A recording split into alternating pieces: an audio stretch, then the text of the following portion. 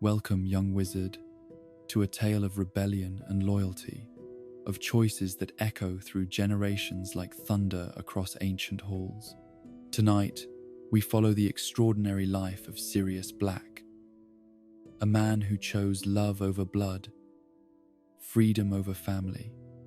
and courage over comfort. As you settle into your cozy common room,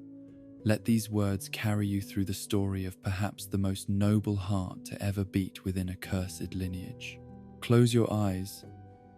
and drift into this chronicle of a star that burned bright against the darkness, where every choice was a battle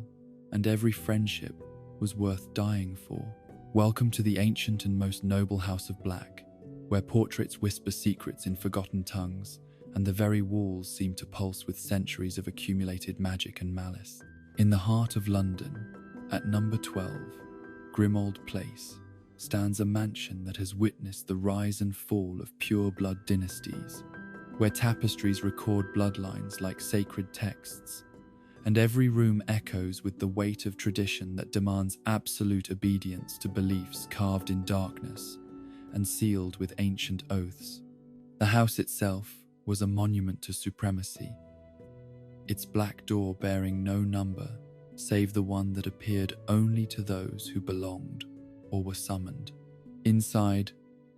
the walls were lined with portraits of stern-faced ancestors whose eyes followed visitors with calculating intensity, their painted lips ready to whisper judgments about blood, purity, and family honor. Serpentine decorations coiled around door frames and banister railings,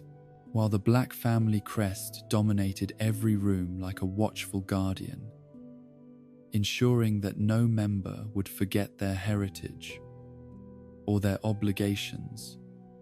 to the cause their bloodline had served for generations. Into this world of shadows and supremacy,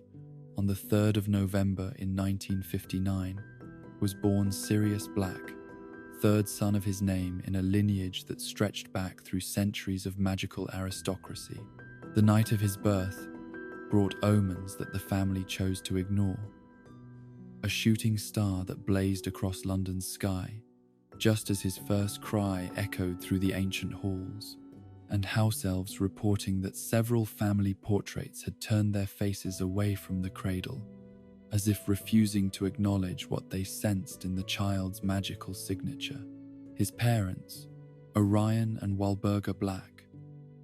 were cousins who had married to preserve the purity of their bloodline, following a tradition so old that its origins were lost in the mists of magical history. Their union was not one of love but of duty, arranged to combine two of the most powerful branches of the Black family tree and ensure that their children would inherit the concentrated magical power that came from generations of careful breeding. They were both accomplished dark wizards, whose reputations preceded them in the circles where such things mattered, known for their unwavering dedication to pure blood supremacy and their ruthless elimination of anything they considered a threat to magical tradition. Orion Black was a man of few words, but decisive action, whose presence could silence a room with nothing more than a glance from eyes that held the cold calculation of someone who viewed people as resources to be managed rather than individuals to be understood. His magical abilities were formidable, refined through years of study in the darkest arts that pure-blood families considered their birthright, and his connections extended throughout the wizarding world's most influential circles. He ruled his household with the same methodical precision he applied to his business affairs, expecting absolute compliance with family traditions that he never bothered to explain, because he believed their importance should be self-evident. Walburga was, if anything, even more fanatical in her beliefs than her husband, possessed of a shrill voice that could be heard throughout the house when she discovered any deviation from the rigid standards she maintained with religious fervor.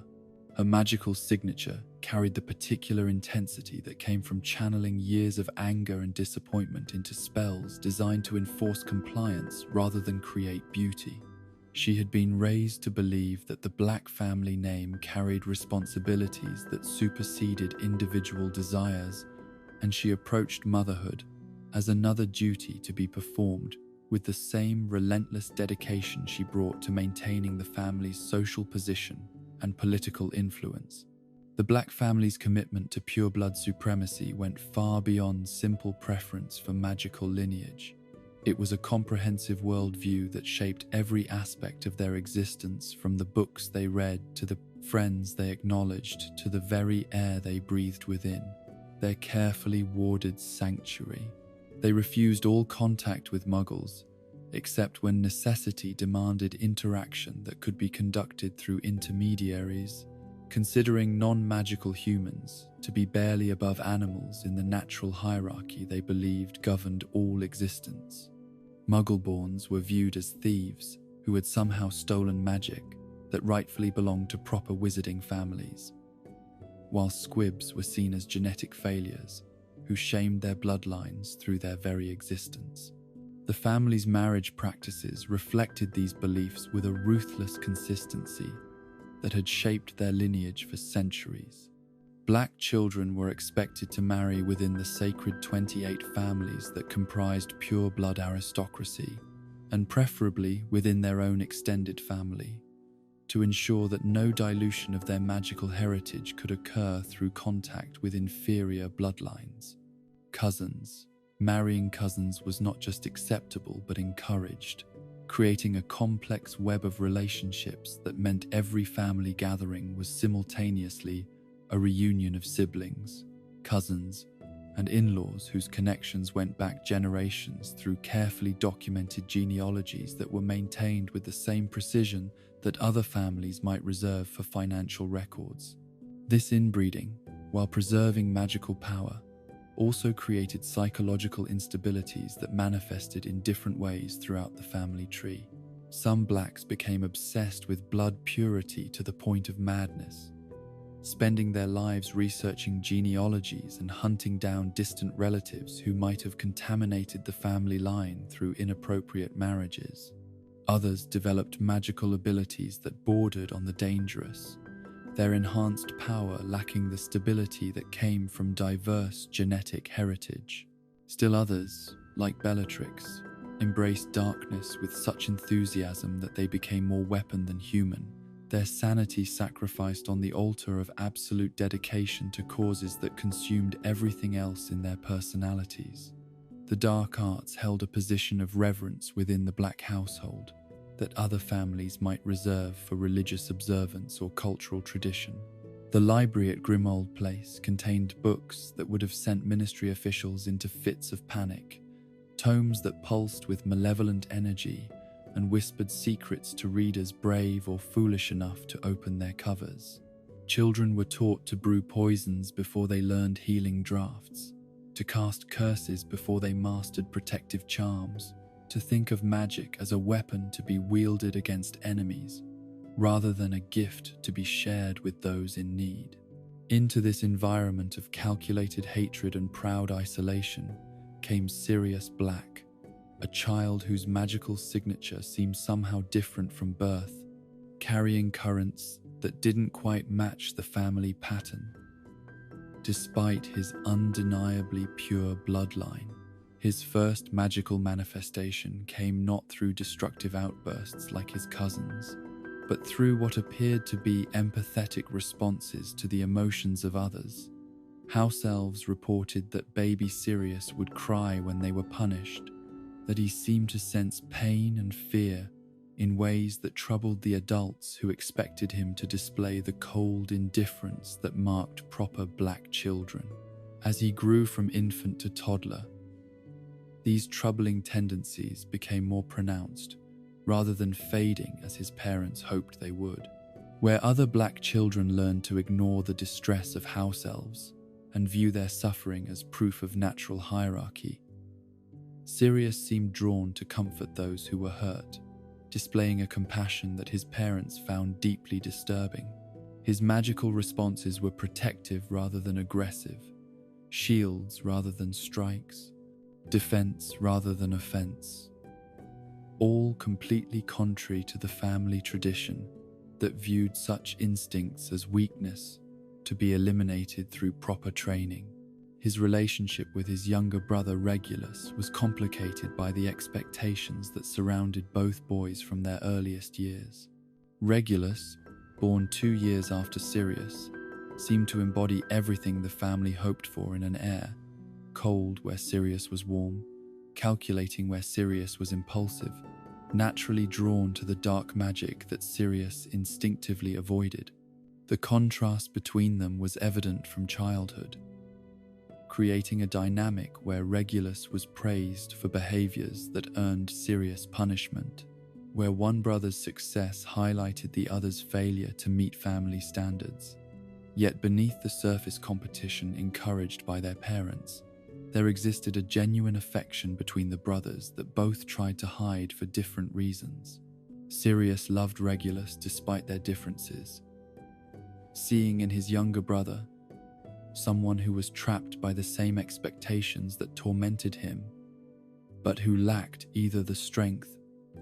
or the desire to rebel against them. Regulus admired Sirius's courage while fearing the consequences of such rebellion, torn between loyalty to family traditions and recognition that his brother might be right to question beliefs that demanded such cruelty from their adherents. The house itself seemed designed to reinforce the family's beliefs through every architectural detail and decorative choice. The entrance hall was dominated by a massive family tree tapestry that stretched from floor to ceiling, showing the interconnected relationships that had preserved Black bloodline purity through centuries of careful breeding. Names of family members who had disgraced themselves through marriage to blood traitors or other failures were burned away, leaving ugly scorch marks that served as permanent reminders of what happened to those who placed personal desires above family duty. Portraits of long-dead relatives lined the corridors, their painted eyes following family members and visitors alike, while their mouths whispered commentary about bloodline purity, proper behavior, and the sacred duty of preserving magical heritage against the contamination that threatened it from every direction. These portraits served as both historians and enforcers, maintaining family traditions through constant surveillance and immediate correction of any deviation from approved standards. They knew every family secret, every shameful alliance, every instance of weakness that had threatened the Black legacy over the centuries. The drawing room was a shrine to pure blood supremacy, its walls lined with artifacts that celebrated the family's most prestigious moments and connections. Photographs showed Black family members alongside other pure blood aristocrats, their faces bearing the particular expression of satisfaction that came from knowing they stood at the apex of wizarding society. Magical objects displayed throughout the room were chosen not for beauty or utility, but for their demonstration of power. Cursed items that pulsed with dark energy, enchanted weapons that had been used to eliminate family enemies, ritual implements that spoke of ceremonies better left undescribed. Sirius's bedroom became his first battlefield in the war between his natural inclinations and family expectations, the space where he could express his rebellion in ways that were private but unmistakable to anyone who understood the symbolic language of decoration and display. Where other family bedrooms showcased dark arts artifacts and pure blood memorabilia, Sirius filled his walls with images and objects that represented everything his family despised. Muggle motorcycles that spoke of fascination with non-magical technology, photographs of Muggle girls that celebrated beauty without regard for bloodline, and most provocatively, Gryffindor banners that proclaimed allegiance to values directly opposed to everything the Black family represented. These decorations were more than teenage rebellion. They were declarations of independence that required enormous courage to display in a house where every room was monitored by portraits and house elves who reported directly to Duor, his parents. Each poster was applied with permanent sticking charms that made them impossible to remove, ensuring that his rebellion would remain visible even when he was absent, and that anyone entering his room would immediately understand where his loyalties lay. The magical energy required to maintain such charms in a house that actively opposed them was considerable, demonstrating both his growing magical power and his absolute commitment to expressing his true nature regardless of consequences. His parents' response to these displays was initially subtle, taking the form of increased pressure rather than direct confrontation. They arranged additional tutoring in dark arts theory, hoping that greater understanding of family magical traditions would overcome what they viewed as temporary confusion about his proper role. They increased his exposure to pure-blood social events where he could observe the benefits of maintaining proper bloodline connections. They brought prominent dark wizards to dinner, expecting their son to be impressed by the power and influence that came from embracing family values rather than questioning them. But each attempt to mold Sirius into the heir they desired only strengthened his resolve to become something else entirely, someone who would use the magical power of his bloodline to serve causes that his family would find abhorrent. He began to understand that his rebellion was not just personal preference, but moral necessity, that the beliefs his family held with such pride were not just wrong but actively evil, causing suffering to innocent people whose only crime was being born into circumstances they couldn't control. The contrast between Sirius and his cousins became more pronounced as they all grew older, and their personalities solidified around the choices they made about family expectations. Bellatrix Lestrange embraced darkness with an enthusiasm that frightened even other family members, her marriage to Rodolphus serving to combine two of the most fanatical pure-blood families into an alliance that would serve Voldemort with terrifying dedication. Narcissa Malfoy chose a path that was more calculated, but no less committed, using marriage to Lucius as a means of advancing family interests, while maintaining the social connections that pure-blood supremacy required. But it was Andromeda's fate that truly revealed the family's capacity for cruelty toward those who chose love over loyalty, personal happiness over bloodline duty. When she fell in love with Ted Tonks, a Muggle-born wizard, whose only crime was possessing magical ability without the proper ancestry to justify it, the family's response was swift and merciless. She was disowned completely, her name burned from the family tapestry, her very existence denied as if she had never been born. The message was clear. Love that crossed bloodline boundaries was not just forbidden but represented a betrayal so fundamental that it severed all family connections permanently. Sirius watched this unfold with growing horror and determination, understanding that Andromeda was being punished for choosing to follow her heart rather than her family's hatred. She had been his favorite cousin, the one family member who had shown him kindness without expectation of compliance, who had encouraged his questions about family beliefs rather than demanding unthinking acceptance.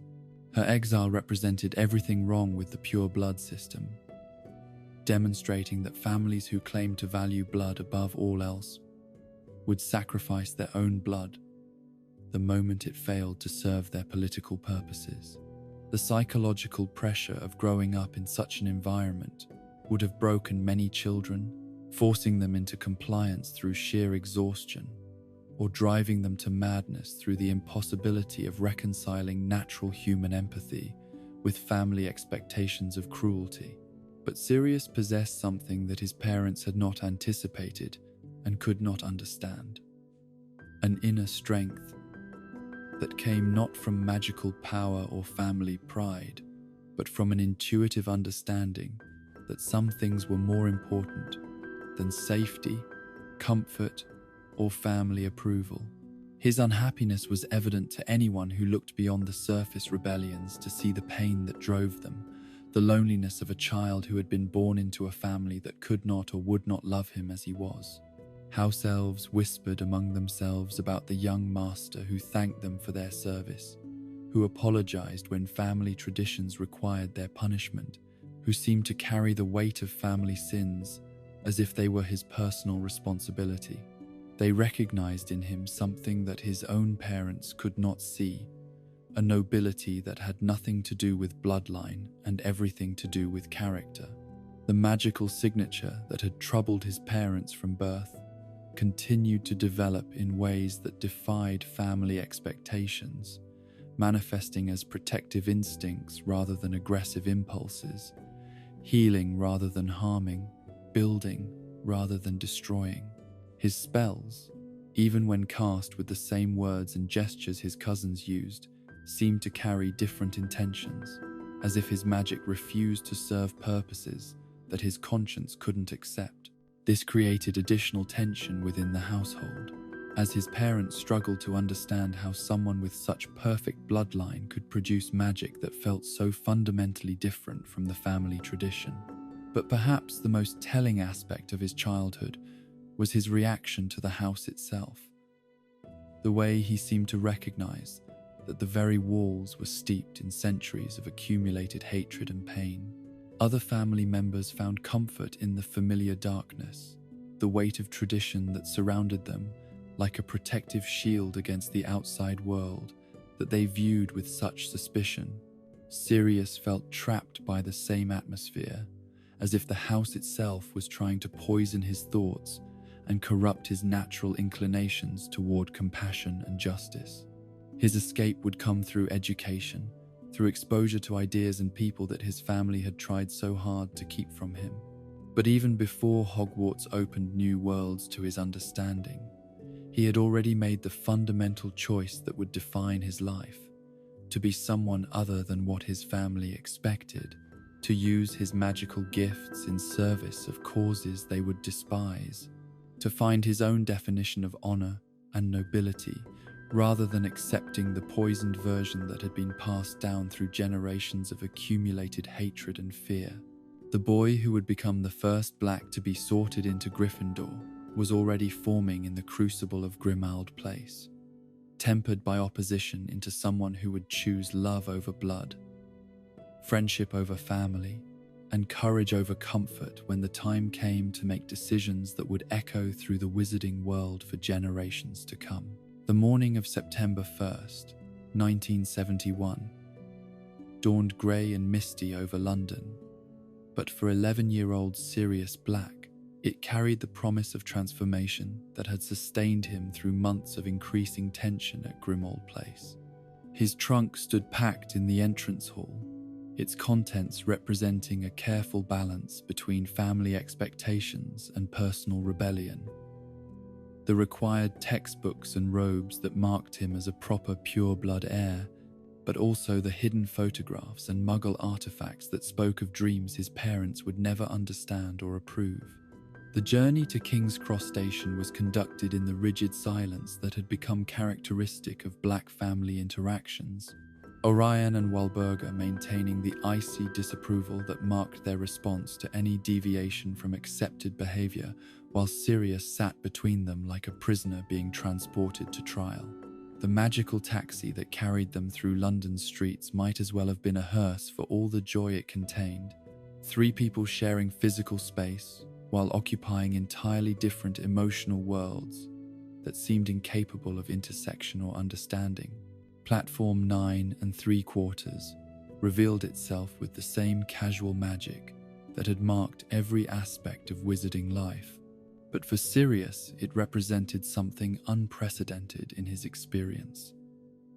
A doorway into a world where his family name might not define every interaction, where his thoughts and choices might matter more than his bloodline, where he might finally discover who he was meant to be when freed from the suffocating expectations that had shaped every day of his existence thus far. The Hogwarts Express stood gleaming scarlet in the morning light, its steam rising like incense toward a ceiling that reflected the sky beyond the magical barrier that separated this platform from the Muggle world his parents despised. Students and families crowded the platform in a chaos of affection and excitement that felt alien to someone raised in the rigid formality of pure-blood society. children hugging parents who actually seemed sad to see them go, siblings promising to write letters that would carry love rather than criticism, friends reuniting with genuine pleasure rather than calculated social positioning. His parents' farewell was characteristic in its emotional emptiness. A formal handshake from his father, a stiff embrace from his mother, and words of instruction about maintaining family honor rather than expressions of love or concern for his well-being. They expected him to uphold black family traditions at school, to associate only with appropriate pure-blood children, to demonstrate the superiority that his bloodline demanded, and to remember always that he represented not just himself, but centuries of accumulated family pride and political positioning. But as the train pulled away from the platform and his parents' figures dwindled into the distance, Sirius felt something he had never experienced before. The possibility of freedom, the chance to make choices based on his own moral compass rather than family dictates, the opportunity to discover what kind of person he might become when liberated from the poisonous atmosphere that had surrounded him since birth. For the first time in his life, he was beyond the reach of family portraits that watched his every move and house elves who reported his every word to parents who viewed independence as dangerous rebellion requiring immediate correction. The train compartment he chose was occupied by 3 other first-year students whose presence immediately felt different from the careful formality that marked pure-blood social interactions. Here was genuine conversation rather than political positioning, honest laughter rather than calculated amusement, the kind of easy friendship that developed naturally when people were allowed to be themselves rather than performing roles dictated by family expectations and social obligations. James Potter was everything that Sirius had been taught to despise in other pure-blood heirs. Messy rather than perfectly groomed, irreverent rather than respectfully formal, possessed of the kind of natural confidence that came from being loved unconditionally rather than accepted conditionally, based on performance of expected behaviors. His magical signature carried the warmth and strength that marked someone who had been encouraged to develop his abilities for positive purposes, rather than trained to view magic as a weapon to be wielded against enemies and inferiors. Remus Lupin presented a more complex puzzle, his quiet intelligence and careful observations suggesting depths that intrigued Sirius.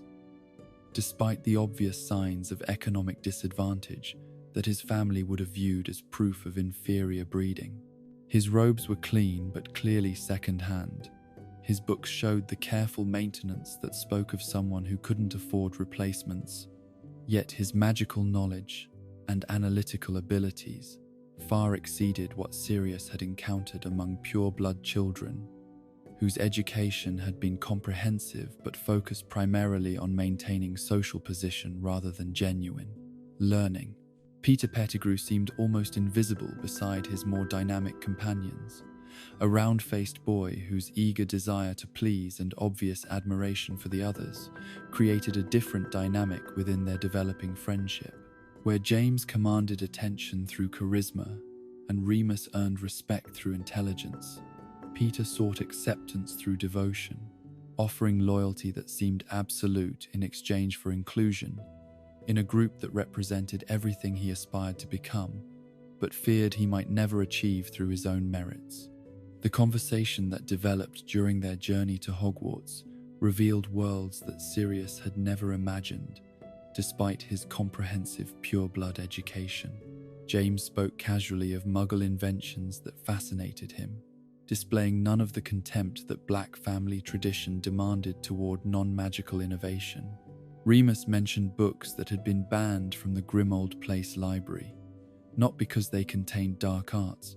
but because they suggested ideas about equality and justice that contradicted pure-blood supremacist ideology. Even Peter's stories about his mother's unconventional magical experiments spoke of creativity and joy in spell work, rather than the grim focus on power and control that characterized Black family magical education. As the train carried them northward through countryside that grew increasingly wild and mysterious, Sirius began to understand that his rebellion against family values wasn't the character flaw his parents believed it to be, but rather recognition that different ways of thinking and living were not just possible, but preferable. These boys, despite their supposed inferior bloodlines or inadequate social positioning, possessed qualities that he had been desperately seeking throughout his childhood: genuine warmth, intellectual curiosity, moral courage, and the ability to find joy in simple pleasures, rather than requiring complex demonstrations of power and dominance. The sorting ceremony at Hogwarts was conducted in the Great Hall, a space so magnificent that even Sirius, raised among the architectural grandeurs of pure-blood estates, felt overwhelmed by its combination of magical beauty and historical weight. The ceiling reflected a star-filled sky that seemed to stretch into infinity, while thousands of candles floated overhead like captured suns, providing warm light that somehow felt entirely different from the cold illumination that characterized his family home. When his name was called Black Sirius, the hall fell silent in a way that spoke of recognition and expectation. The Black family name carried weight in wizarding society that extended far beyond their actual political power, representing traditions and beliefs that had shaped magical culture for centuries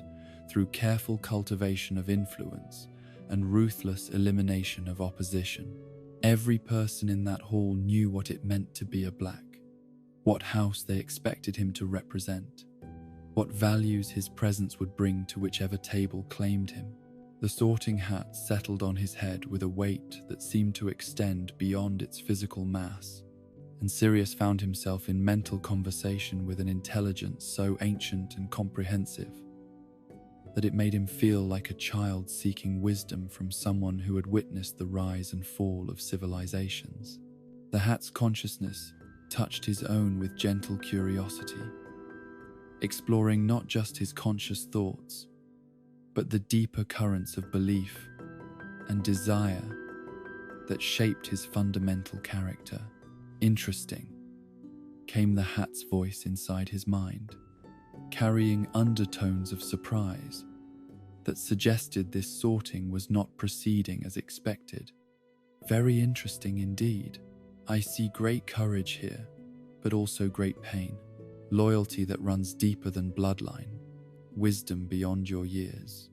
and most intriguingly, a rejection of family traditions that speaks not of rebellion but of moral clarity that many adults never achieve. The pause that followed felt eternal, though it probably lasted only seconds in the reality outside Sirius's consciousness. He could feel the hat evaluating not just his current thoughts but his potential futures, the paths that lay before him based on the choices he might make, and the influences that might shape those choices.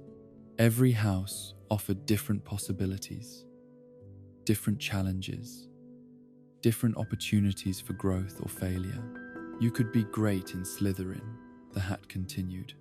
using your intelligence and determination to reform that house from within, bringing new perspectives to ancient traditions. Your magical power and pure blood heritage would ensure respect, and your natural leadership abilities could influence an entire generation of future dark wizards toward more enlightened purposes. The possibility was tempting in ways that Sirius hadn't expected, offering the chance to remain connected to his family while gradually changing their beliefs from within, to use his position as a Black heir to moderate the extremism that had shaped pure blood politics for generations. But even as he considered it, he understood that such a path would require compromises that might gradually corrupt his own moral compass, forcing him to work within a system that was fundamentally based on principles he could never truly accept. Or perhaps Ravenclaw, the hat suggested,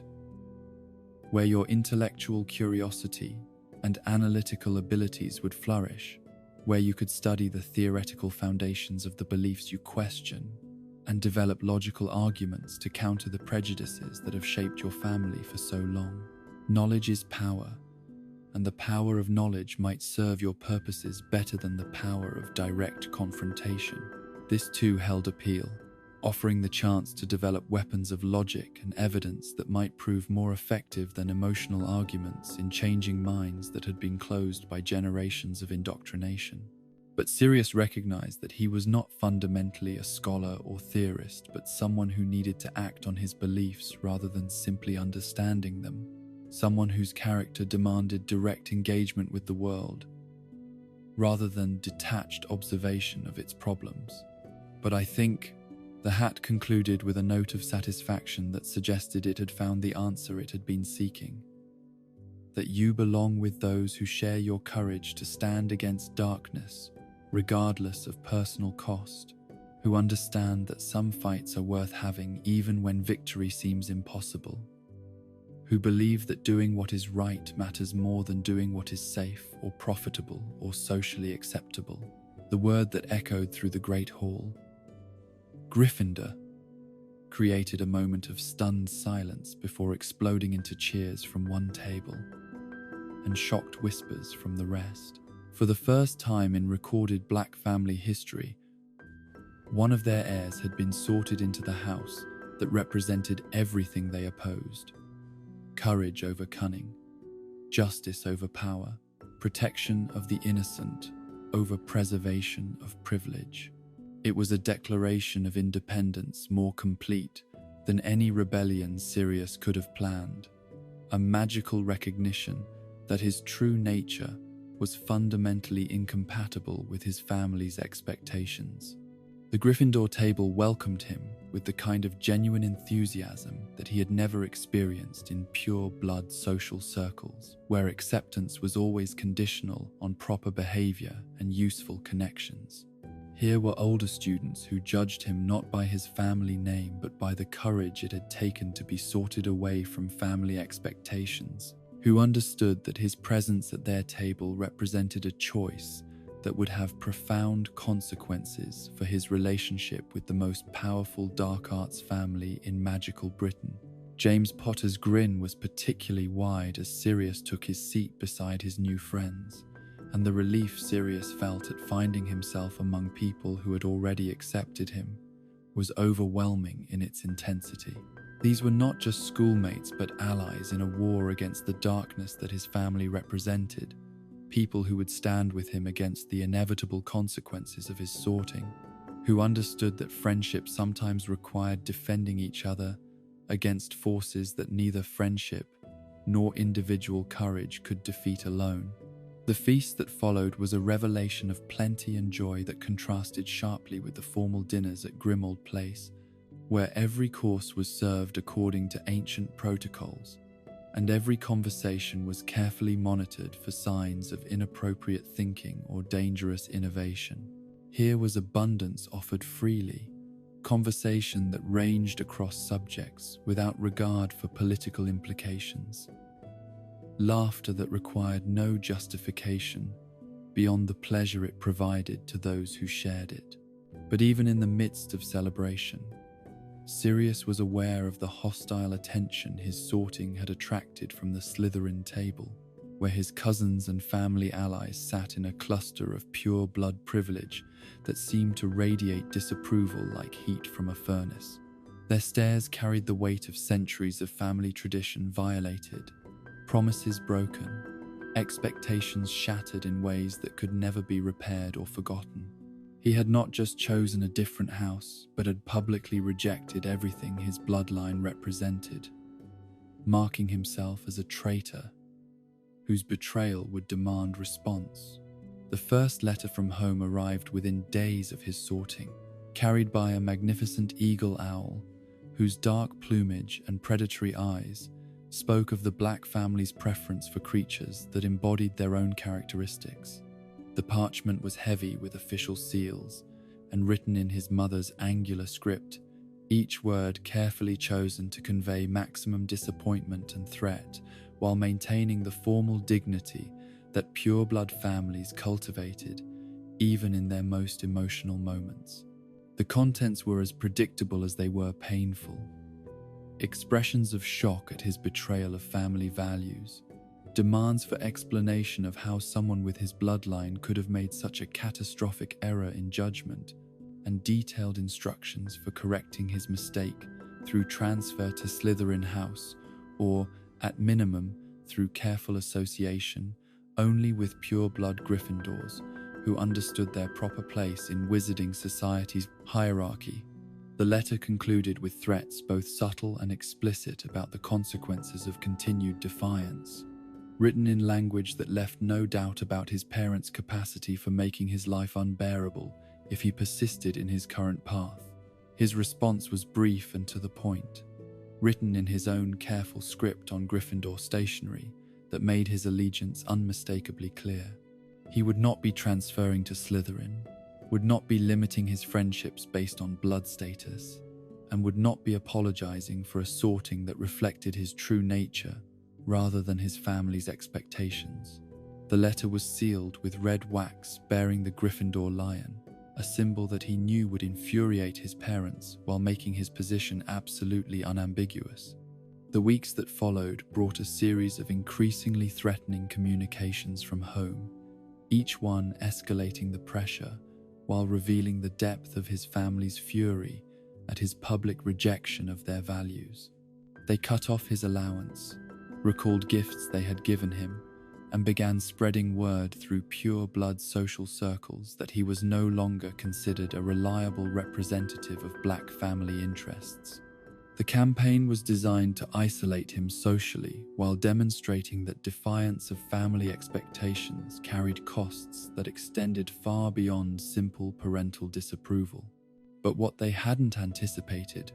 was how little these punishments mattered to someone who had never felt truly accepted by the social circles they were excluding him from, who had always found their gifts came with strings attached that made them more burden than blessing, who was discovering that genuine friendship was infinitely more valuable than the calculated alliances that pure-blood politics offered, in exchange for absolute conformity to beliefs he had never been able to embrace. His dormitory mates became the family he had always wished for but never experienced. Brothers chosen rather than inherited, united by shared values rather than shared bloodline. James's natural leadership and infectious enthusiasm created a dynamic that brought out the best in everyone around him, while Remus's quiet wisdom and analytical intelligence provided balance that prevented their group from becoming mere troublemakers, rather than purposeful rebels against injustice wherever they found it. Even Peter, despite his obvious limitations and tendency toward hero worship that sometimes became tiresome, contributed something valuable to their developing brotherhood: absolute loyalty that never questioned or wavered, admiration that was genuine even when it was excessive, and the kind of devoted friendship that made each of them feel valued for who they were, rather than what they could provide or achieve. His magical abilities might be modest compared to his companions, but his commitment to their friendship was comprehensive and apparently unshakable. The academic work at Hogwarts proved to be both more challenging and more satisfying than anything Sirius had experienced in his private tutoring at home, where lessons had focused primarily on maintaining family traditions and understanding the political implications of magical knowledge, rather than exploring the pure joy of learning for its own sake. Here were professors who encouraged questions rather than demanding memorization, who valued creative thinking over rote compliance, who understood that magical education should develop wisdom along with power. Defense against the dark arts became his particular passion, not because it connected to his family's expertise in dark magic, but because it represented everything they opposed: protection rather than aggression, justice rather than dominance, the use of magical power to serve others rather than to control them. His natural aptitude for the subject was enhanced by his intimate knowledge of dark arts theory allowing him to understand enemy tactics in ways that gave him significant advantages in both classroom exercises and practical applications. Transfiguration challenged him in different ways, requiring not just magical power, but precise control and creative visualization that pushed his abilities in directions his family education had never explored. The subject demanded a different relationship with magic itself, viewing it as a tool for transformation and growth rather than a weapon for imposing will upon resistant realities. Professor McGonagall's exacting standards and fair judgment created an environment where his achievements were measured against his potential rather than his bloodline, where success required effort rather than simply inheriting appropriate genetic advantages. But perhaps most revolutionary was his experience in classes like Muggle Studies, which his family would have forbidden as contamination of pure blood consciousness with inferior non-magical thinking. Here was systematic exploration of the world his parents had taught him to despise, revealing innovations and achievements that challenged every assumption about Muggle inferiority that had been fundamental to his upbringing. The complexity of non-magical technology, the sophistication of Muggle art and literature, the moral progress that had been achieved through purely human effort, all of it contradicted the pure blood narrative that portrayed Muggles as barely intelligent animals whose only value lay in serving their magical superiors.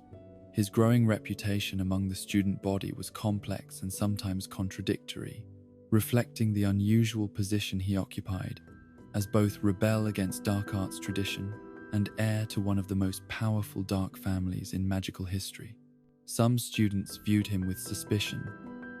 wondering whether his apparent rejection of family values was genuine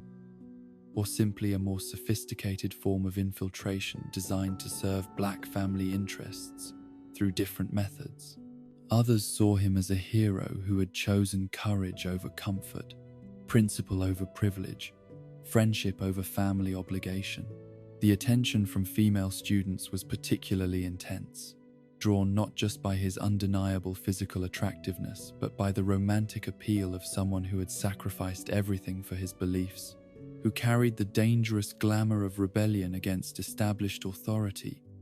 while possessing the magical power and social connections that marked him as genuinely significant rather than merely troublesome. But Sirius found himself largely indifferent to such attention, too focused on his developing friendships and his academic challenges to spare much energy for romantic complications that might distract from more important priorities. His relationship with his brother Regulus became increasingly strained, as letters from home made clear that Sirius's rebellion was affecting the entire family's social position and political influence. Regulus,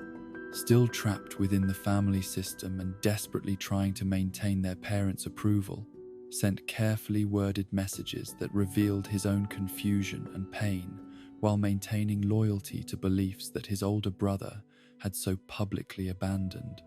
The brothers, who had once found comfort in each other's company, now occupied opposite sides of a conflict that seemed to allow no middle ground or compromise position. The house elves at Hogwarts were initially confused by Sirius's behavior toward them, his expressions of gratitude and genuine concern for their welfare contrasting sharply with what they had experienced from other pure-blood students who viewed them as animate furniture, rather than sentient beings deserving of basic respect. His kindness toward creatures that his family considered barely worthy of notice became another mark of his fundamental difference from pure-blood traditions, another piece of evidence that his sorting into Gryffindor represented accurate recognition of his character, rather than some inexplicable magical error. By the end of his first year at Hogwarts, Sirius Black had been transformed from a conflicted child, seeking escape from family expectations, into a confident young wizard who understood his own values and was prepared to defend them against any opposition. His academic achievements were impressive, His friendships were deep and genuine, and his reputation for courage and principle was established throughout the school. But perhaps most importantly, he had discovered that it was possible to be proud of his own choices, rather than ashamed of his family's, to build an identity based on personal character rather than inherited advantages. The train journey back to London at the end of term was bittersweet, carrying him away from the first place he had ever felt truly at home, and back toward a family whose disappointment in his choices had only intensified during his months away. The letters he carried in his trunk represented a year's worth of academic success and personal growth, but he knew that his parents would see only evidence of continued defiance, requiring even more severe correction than their previous efforts had achieved. James, Remus, and Peter promised to write throughout the summer, to maintain the connections that had become more important to each of them than the family relationships that had shaped their earlier years. But as the train pulled into King's Cross Station and Sirius saw his parents waiting with expressions that promised a summer of renewed attempts to force his compliance with family expectations, he understood that the real test of his transformation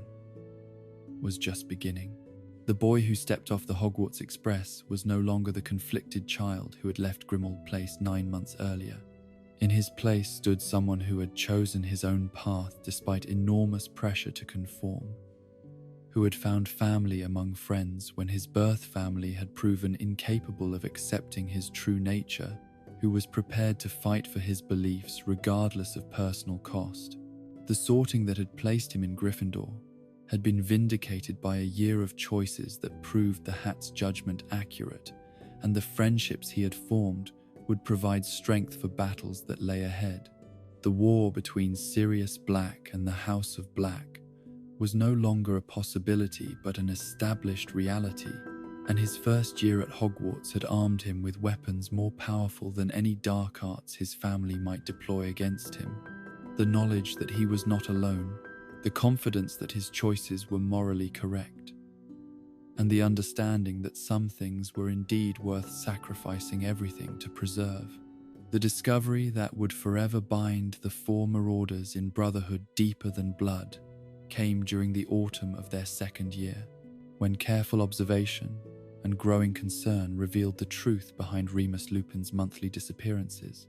and the increasing pallor that marked his features in the days leading up to each absence. What began as worry for a friend's recurring illness gradually transformed into something far more significant when James Potter's analytical mind began connecting patterns that others had missed. The timing that coincided perfectly with lunar cycles, the exhaustion that followed each return, the careful excuses that explained injuries without quite explaining their true cause. The revelation came not through dramatic confrontation or accidental discovery, but through patient investigation conducted with the methodical thoroughness that would later characterize their approach to far more dangerous mysteries.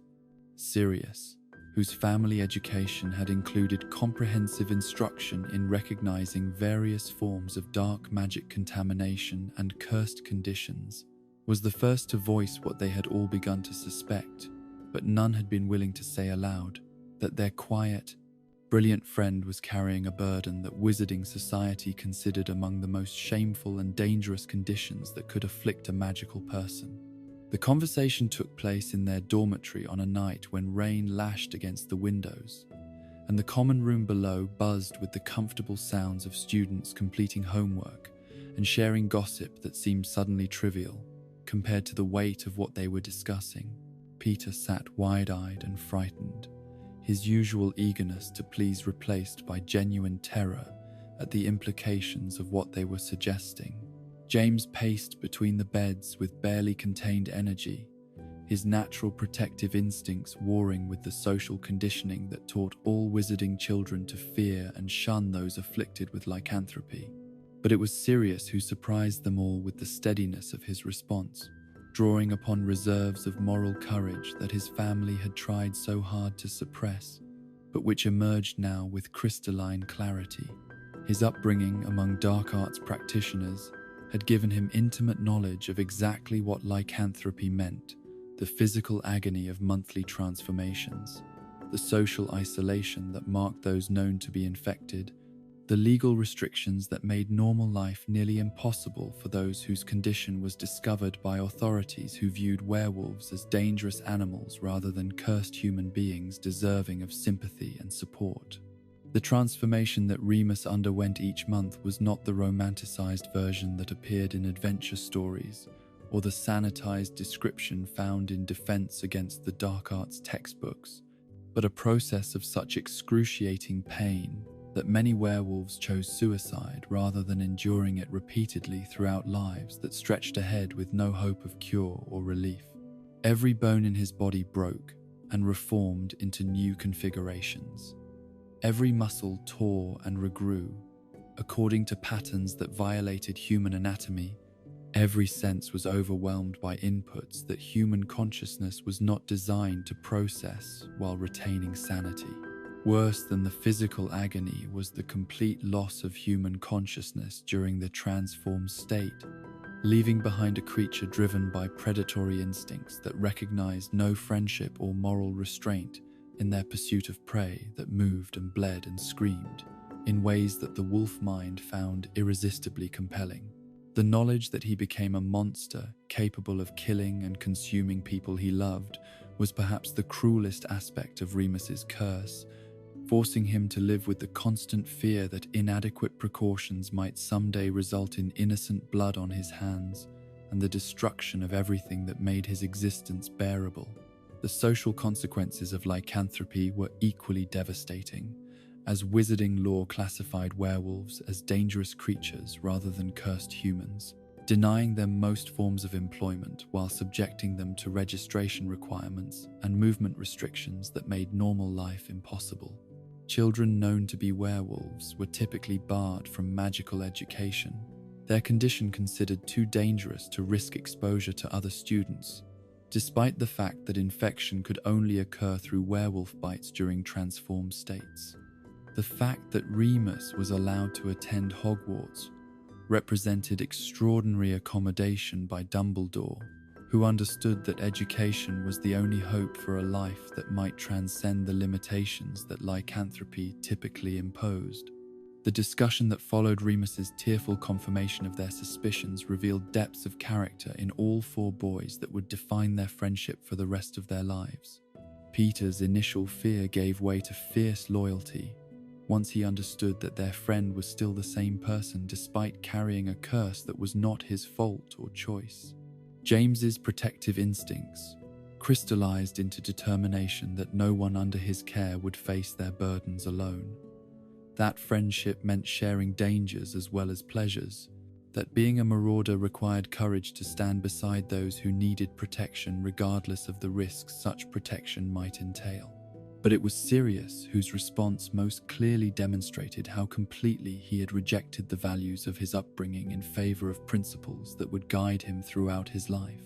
Where his family had taught him to view creatures like werewolves as inferior beings, whose suffering was irrelevant compared to the inconvenience their existence posed for proper wizarding society, he saw only a friend who needed help, that they had the power to provide if they possessed sufficient courage and ingenuity to overcome the practical obstacles that stood in their way. The solution they developed was audacious in its scope and revolutionary in its implications, requiring them to master one of the most difficult and dangerous forms of magical transformation that wizarding lore had ever attempted to regulate or control. Becoming animagi was illegal without proper ministry registration and supervision, a process that typically took years to complete under official guidance and was rarely attempted by anyone below adult age due to the catastrophic consequences that resulted from errors in technique or preparation. But the same rebellious spirit that had led them to question authority and challenge unjust restrictions now motivated them to undertake magical education that went far beyond anything their professors were teaching, driven by necessity that made the normal cautions seem irrelevant compared to their friends' monthly suffering. They understood that discovery would result in expulsion at minimum and potentially criminal prosecution depending on how seriously the authorities chose to treat their violation of laws designed to prevent exactly the kind of unsupervised experimentation they were planning. The theoretical research required for their project consumed months of careful study in the most restricted sections of the Hogwarts library, where ancient texts describe transformation techniques that pushed the boundaries of what human magic could safely accomplish. They learned that animagus transformation was not simply advanced transfiguration, but a fundamental alteration of magical signature that required perfect understanding of both human and animal consciousness,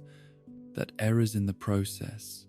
could result in permanent entrapment in hybrid forms that retained the worst aspects of both species while gaining the advantages of neither. Sirius threw himself into the research with the obsessive dedication that had characterized his rejection of family expectations, understanding that failure would mean not just personal consequences, but the continuation of Remus's isolated suffering during the most vulnerable moments of his transformed existence. The technical requirements were staggering in their complexity, demanding not just magical power but psychological preparation that would allow consciousness to maintain coherence while experiencing sensory input and physical existence that was fundamentally alien to human experience. The practical preparation began with meditation techniques designed to strengthen mental discipline and emotional stability, understanding that the transformation process would test every aspect of their psychological resilience while requiring maintenance of sufficient self-control to ensure that their animal forms served their intended purpose rather than becoming ends in themselves. They practiced visualization exercises that helped them understand their chosen animal forms from the inside out, studying not just physical characteristics but behavioral patterns and instinctual responses that would guide their actions during transformed states. James's choice of a stag reflected his natural leadership abilities and protective instincts, his magical signature aligning with a creature that commanded respect through nobility rather than aggression, that defended others through strength channeled according to moral principles rather than predatory advantage. The antlers that would crown his transformed head were not weapons for conquest, but tools for protection, symbols of authority earned through service rather than inherited through bloodline or claimed through force. Peter's rat form seemed initially disappointing compared to his friend's more impressive animal shapes, but it possessed advantages that would prove crucial to their group dynamic. The ability to access spaces that larger creatures could not reach, to observe without being observed, to survive in environments where more conspicuous animals would face immediate danger. His transformation was perhaps the most complete, as his human personality seemed to merge seamlessly with rat instincts in ways that created a hybrid consciousness uniquely suited to reconnaissance and infiltration activities. But it was Sirius's choice that most clearly revealed the depth of his commitment to their friendship and his complete rejection of the values that had shaped his upbringing. The great black dog he became was magnificent in its size and power, but it was also unmistakably a creature of loyalty and protection rather than dominance and aggression. Where his family crest bore serpents that symbolized cunning and ambition, his chosen form embodied devotion and courage, the willingness to fight and die for those under his protection without regard for personal advantage or safety. The nickname that emerged from his transformation, Padfoot, carried affection and respect that contrasted sharply with the formal titles and calculated courtesies that had characterized his family relationships throughout his childhood. Here was identity based on chosen characteristics rather than inherited advantages. Recognition that was earned through personal choices rather than granted through bloodline privileges. Acceptance that was complete and unconditional, rather than dependent on continued performance of expected behaviors. The first successful transformations were achieved during the spring of their 3rd year, after months of careful preparation and gradual mastery of techniques that pushed their magical abilities far beyond what their age and education should have made possible. The moment when consciousness successfully transferred into animal form while retaining sufficient human awareness to remember purpose and maintain emotional connections was indescribable in its intensity, like being reborn into a lassie, body that operated according to entirely different principles, while somehow remaining fundamentally themselves. Sirius's experience as Padfoot was particularly overwhelming, as his enhanced senses revealed layers of information about the world that human perception could never access directly. Sense carried emotional information and historical narratives that painted comprehensive pictures of everyone who had passed through any given space, while sounds provided 3-dimensional maps of activity and intention that extended far beyond the range of human hearing. The temptation to lose himself in these new capabilities was enormous,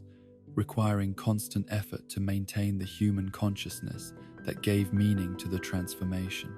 The creation of their map represented the practical application of knowledge gained through their animagus research, as their enhanced understanding of magical signatures and spatial relationships allowed them to develop detection methods that could track the locations and identities of everyone within Hogwarts' extensive grounds and buildings. The Marauder's map was more than a simple locating charm, but a comprehensive surveillance system that revealed not just where people were, but how they moved, when they gathered, and what patterns characterized their activities throughout the day and night. The magical theory behind the map's operation drew heavily from the transformation techniques they had mastered, using similar principles of consciousness expansion to extend their awareness beyond the normal limits of individual perception. The enchantments they wove into the parchment created a permanent extension of their combined magical signatures, allowing them to observe Hogwarts with the same comprehensive awareness they had developed during their animal transformations. But the map also reflected their growing understanding of the ethical implications of surveillance and secret knowledge, as they built into its operation restrictions that prevented it from revealing information that could be used to harm innocent people or violate privacy in ways that served no legitimate protective purpose. The passwords required to activate its functions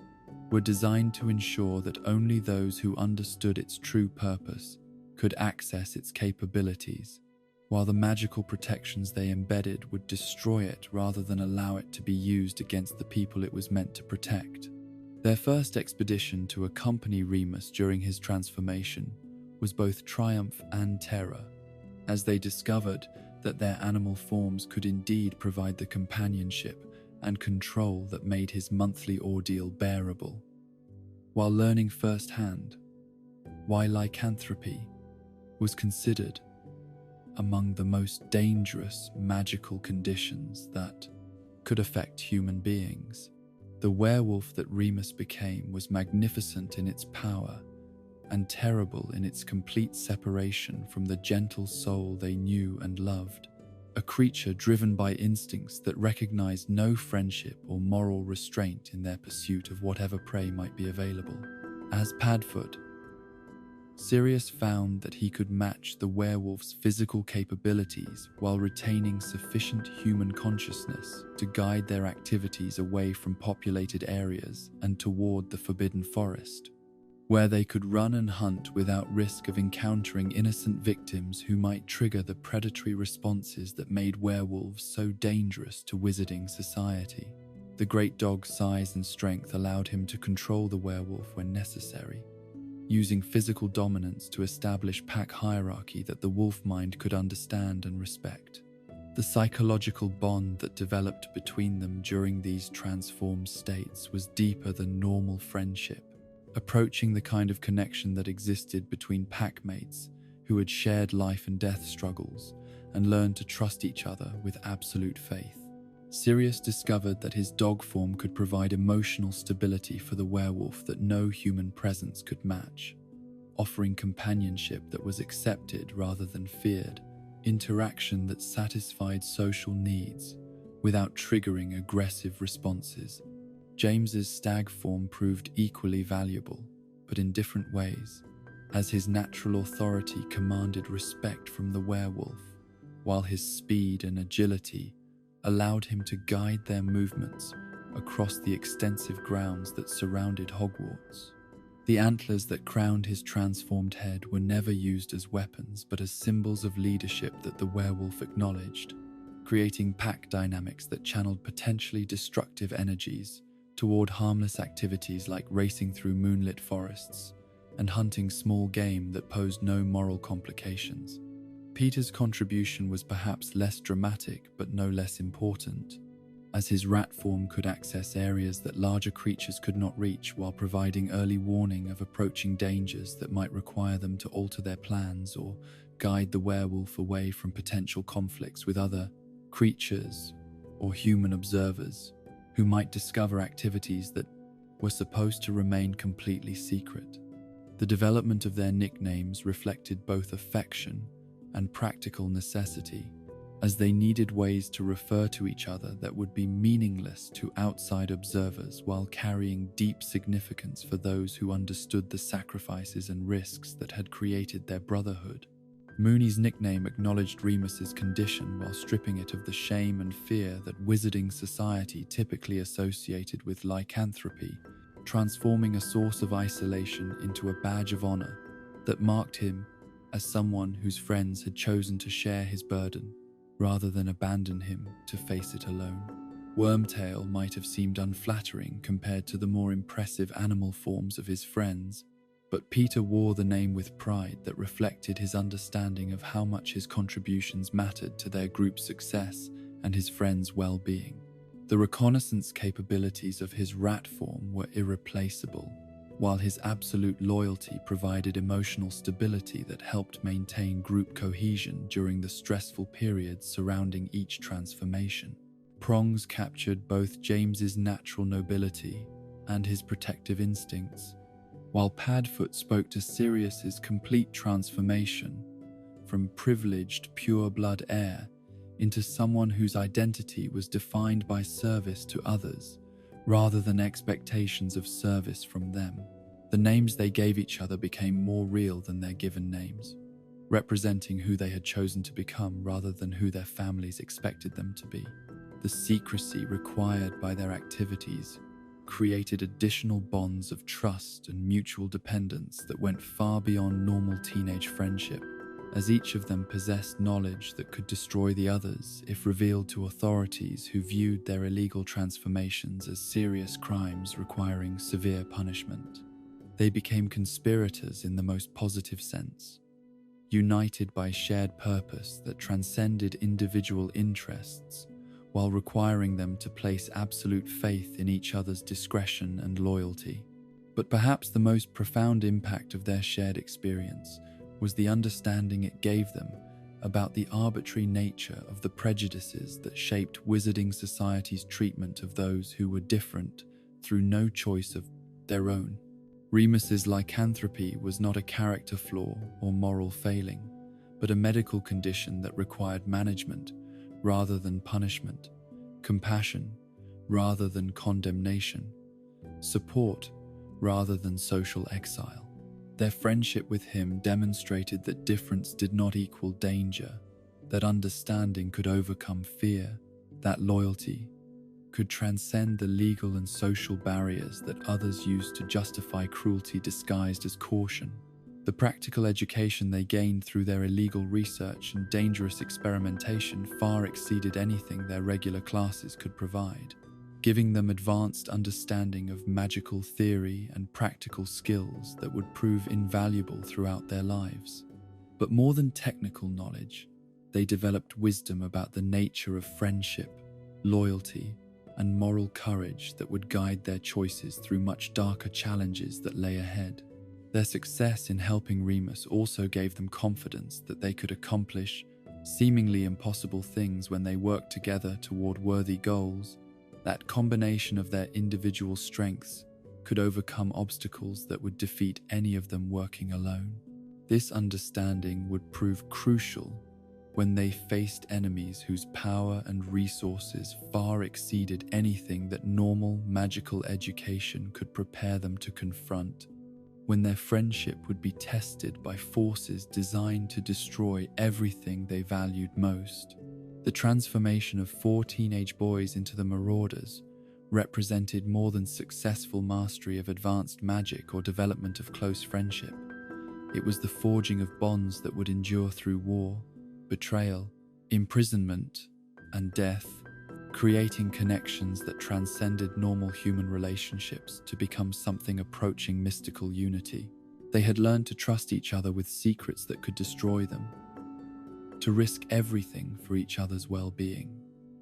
to find strength in unity that none of them possessed individually. But their greatest achievement was the demonstration that love could overcome fear,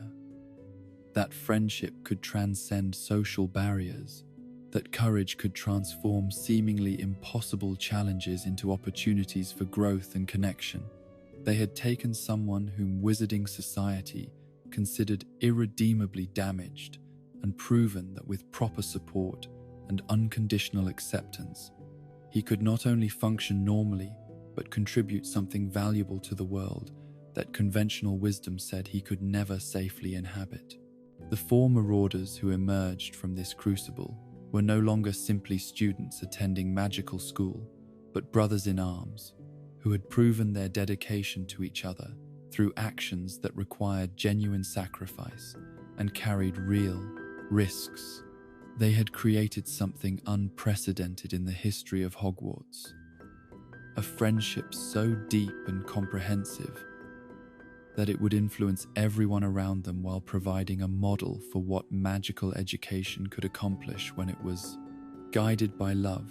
rather than limited by fear. The corridors of Hogwarts Castle had witnessed countless rivalries throughout its centuries of existence, but few had burned with the particular intensity that marked the relationship between James Potter and Severus Snape, a hatred that seemed to transcend normal teenage antagonism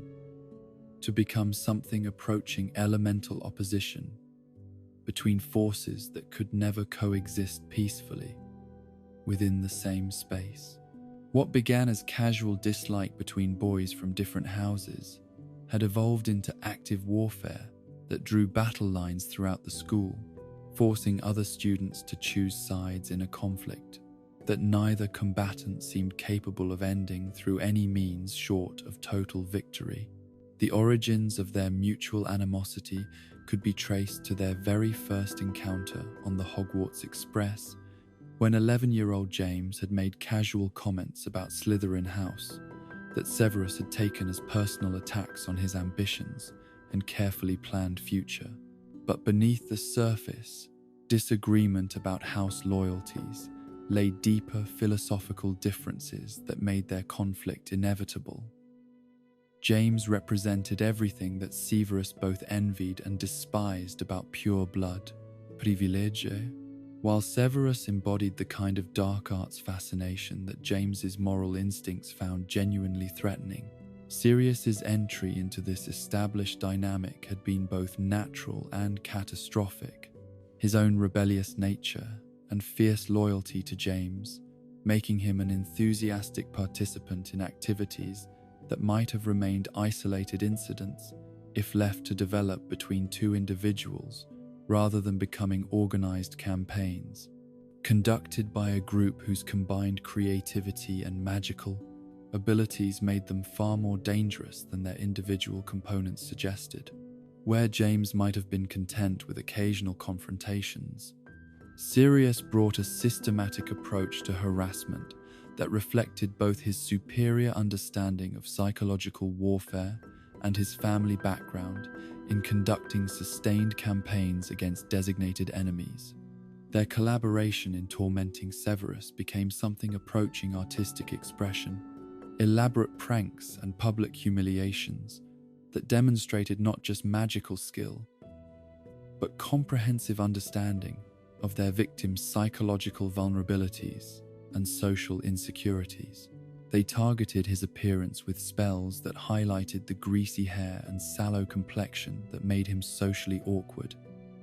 His poverty, with magical accidents that destroyed possessions he couldn't afford to replace, and most cruelly, his desperate desire for respect and recognition by ensuring that every attempt to demonstrate his considerable abilities resulted in public embarrassment that reinforced his position as an outsider deserving of contempt rather than admiration. The dynamic that developed between them contained elements of genuine evil that neither James nor Sirius would have recognized in themselves. As they became intoxicated by their power to cause suffering while justifying their actions through reference to Severus's Slytherin affiliations and presumed support for dark arts ideologies that they viewed as inherently threatening to everything they valued. Their status as popular Gryffindors provided them with social protection that made retaliation difficult, while their magical abilities ensured that Severus's attempts at revenge were typically turned against him in ways that increased his humiliation, rather than providing the satisfaction of successful counterattack. But it was Severus's obvious fascination with dark magic that provided them with moral justification for behavior that might otherwise have troubled their consciences, allowing them to view their harassment as preemptive strikes against someone who was clearly being drawn toward the very forces that threatened the wizarding world's stability and security. His interest in curses and hexes, his friendships with students whose families were known to support pure-blood supremacist causes, his obvious admiration for professors who taught advanced dark arts theory, all of it painted a picture of someone who was choosing to align himself with evil and therefore deserved whatever treatment his choices brought upon him. The infamous incident that would become known as Snape's worst memory occurred during their 5th year, on a day when the pressures of OWL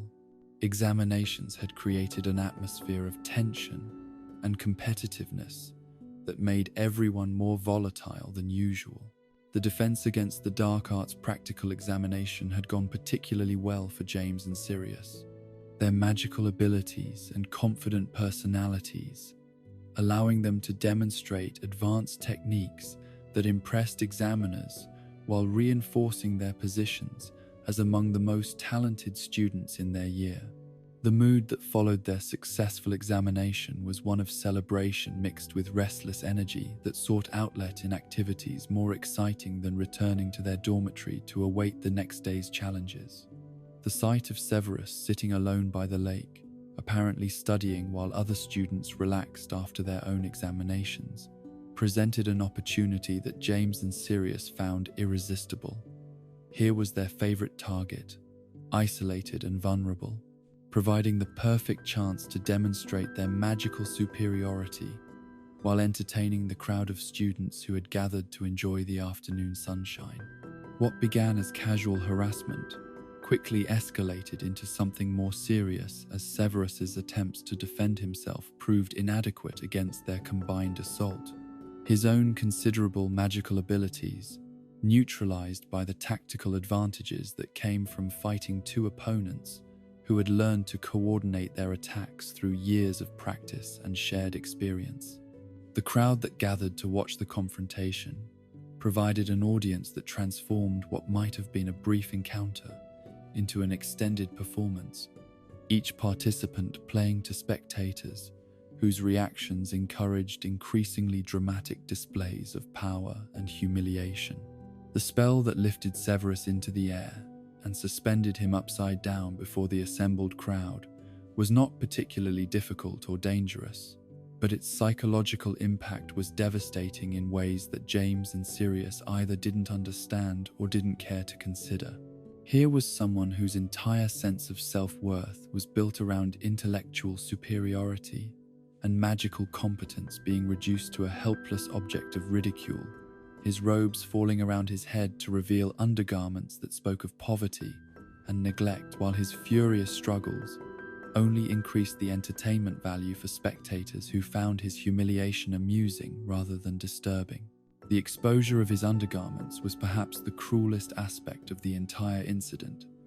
as it revealed not just his body, but his social status, in ways that no amount of magical knowledge or academic achievement could overcome. The grey underpants that were revealed to the jeering crowd spoke of a family that couldn't afford proper wizarding attire, of a mother who made do with muggle clothing, because magical alternatives were beyond their financial reach, of a life lived on the margins of wizarding society, despite magical abilities that should have guaranteed acceptance and respect. Lily Evans's intervention came too late to prevent the core humiliation, but early enough to demonstrate that not everyone present approved of what they were witnessing.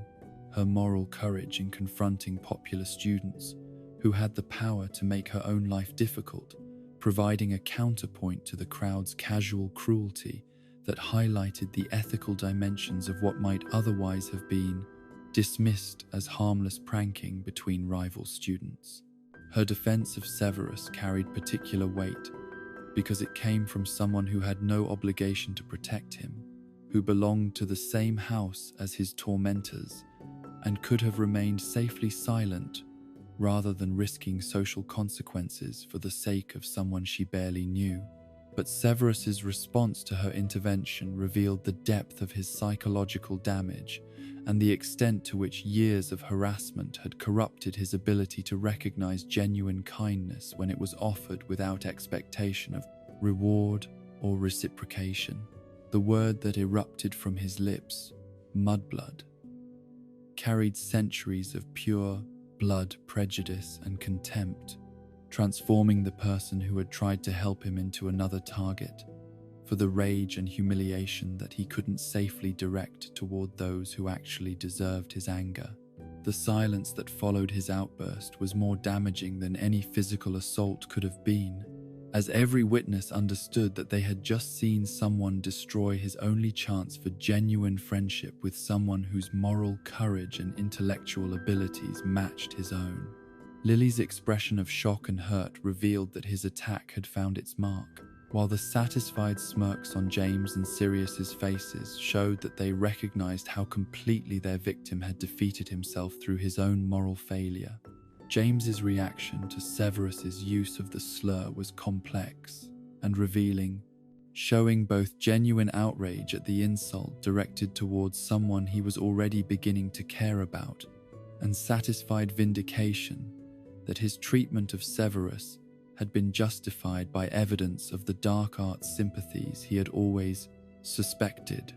The increased viciousness of the harassment that followed seemed almost righteous in its intensity, punishment for a crime that transcended normal teenage rivalry to become a matter of fundamental moral principle. But Sirius's response was perhaps more disturbing in its calculated nature, as he recognized that Severus's outburst had provided them with social permission to escalate their campaign in ways that would previously have seemed excessive, even by their own standards. The boy who had rejected his family's pure-blood supremacist beliefs now found himself using those same beliefs as weapons against someone who had proven himself unworthy of the mercy that might otherwise have moderated their treatment of a fellow student who was already clearly suffering. The aftermath of the incident resonated through the school in ways that none of the participants had anticipated, creating social dynamics that would influence relationships and reputations for the remainder of their time at Hogwarts. Severus's public humiliation and subsequent slur had marked him as someone who deserved whatever treatment he received, while James and Sirius found their status enhanced by demonstration of both magical superiority and moral righteousness, in confronting someone who had revealed his true nature through his own words. But the incident also marked the beginning of changes in James that would eventually transform him from casual bully into someone worthy of Lily's respect and eventual love, as her obvious disgust with his behavior forced him to confront aspects of his own character that he had never been required to examine seriously. The recognition that his actions had contributed to creating a situation where someone felt driven to use such language began a process of self-reflection that would gradually modify his approach to conflicts and his understanding of the responsibilities that came with magical power and social privilege. Sirius's evolution was more complex and ultimately less complete, as his family background had provided him with intimate knowledge of how prejudice and hatred could consume personalities, while his own moral rebellion against those forces had created psychological blind spots that made it difficult for him to recognize when he was employing the same techniques for different purposes. His later acknowledgement that they had been arrogant little Burks represented genuine understanding of their moral failures, but it came too late to repair the damage that had been done to someone whose only real crime had been possessing magical abilities, without the social connections that would have made him an acceptable target for friendship rather than harassment.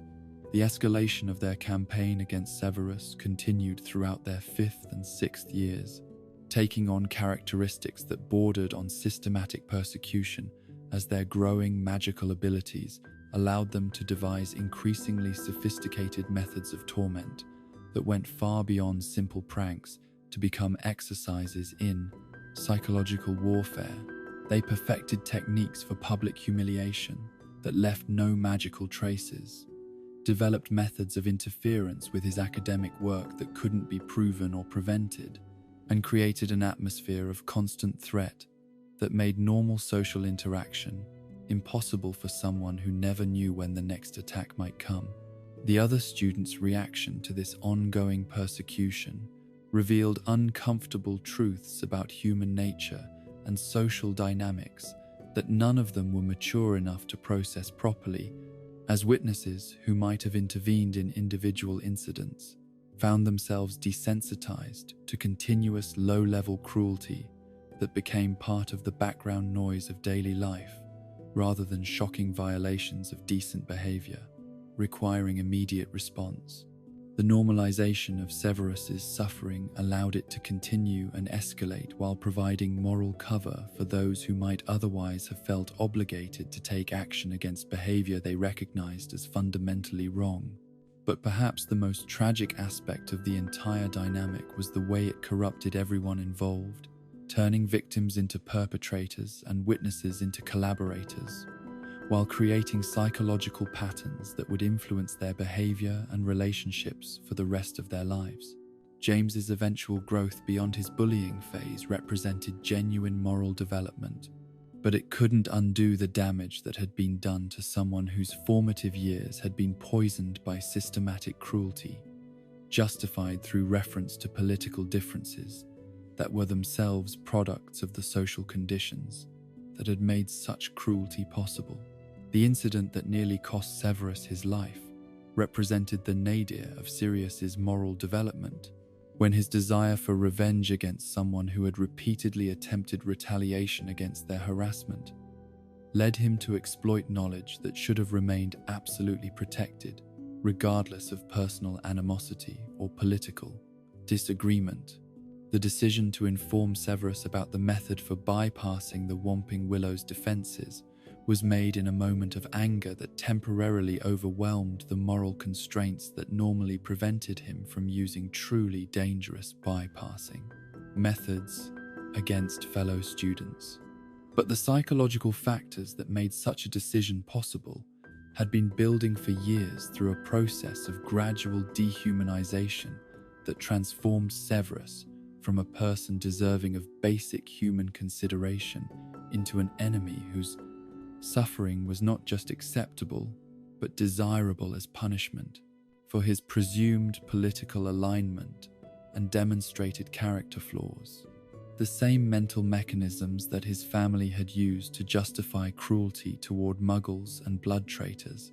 were being employed by Sirius for supposedly virtuous purposes, creating moral blind spots that made genuinely monstrous behavior seem justified by circumstances. The prank was conceived during one of their regular discussions about Severus's obvious curiosity regarding Remus's monthly disappearances, his persistent attempts to discover information that could be used against them in retaliation for years of harassment. Having created a situation where their greatest secret was constantly under threat from someone they had every reason to view as an enemy. Sirius's suggestion was presented as a solution to multiple problems. It would satisfy Severus's curiosity while teaching him a lesson about the dangers of investigating matters that were none of his business. But the true motivation was simpler and more disturbing than such rational justification suggested, reflecting Sirius's genuine desire to see Severus suffer consequences that were proportionate to the anger and frustration that years of unsuccessful attempts at retaliation had created in someone whose every effort to fight back had been turned against him. The opportunity to use Remus's condition as a weapon was irresistible to someone who had been raised to view werewolves as dangerous animals rather than cursed humans, making it easy to imagine that any resulting harm would be Severus's own fault for investigating secrets that he should have left alone. The timing of the incident, during a full moon when Remus would be completely transformed, and therefore capable of actions that his human consciousness would find abhorrent, demonstrated either complete moral blindness, calculating cruelty that suggested Sirius understood exactly what consequences his information might produce. A werewolf encountering an unexpected human during transformation would be driven by predatory instincts that recognize no friendship or moral constraint, making death or infection the most likely outcomes for anyone foolish enough to enter the Shrieking Shack during Remus's monthly confinement. James's last-minute rescue of Severus represented the reassertion of moral principles that had been temporarily overwhelmed by loyalty to a friend whose judgment had been catastrophically compromised by anger and desire for revenge. But his intervention came perilously close to being too late,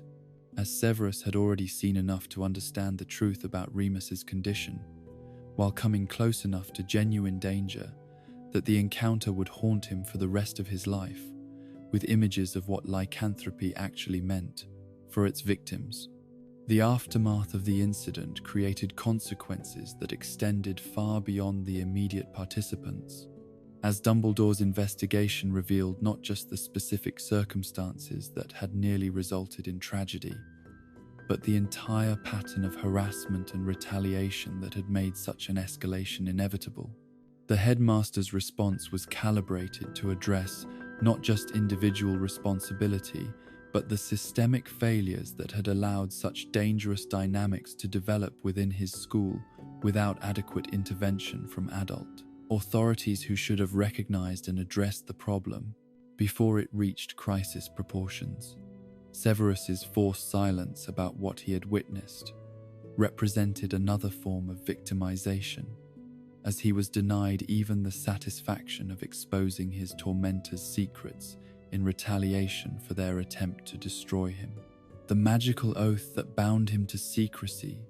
ensured that Remus's condition would remain protected while simultaneously preventing Severus from using the knowledge as a weapon against those who had tried to use it as a weapon against him,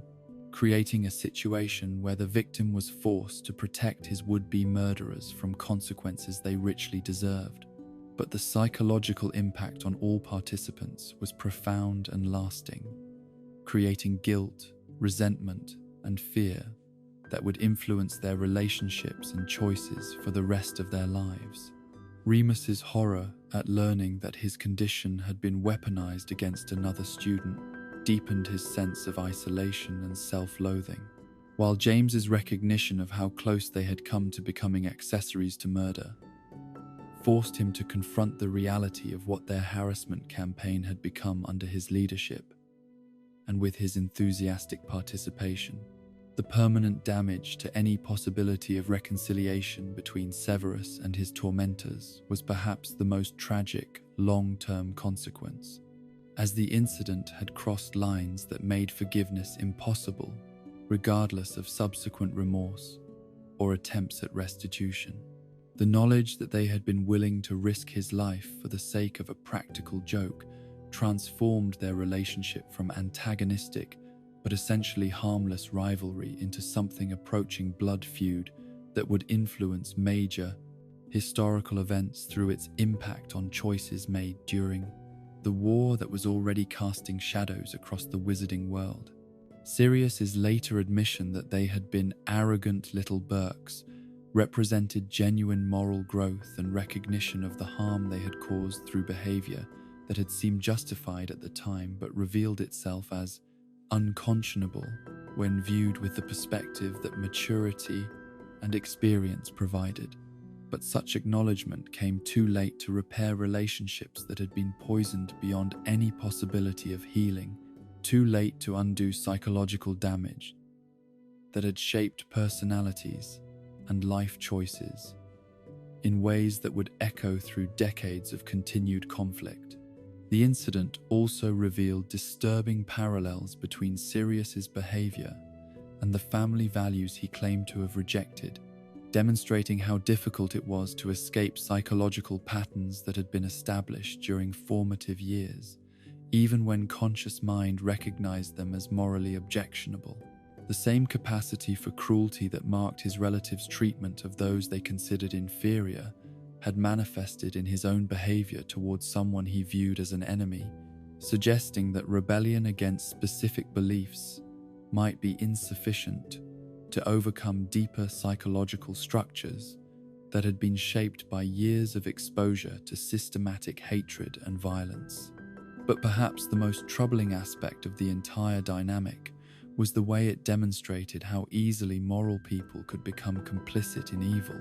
when that evil was directed toward targets they had been conditioned to view as deserving of whatever treatment they received. The same students who would have been horrified by unprovoked attacks on innocent victims found ways to justify or ignore systematic harassment of someone whose political views and social status made him an acceptable target for cruelty that would otherwise have violated their moral principles. The failure of adult authorities to intervene effectively until the situation reached crisis proportions highlighted institutional weaknesses that would prove significant during the larger conflicts that lay ahead,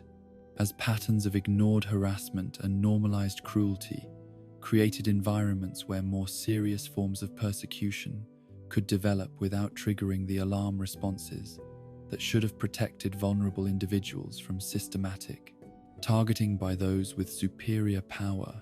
and social position.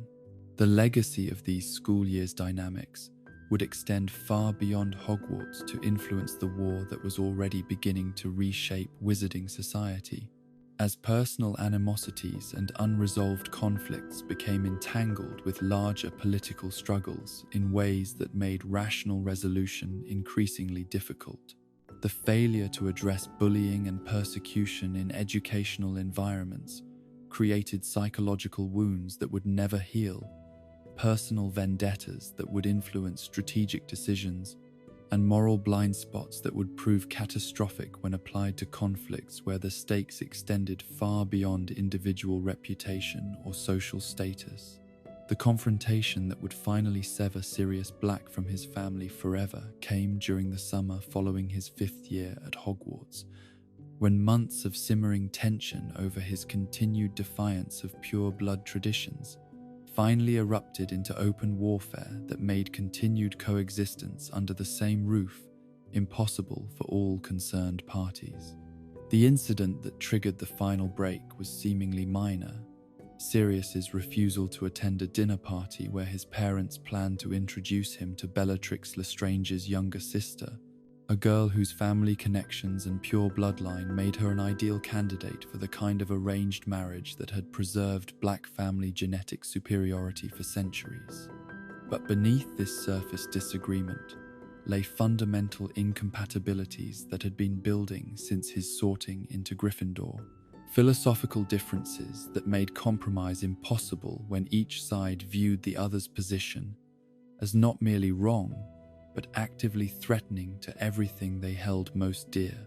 For Orion and Walburga Black, their eldest son's continued rebellion represented not just personal disappointment, but existential threat to family traditions that had survived wars, political upheavals, and social changes that had destroyed lesser bloodlines through their failure to maintain proper discipline and genetic purity. The dinner party itself was to be attended by families whose names read like a roster of the wizarding world's most influential dark arts practitioners. People whose social connections and political influence could have guaranteed Sirius a position of power and respect within the emerging movement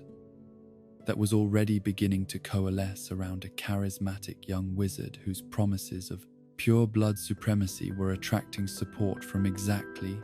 these circles. His parents had spent months arranging invitations and planning conversations that would demonstrate their son's suitability for marriage alliances that could have elevated the Black family's status to unprecedented heights.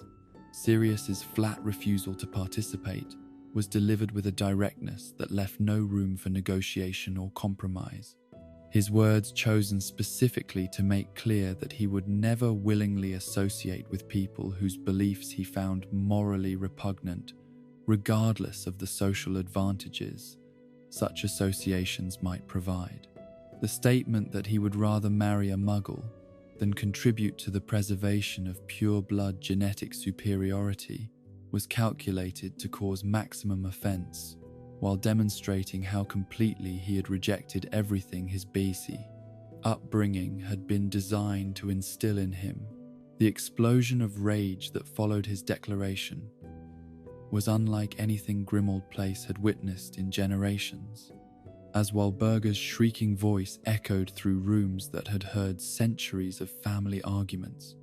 but never anything approaching this level of fury and betrayal.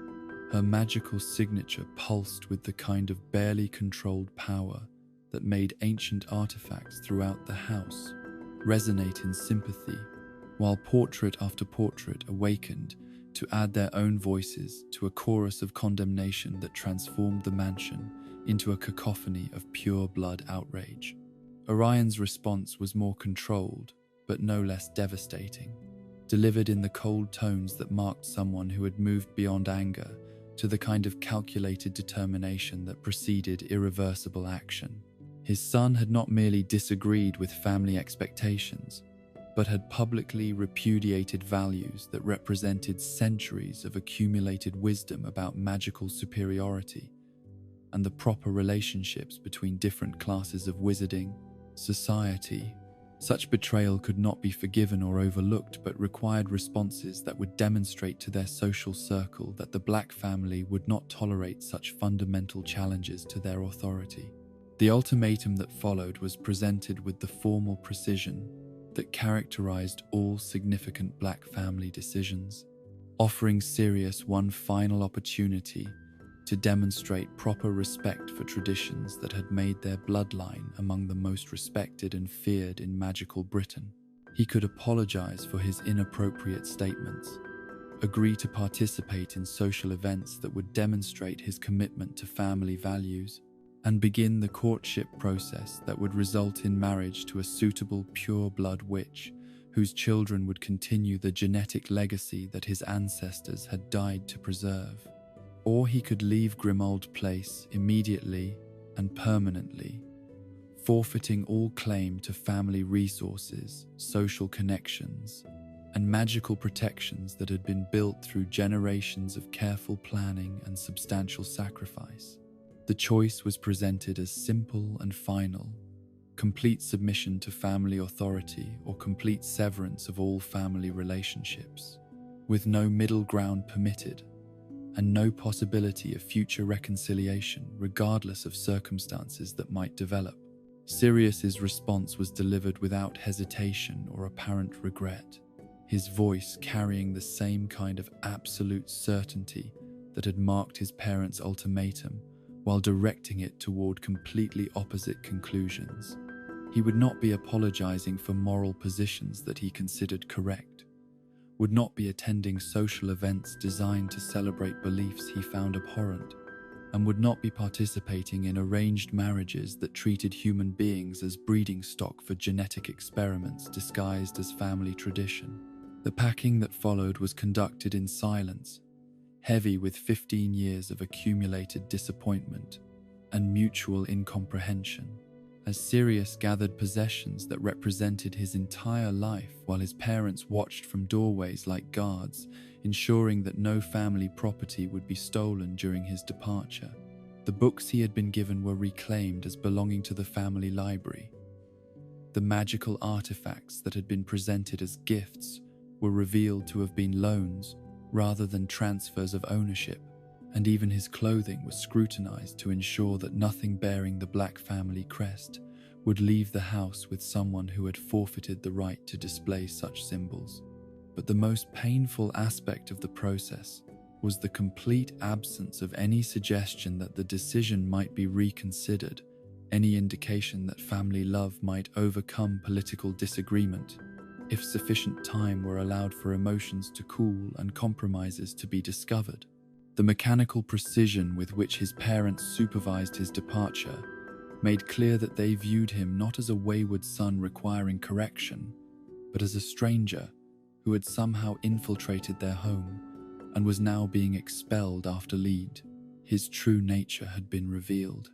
Regulus's reaction to his brother's exile was complex and heartbreaking in its mixture of genuine sorrow and calculated self-preservation, as he understood that Sirius's departure would make him the sole focus of parental expectations, while removing the buffer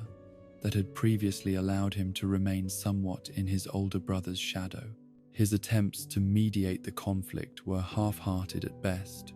reflecting his own investment in maintaining family approval, even when he recognized the injustice of their treatment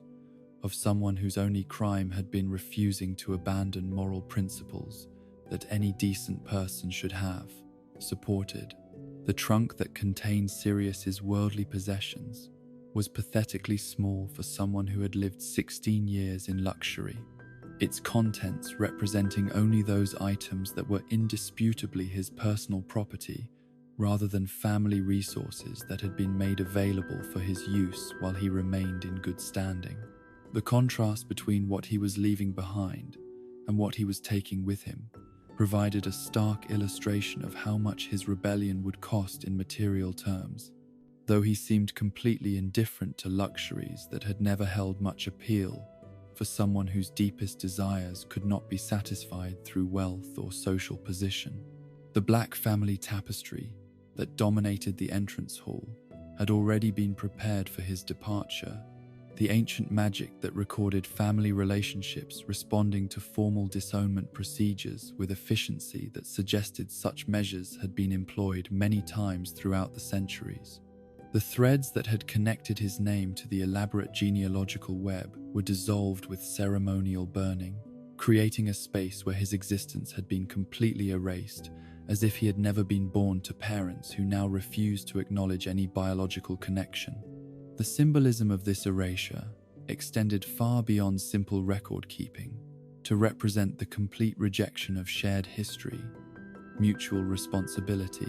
and emotional bonds that had presumably existed despite the conflicts that had led to this final rupture. In pure-blood families,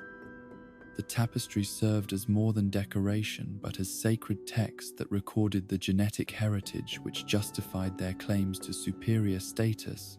making removal from its surface equivalent to denial of magical legitimacy itself. The house elves who had served the family throughout Sirius's childhood were forbidden to assist with his departure or express any sentiment that might be interpreted as support for his position, their magical compulsions,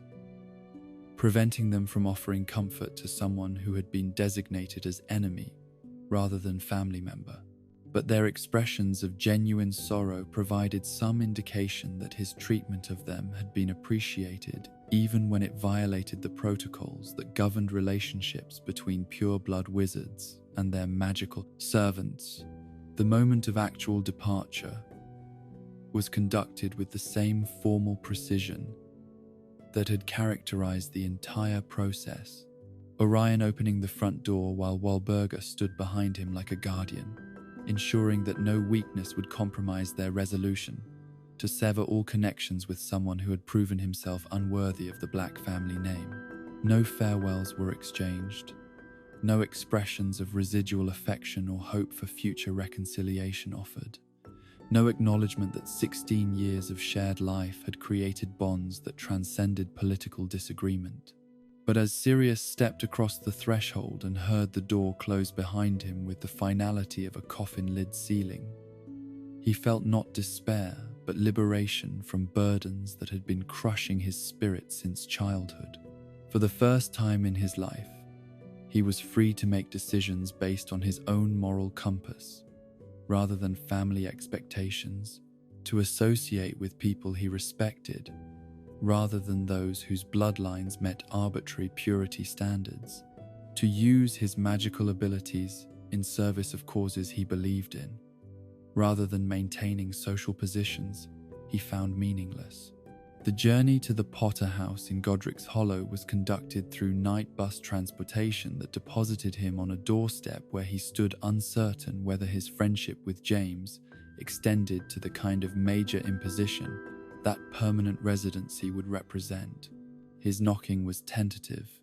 despite his desperate need for shelter, reflecting ingrained pure-blood courtesy that survived even his complete rejection of the belief system that had created such social protocols. James's reaction to finding his best friend standing at his door with a trunk containing his entire worldly possessions was immediate and comprehensive, the kind of unquestioning support that revealed the depth of their friendship, while demonstrating how completely the Potter family understood concepts like loyalty and moral courage that seemed foreign to pure-blood society, despite their claims of superior breeding and advanced civilization. But it was the reaction of James's parents that truly demonstrated the difference between families that were held together by love rather than duty, mutual respect rather than financial obligation, genuine affection rather than shared political interests. Fleamont and Euphemia Potter welcomed Sirius not as their son's friend requiring temporary assistance, but as a second son whose presence in their home was cause for celebration rather than inconvenience, whose moral courage in rejecting family pressure deserved support rather than criticism. The guest room that was immediately redesigned to serve as his permanent residence was decorated with care that spoke of genuine desire to make him feel welcomed rather than merely tolerated, its contents chosen to reflect his known preferences, rather than simply providing adequate functionality. The Potter family house elves were instructed to treat him with the same consideration they showed their biological family members, while the magical protections that surrounded the property were extended to include him as someone whose safety was their responsibility. But perhaps most meaningful was the informal adoption ceremony that Fleamont conducted within days of his arrival, magical oaths that made Sirius a legal member of the Potter family, with all the rights and responsibilities that such status entailed.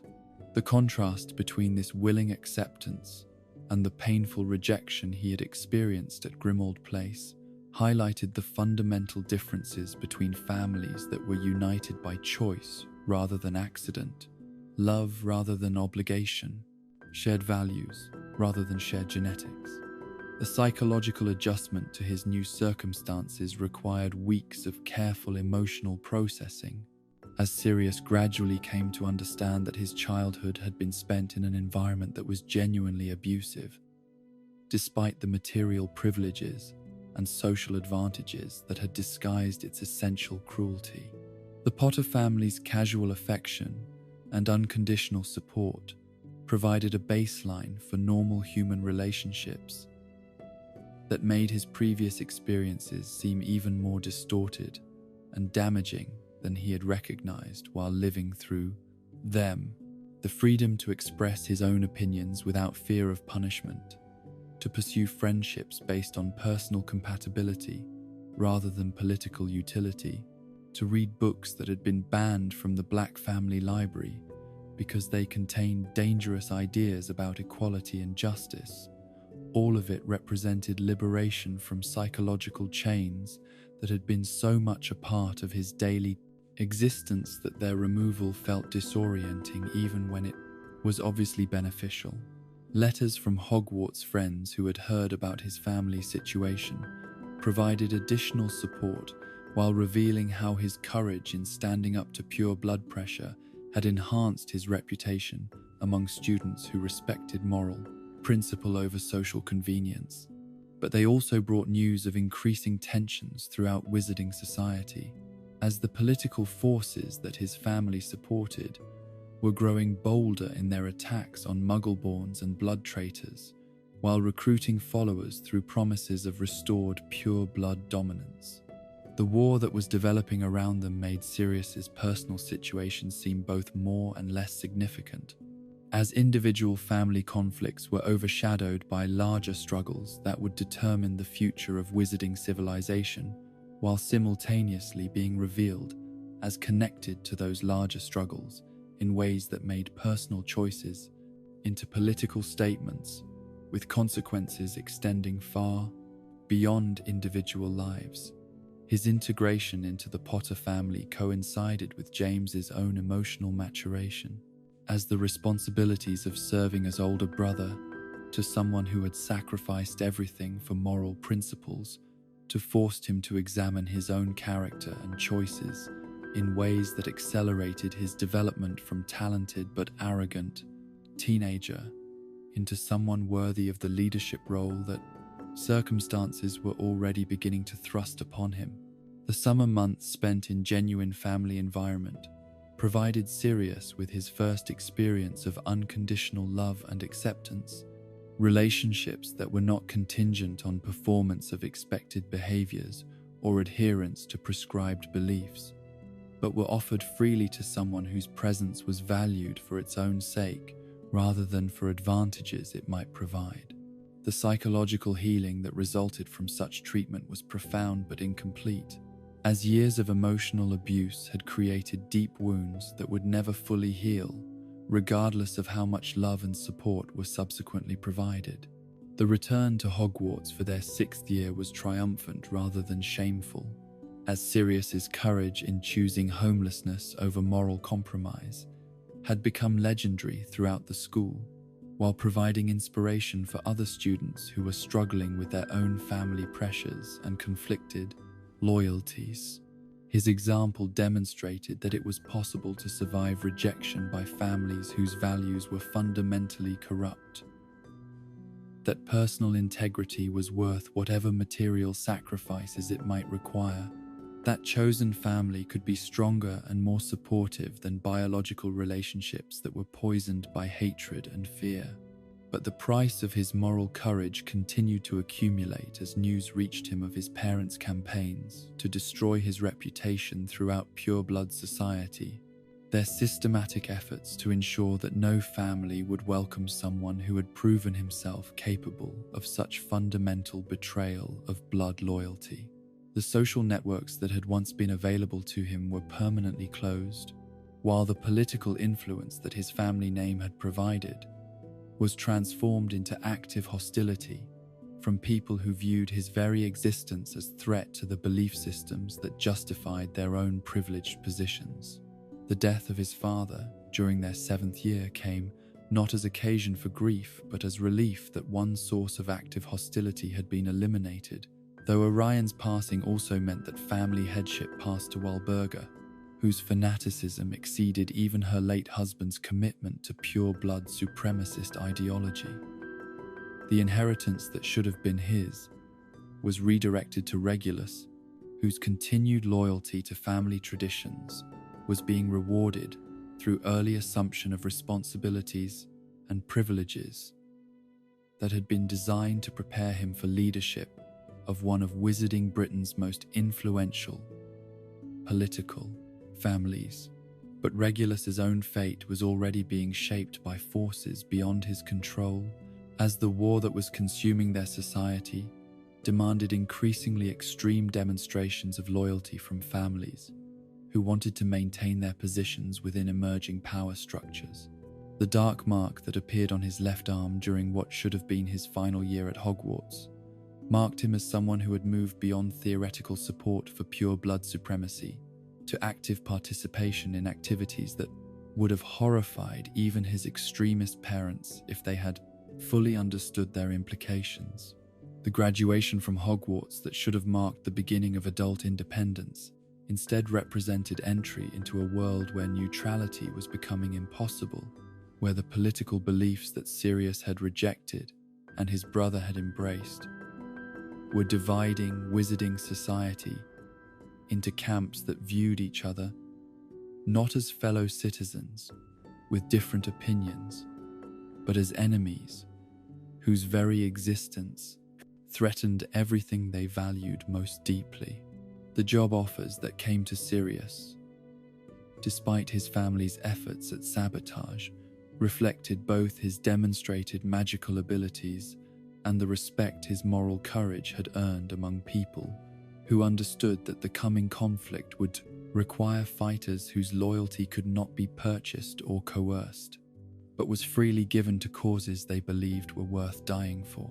The ministry positions that were offered came with implicit understanding that his employment would represent political statement rather than simple career advancement, alliance with forces that his family viewed as enemies of everything they held sacred.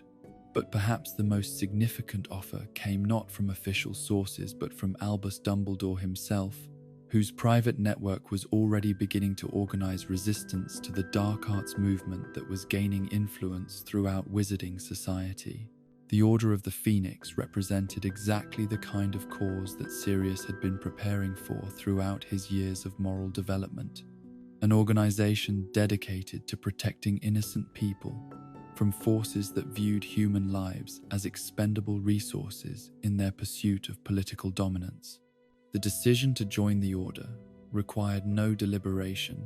as it represented the logical culmination of choices he had been making since his first day at Hogwarts, when the Sorting Hat had recognized his true nature despite his family heritage. Here was the chance to use his magical abilities and hard-won wisdom in service of principles he had been willing to sacrifice everything to uphold, to fight alongside people who shared his understanding that some things were worth dying for, while others were not worth living for. The irony that his family's rejection had freed him to oppose everything they stood for was not lost on Sirius, as he recognized that their cruelty had inadvertently served justice by ensuring that their most magically gifted heir would be fighting against them rather than serving their cause. The training and resources they had provided in hopes of creating a perfect pure-blood warrior were now being deployed against the very movement they had spent his childhood preparing him to lead. But the personal cost of his transformation from privileged heir to active revolutionary continued to accumulate as he faced the reality that his choices had made reconciliation with his birth family impossible, regardless of how the war might end. Victory for his side would mean destruction of the belief system that had defined his parents' entire existence, while defeat would result in his own death or imprisonment as traitor to the pure-blood cause that his bloodline should have bound him to serve. The young man who emerged from this crucible of family conflict and moral choice was fundamentally different from the confused child who had entered Grimmauld Place 16 years earlier, tempered by adversity into someone whose commitment to justice was absolute because it had been tested through trials that revealed its true strength. The freedom he had won through sacrifice was more precious than any inheritance could have been, while the family he had chosen provided support that was more reliable than any blood relationship that was contingent on political conformity. The war that lay ahead would test every aspect of his character and commitment, but the foundation had been laid through experiences that had stripped away everything artificial and revealed what remained when all external supports were removed. The boy who had rejected his family's hatred had become a man whose capacity for love was matched only by his willingness to fight for those who could not protect themselves, whose understanding of evil was comprehensive enough to recognize it in all its forms while remaining uncorrupted by the knowledge that such understanding required. The bond between James Potter and Lily Evans had evolved slowly from mutual antipathy through grudging respect to something approaching love, their relationship deepening throughout their final years at Hogwarts, as James's maturation into genuine leadership coincided with Lily's recognition that his earlier arrogance had been replaced by the kind of moral courage and selfless dedication that made him worthy of the affection she had previously reserved for academic pursuits and social justice causes that demanded her passionate advocacy. Their wedding, celebrated in the summer of 1978, amid growing signs that the wizarding world was sliding toward open warfare, represented both personal triumph and defiant assertion that love could flourish, even when darkness threatened to consume everything good and decent in their society. The ceremony itself was small by pure blood standards, but rich in emotional significance, gathering together friends and chosen family members whose presence testified to relationships built on mutual respect rather than political calculation or social obligation. Sirius's role as best man carried weight that extended far beyond ceremonial tradition, representing recognition that his friendship with James had transcended normal teenage bonds to become brotherhood, forged through shared trials and mutual sacrifice. The speech he delivered combined humor and genuine emotion in ways that revealed depths of affection rarely expressed openly between young men who had been raised to view such vulnerability as weakness rather than strength, his words carrying particular poignancy for listeners who understood how much his presence at the altar represented his complete rejection of family expectations about appropriate marriages and social alliances. The gathering included members of the Order of the Phoenix, whose attendance required careful security measures and concealment charms that transformed what should have been purely celebratory occasion into reminder of the dangerous times that were shaping all their choices and relationships. But rather than dampening the joy of the moment, the presence of people who were risking their lives to defend the values that James and Lily embodied seemed to enhance the significance of vows that were being exchanged, not just between two individuals, but between representatives of everything good in wizarding society. The months following their marriage were marked by increasing involvement in order activities that drew upon James's natural leadership abilities and Lily's brilliant magical innovations while providing them with purpose that transcended personal happiness to serve causes larger than their individual desires or ambitions.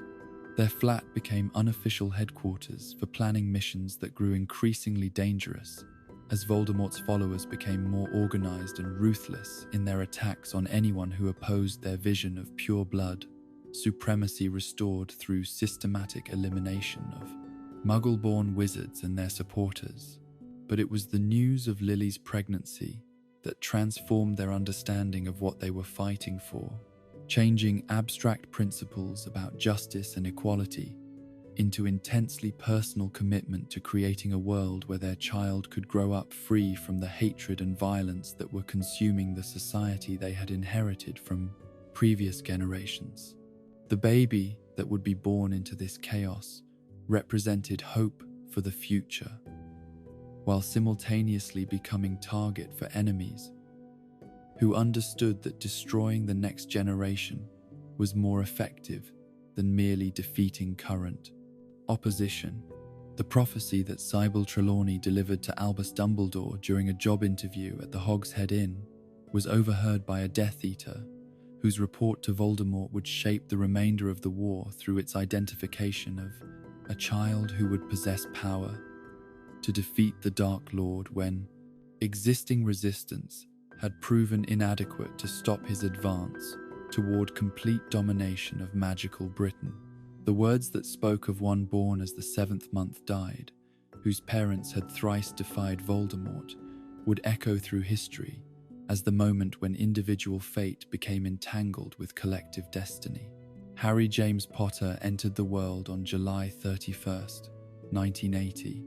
during a thunderstorm that seemed to mirror the turbulence of the times, while his first cries mixed with thunder that shook the windows of Street Mungo's hospital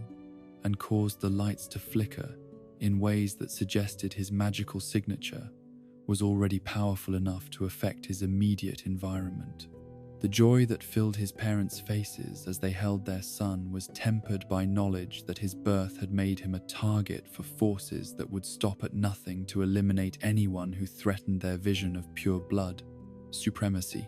Sirius's first meeting with his godson was conducted under heavy security, in a room warded against every form of magical surveillance and attack that Order members had learned to expect from enemies whose tactics grew more sophisticated with each passing month. But the moment when baby Harry was placed in his arms transformed abstract concepts of loyalty and protection into visceral commitment that would define every remaining decision of his life, as he understood that this tiny person represented everything worth preserving about their world, while simultaneously being vulnerable in ways that demanded absolute dedication from those charged with his safety. The honor of being chosen as Harry's godfather carried legal implications that made Sirius his guardian in the event of his parents' deaths. But more importantly, it represented James and Lily's recognition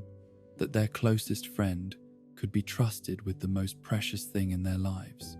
The magical oaths that accompanied the appointment created bonds between godfather and godson that transcended normal relationships to approach the mystical connections that ancient magic recognized as sacred and unbreakable, regardless of circumstances that might develop. The gift of Harry's first broomstick, presented on his first birthday despite Lily's concerns about age appropriateness, reflected Sirius's understanding that magical children needed to begin developing their abilities as early as possible, while also serving as statement of confidence that the boy would survive long enough to appreciate toys that were designed for older children. The sight of baby Harry giggling with delight as he zoomed around their sitting room at speeds that terrified his mother provided moments of pure joy amid the growing darkness that was consuming their world. But even these precious moments of normal family life were overshadowed by reports of increasing Death Eater activity that suggested Voldemort's forces were preparing for final offensive that would either establish their complete dominance or result in their decisive defeat, depending on whether the resistance could maintain unity and effectiveness under pressure that was designed to break their will to continue fighting. The attacks on Order members and their families grew more frequent and vicious, targeting not just active fighters, but anyone whose moral support or financial assistance helped maintain opposition to pure-blood supremacist goals. The decision to bring the Potter family under enhanced protection required careful consideration of security measures that would preserve their ability to function as family unit, while acknowledging that normal precautions were inadequate when facing enemies who possessed resources and determination that exceeded anything conventional law enforcement could counter effectively. The cottage in Godric's Hollow that became their primary residence was chosen for its historical significance and existing magical protections, but more importantly for its location within a community that understood the value of privacy and discretion. Sirius's own living situation during this period was complicated by his status as known associate of high-priority targets, making normal social interactions dangerous for anyone who might be identified as his friend or romantic interest, while requiring constant vigilance that made genuine relationships nearly impossible to maintain. His flat was attacked 3 times during Harry's first year of life, forcing him to relocate repeatedly, while developing security measures that turned his homes into fortresses rather than places where normal human connections could flourish. The isolation that resulted from such precautions was emotionally devastating for someone whose nature craved human connection and meaningful relationships. But the alternative was accepting risks that could compromise not just his own safety, but the security of people he cared about more than his own comfort or happiness. The price of fighting evil was becoming increasingly clear.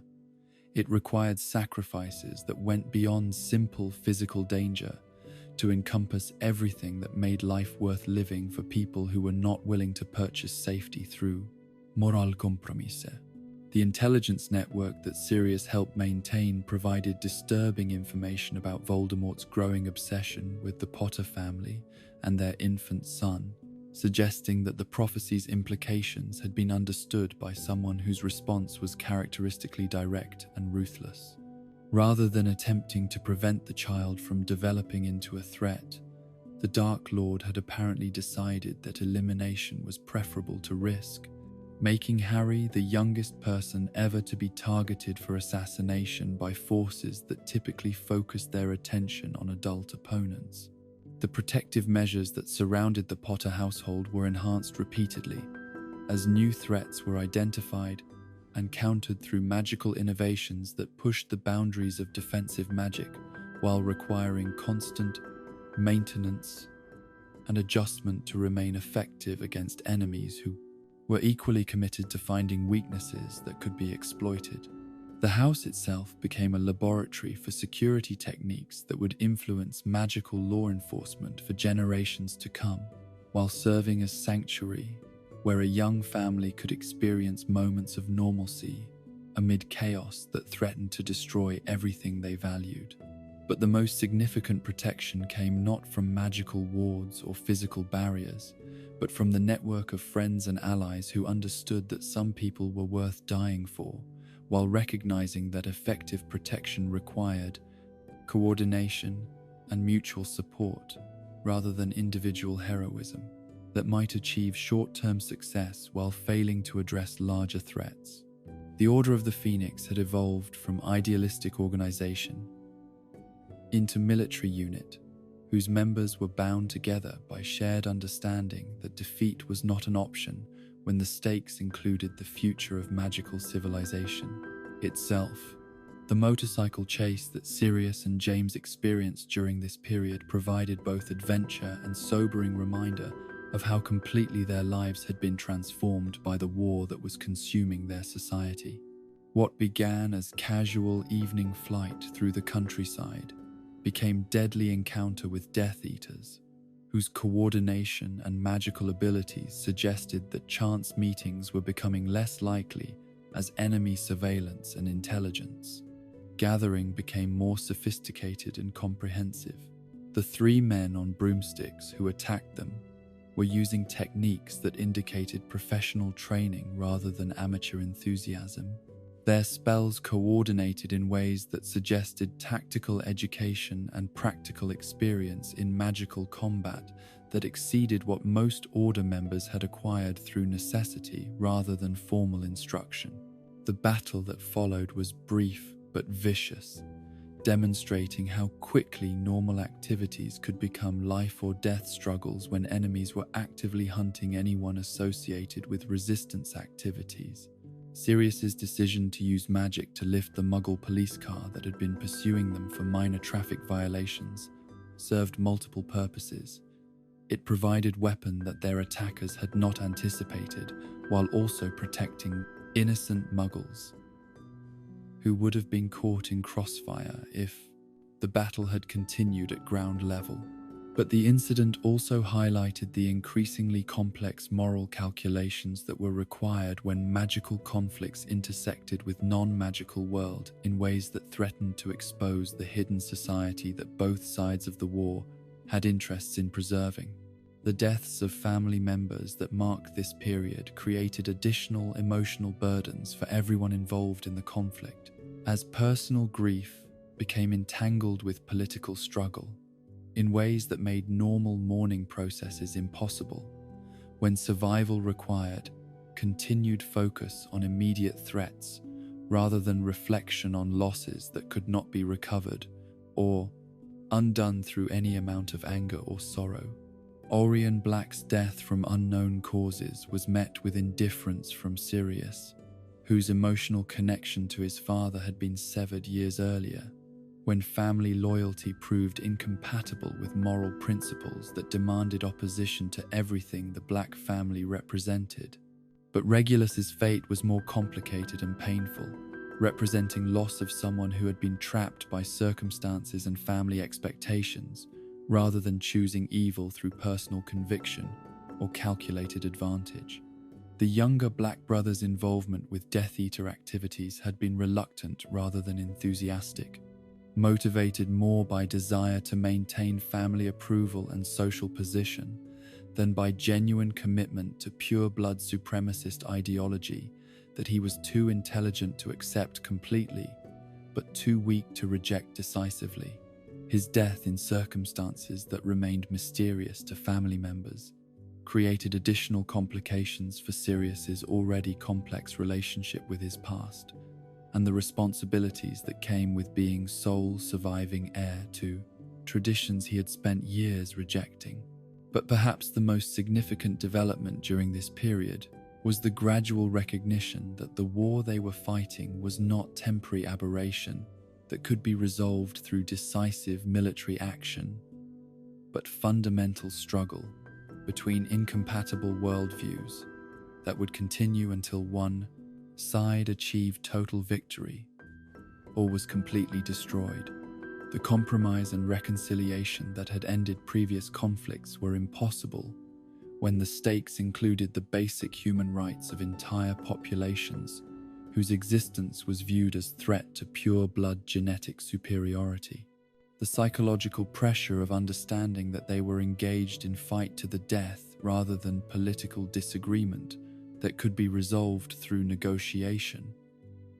created additional stress for people who were already stretched beyond normal human limits by constant danger and repeated losses of friends and family members whose courage had not been sufficient to protect them from enemies who combined magical power with complete moral ruthlessness. Sirius's role as Harry's godfather became increasingly central to his identity and purpose. As the war's intensity escalated and the prophecy's implications became clearer to those who understood that the infant who giggled at flying broomsticks was somehow connected to their society's ultimate fate in ways that transcended normal relationships between adults and children. The responsibility for protecting someone who might hold the key to Voldemort's eventual defeat was enormous, but it was also the kind of purpose that gave meaning to sacrifices that might otherwise have seemed pointless or excessive. The trust that James and Lily placed in him represented recognition that his transformation from privileged pure-blood heir to committed defender of justice was complete and irreversible, that the moral courage he had demonstrated in rejecting family expectations could be relied upon when even more difficult choices had to be made, under circumstances where failure would have consequences extending far beyond personal disappointment or social embarrassment. But the deepening friendship between the three adults was overshadowed by growing awareness that their time together was limited by forces beyond their control, that the happiness they had found in chosen family and shared purpose was threatened by enemies who understood that destroying personal connections was often more effective than direct military assault in breaking the will of people whose resistance was motivated by love rather than hatred or fear. The letters that Lily wrote during this period, later found by Harry years after her death, revealed both the joy she found in motherhood and the underlying fear that shaped every decision about her son's future and safety. Her words captured the terrible poignancy of trying to provide normal childhood experiences for someone whose very existence was viewed as threat by forces that possessed both means and motivation to eliminate anyone who stood between them. and their vision of pure blood supremacy restored through systematic elimination of inferior bloodlines. The photograph albums that documented Harry's early development became precious records of a time when love and hope seemed possible despite the darkness that was consuming their world.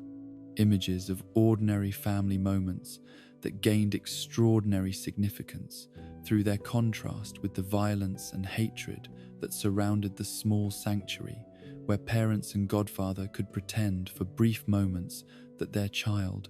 would grow up in a world where such innocence could be preserved and protected through devotion alone. But even these treasured memories were tainted by knowledge that enemies were watching and planning, that every moment of happiness was purchased through vigilance that could never fully relax, that the magic protecting their home and family was powerful but not unlimited when facing opponents whose resources were vast and whose commitment to destruction was absolute and uncompromising. The first year of Harry Potter's life was simultaneously the happiest period in Sirius Black's existence and the most terrifying, as personal fulfillment in his role as godfather and surrogate family member was constantly threatened by awareness that everything he valued most was targeted for destruction by forces that viewed love itself as weakness to be exploited, rather than strength to be respected. The boy who had rejected his family's hatred had found family worth dying for,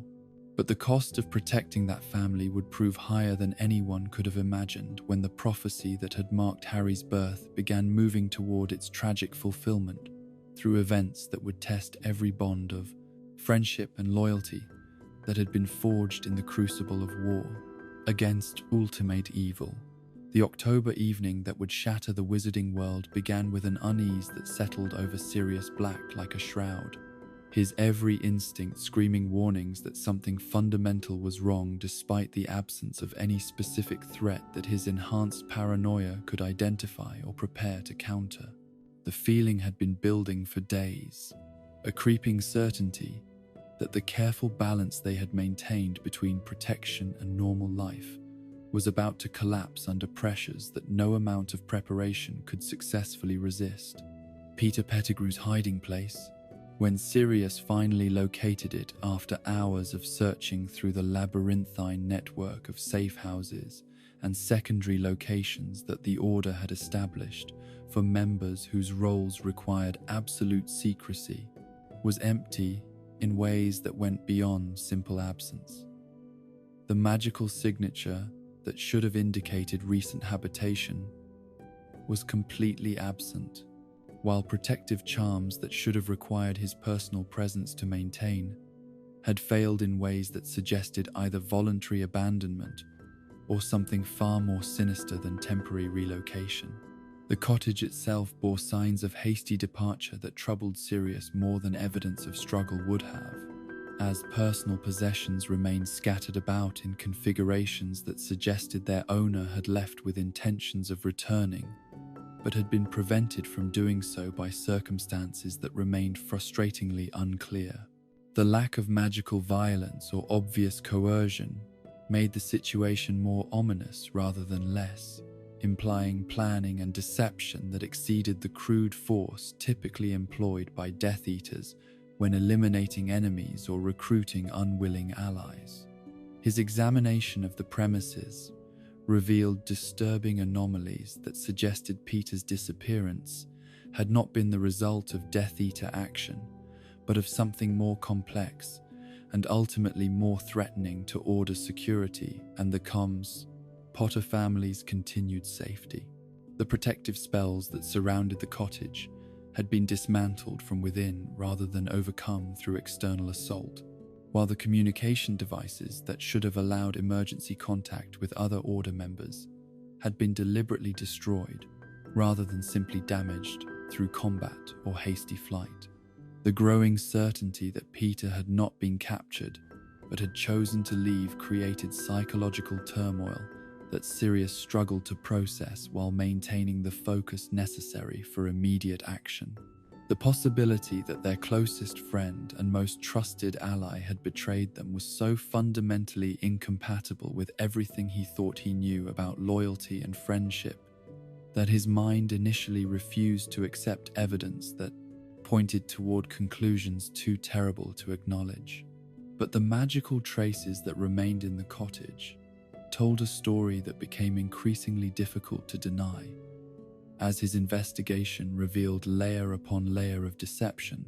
that stretched back weeks or possibly months,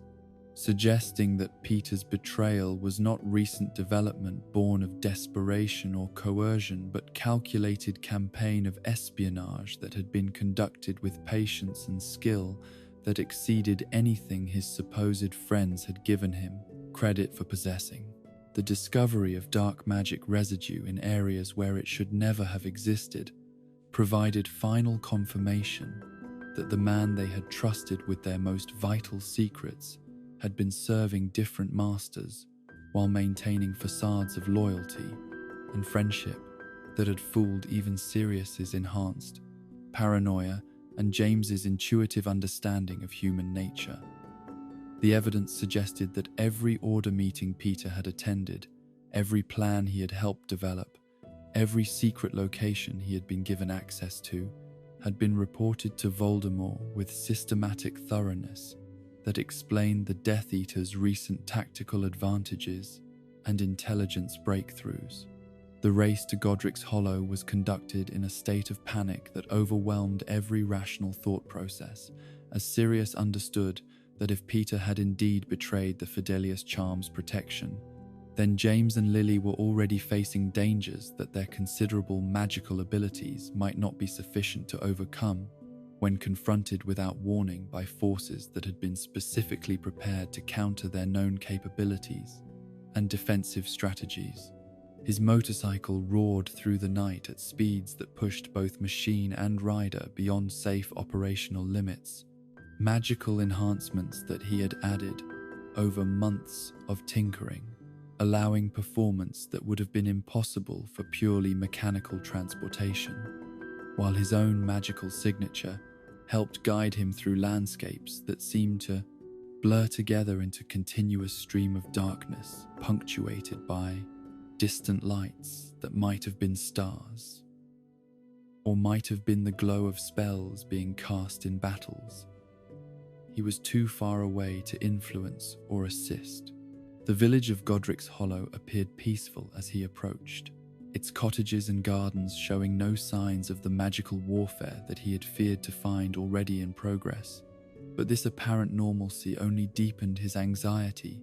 as experience had taught him that the most dangerous attacks were often those that left no immediate evidence of their occurrence until it was too late for effective response or meaningful resistance.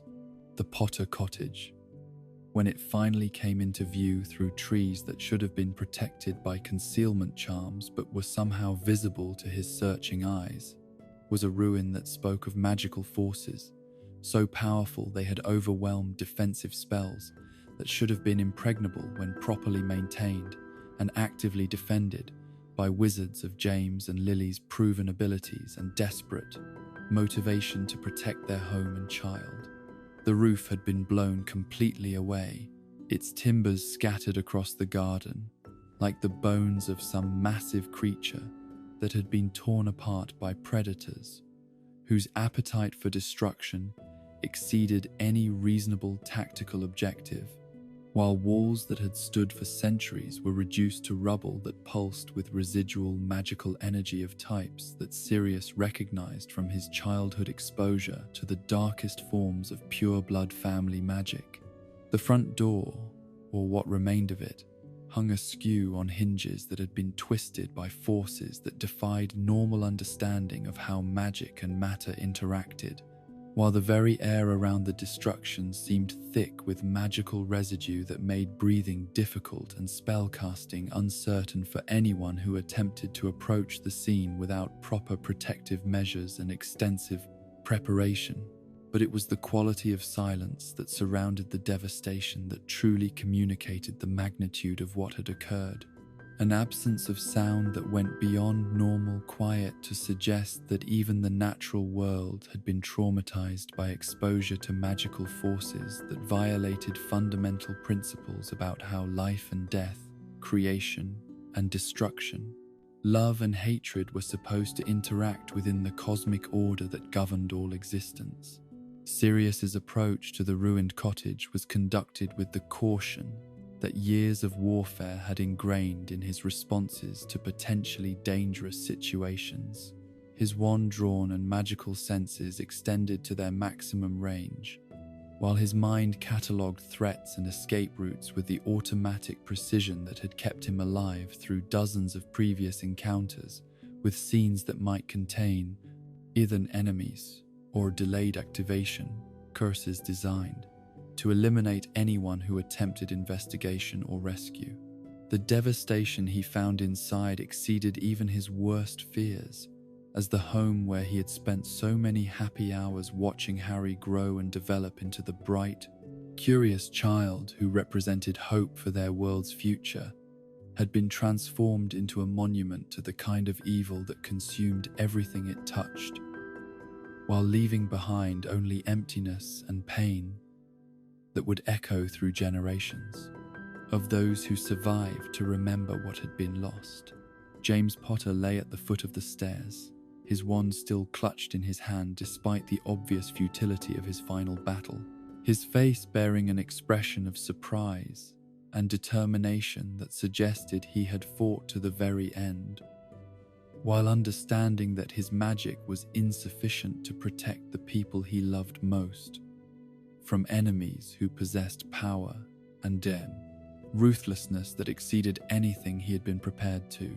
confront. The sight of his best friend's body was devastating in ways that transcended normal grief to become something approaching spiritual crisis,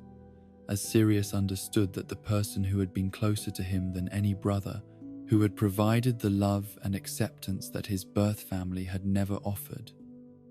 who had shared every important moment of his adult life, was gone in ways that no magic could reverse or repair, regardless of how much love or desperation motivated the attempt. Lily's body was found in the nursery, collapsed beside Harry's crib, with one hand stretched toward her son, as if her final act had been an attempt to provide physical protection that her magical defenses had proven unable to sustain against forces that had overwhelmed every barrier between them and their intended victim. Her face bore traces of the fierce love that had motivated her resistance, while the magical residue that surrounded her spoke of spells cast with such desperate intensity that they had burned out her magical core in the process of their failed deployment. But it was the sight of Harry, alive and apparently unharmed despite the magical devastation that surrounded his crib, that provided the first indication that something extraordinary had occurred during the battle that had claimed his parents' lives, while somehow leaving him untouched by forces that should have been fatal to someone so small and defenseless against direct assault from the most dangerous, dark wizard in recorded history. The lightning bolt scar that marked his forehead was the only visible sign that he had been touched by the same magic that had killed his parents, its shape and position suggesting that he had indeed been struck by the killing curse, but had somehow survived exposure to magic that was specifically designed to cause instant death, regardless of the victim's age, magical ability, or defensive preparations. Hagrid's arrival at the scene was both relief and complication, as the half-giant's presence meant that Dumbledore was aware of what had occurred while simultaneously creating bureaucratic obstacles that might prevent Sirius from assuming the guardianship responsibilities that his godfather, status legally guaranteed, but which official channels might choose to ignore or override based on concerns about his suitability or safety considerations that prioritized institutional control over family wishes. The argument that followed was conducted in whispers, beside the wreckage of lives and dreams, as two men who both loved Harry but disagreed about his best interests debated custody arrangements that would determine his entire future, while the child in question slept peacefully in arms that provided temporary comfort, but could not restore the parents whose loss would shape every aspect of his development and identity. Dumbledore's decision to place Harry with the Dursleys, rather than allowing Sirius to raise him, was presented as temporary security measure, but Sirius understood that it represented fundamental disagreement about how children should be raised, and what kinds of influences were most likely to produce adults capable of fulfilling the extraordinary destiny that the prophecy had apparently assigned to someone who was still too young to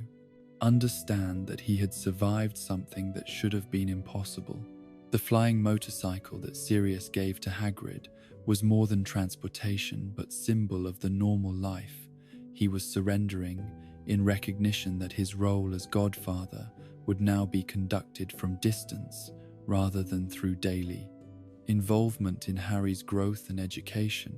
his protection provided through vigilance and sacrifice, rather than presence and guidance that circumstances made too dangerous to attempt without risking the very safety they were all committed to ensuring. But even as he made the practical arrangements that acknowledged Harry's new circumstances, Sirius was consumed by rage that demanded expression through action against those responsible for destroying everything he had valued most in his life. Emotions that overwhelmed rational consideration of consequences, or strategic planning in favor of immediate pursuit of justice that might provide some satisfaction, even if it accomplished nothing constructive toward larger goals. Peter Pettigrew's location was not difficult to determine for someone who understood his psychological patterns and behavioral preferences as thoroughly as years of close friendship had taught Sirius to predict his responses to stress and opportunity. His need for crowds and public spaces, making him easy to track despite his obvious understanding that discovery would result in confrontation that he was unlikely to survive. The London street where Sirius finally cornered his former friend was crowded with muggles whose presence should have provided protection against the kind of magical violence that their confrontation was certain to produce. But Peter's desperation had apparently overcome his usual caution about exposing the wizarding world to non-magical observers who would be unable to understand or explain what they witnessed. The accusation that erupted from Peter's lips before Sirius could speak was masterfully calculated to create confusion and doubt among any witnesses who might survive the encounter. His claim that Sirius had betrayed the Potters, transforming victim into apparent aggressor while providing cover for escape attempt that required elimination of everyone present who might contradict his version of events. The blasting curse that followed was powerful enough to destroy an entire city block, its magical energy channeled with precision that suggested extensive preparation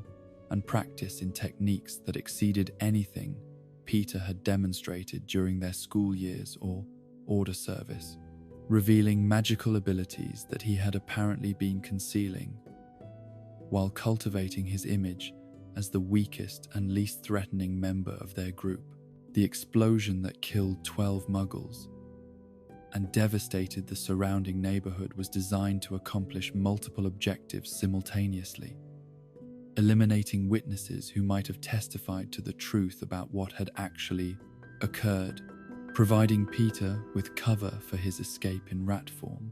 and creating evidence that would support his false narrative about Sirius's guilt while making investigation of the actual facts nearly impossible.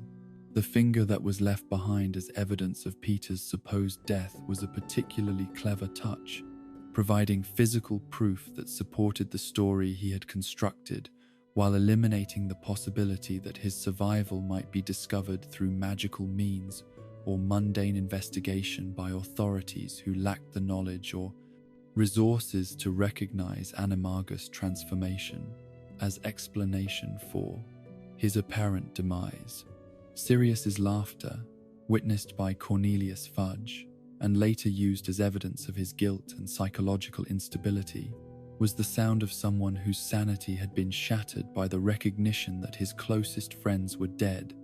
that his godson was lost to him, that his own life was effectively over, and that the person responsible for all of this devastation had not only escaped justice, but had successfully arranged for the blame to fall on the one person who might have been able to expose his treachery. The laughter contained no humor, but only the terrible recognition that Peter's plan was perfect in its simplicity and comprehensive in its cruelty, eliminating James and Lily, while ensuring that Sirius would spend the rest of his life being punished for crimes he had tried desperately to prevent, but had been powerless to stop once the betrayal had occurred and events had been set in motion that no individual could have altered. The arrest that followed was conducted with the efficiency of people who believed they were capturing a dangerous criminal rather than the victim of the most sophisticated frame-up in wizarding history. Ministry officials, whose understanding of the case was limited to surface evidence that painted a clear picture of guilt, while concealing the complex web of deception and betrayal that had made such evidence possible. The lack of trial that should have been Sirius's right under wizarding law was explained by authorities who claimed that the evidence was so overwhelming and the crimes so heinous that formal proceedings would have been mere formality that would have wasted resources while potentially allowing a dangerous criminal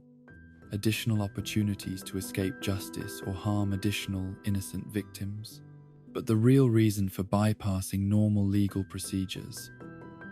was the political convenience of having a scapegoat whose guilt was unquestionable and whose punishment would demonstrate the ministry's commitment to protecting law-abiding citizens from the kind of violence that had claimed so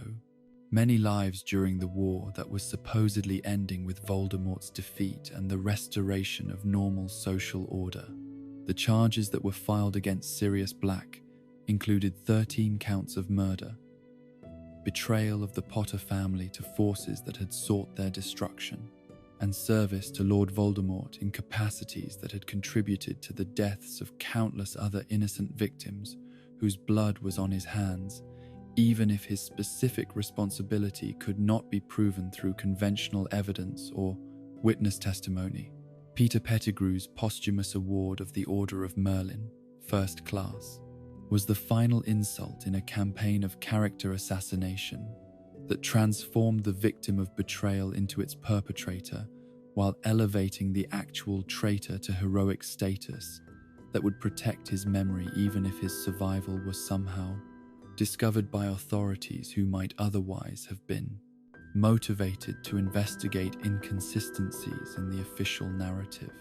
The finger that was presented to Peter's mother as proof of her son's heroic sacrifice was genuine biological material,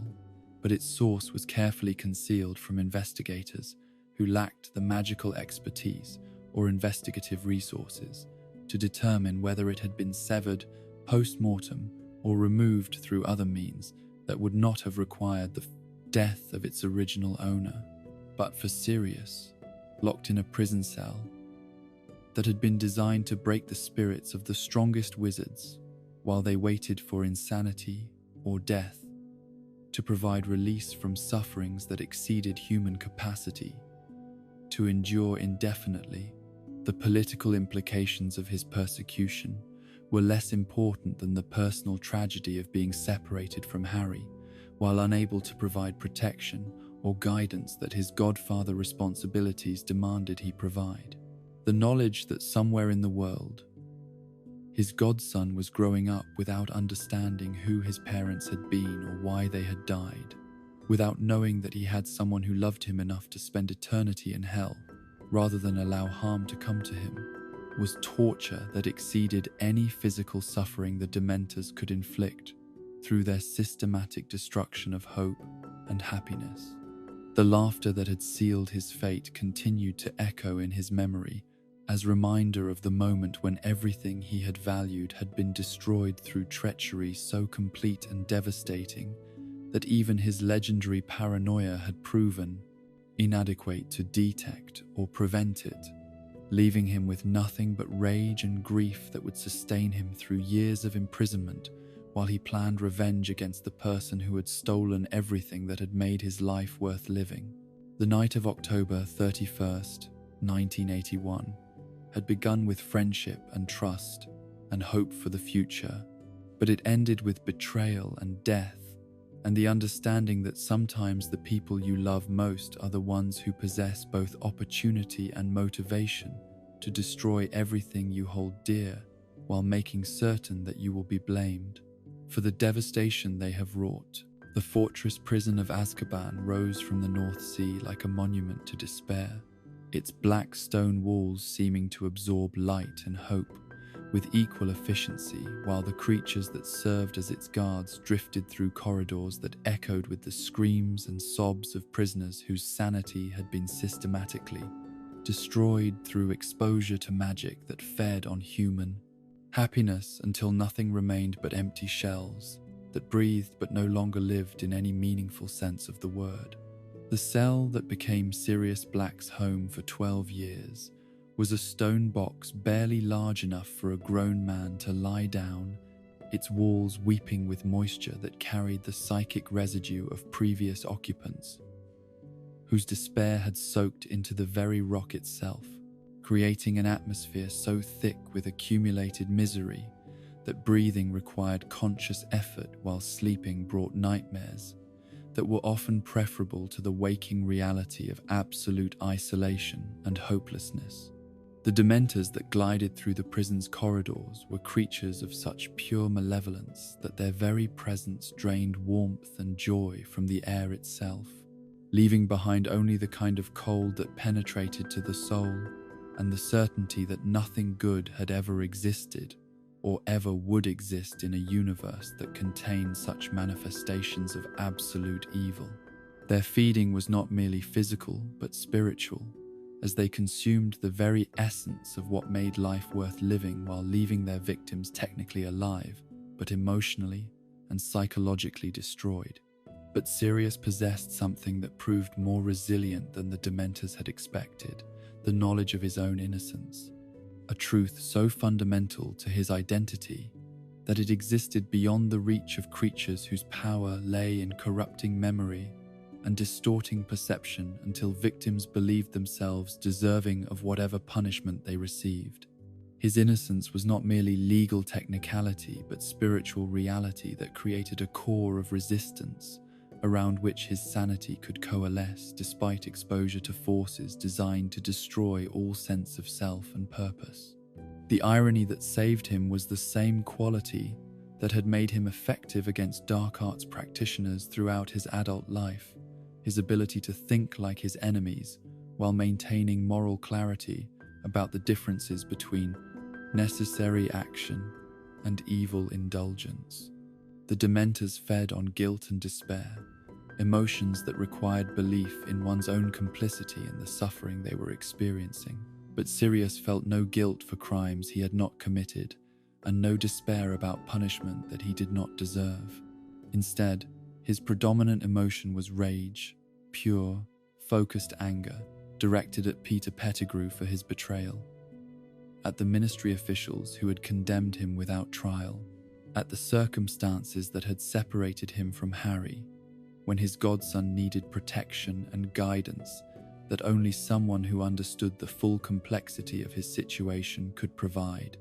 Rage was apparently less palatable to creatures that preferred the subtle flavors of self-doubt and regret, making Sirius a less satisfying meal than prisoners who had genuinely committed the crimes for which they were being punished. His animagus transformation provided additional protection that prison designers had never anticipated, as the magical theory behind Azkaban's security assumed that all inmates were fully human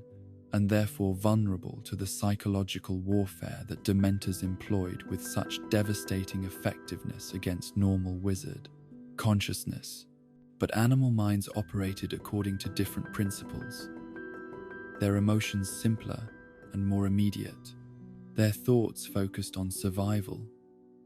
rather than the complex web of relationships and moral responsibilities that made human consciousness so vulnerable to systematic attack.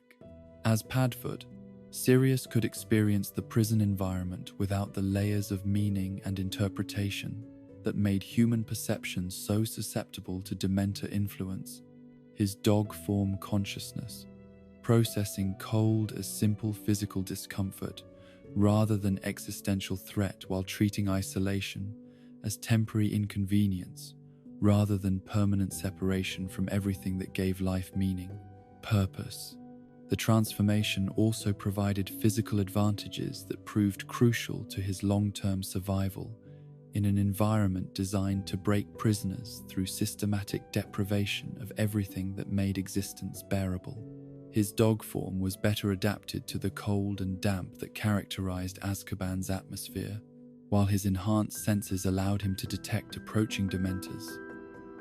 in time to resume human form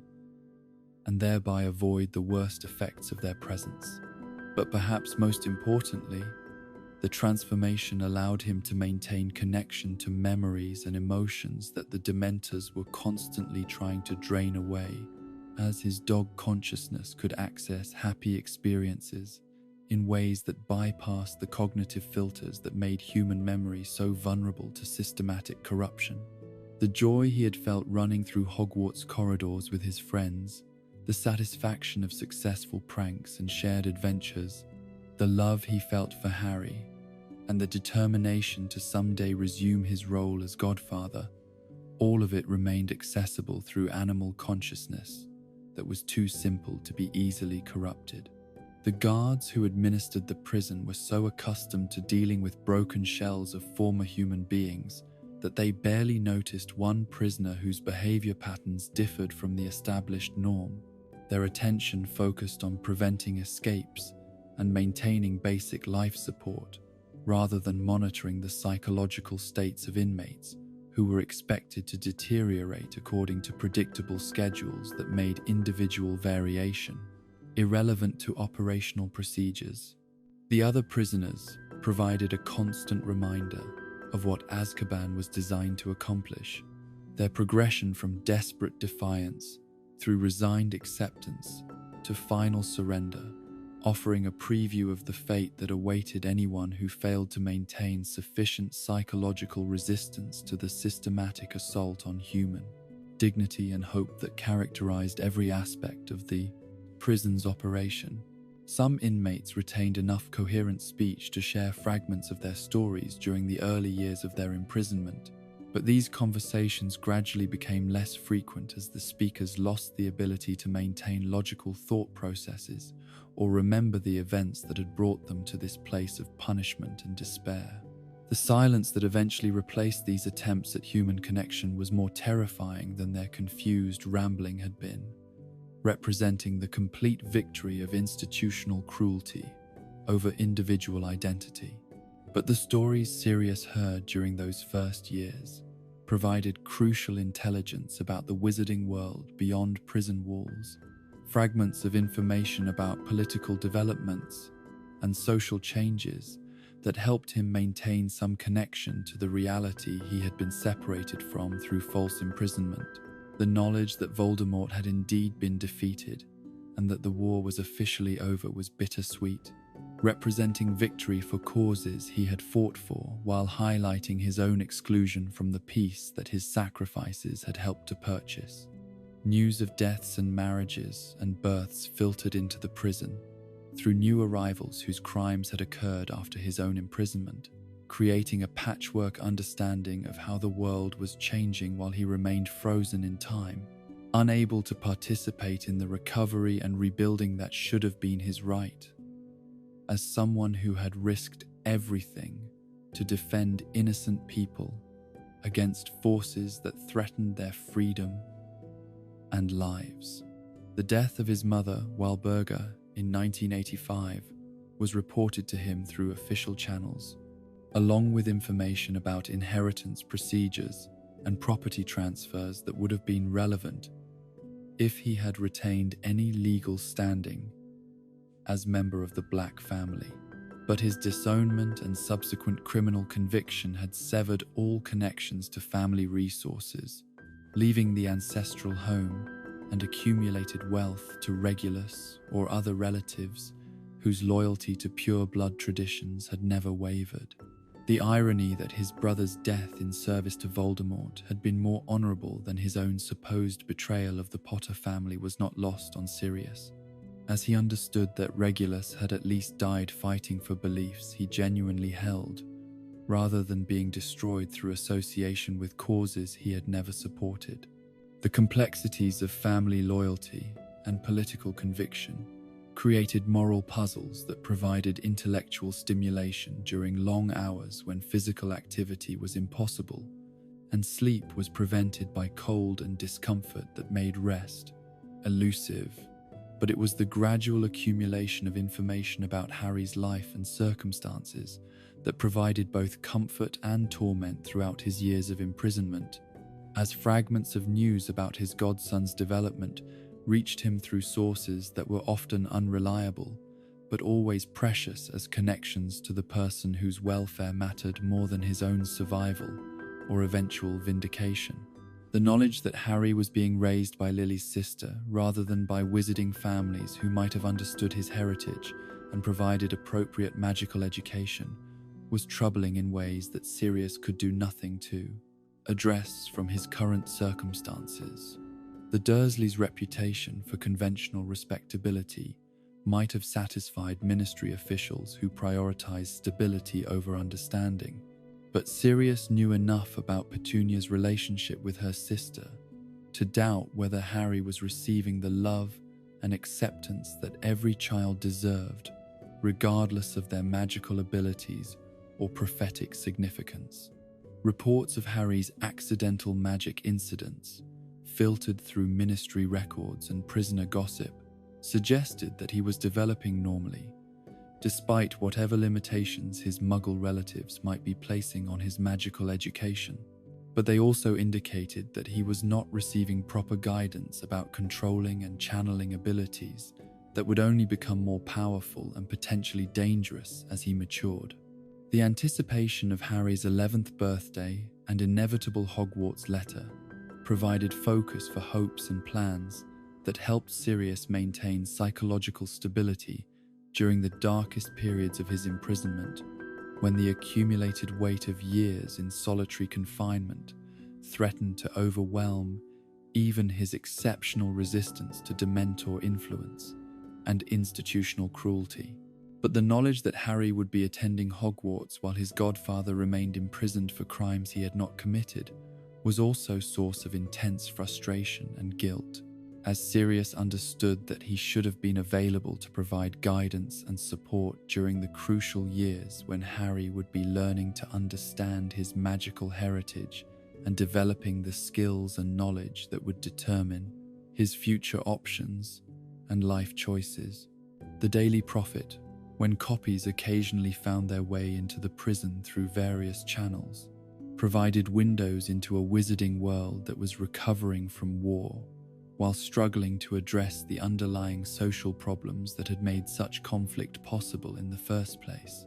The articles about ministry reforms and educational improvements were encouraging, but they also highlighted how much progress was being made while he remained excluded from participation in building the better society that his sacrifices had been intended to create. Political developments that should have been of great interest to someone with his background in resistance activities seemed increasingly remote and irrelevant when viewed from a prison cell where individual survival required all available mental and emotional resources, leaving little capacity for analysis of larger trends or strategic thinking about long-term implications of policy decisions being made by people who had never experienced the kind of challenges he faced daily.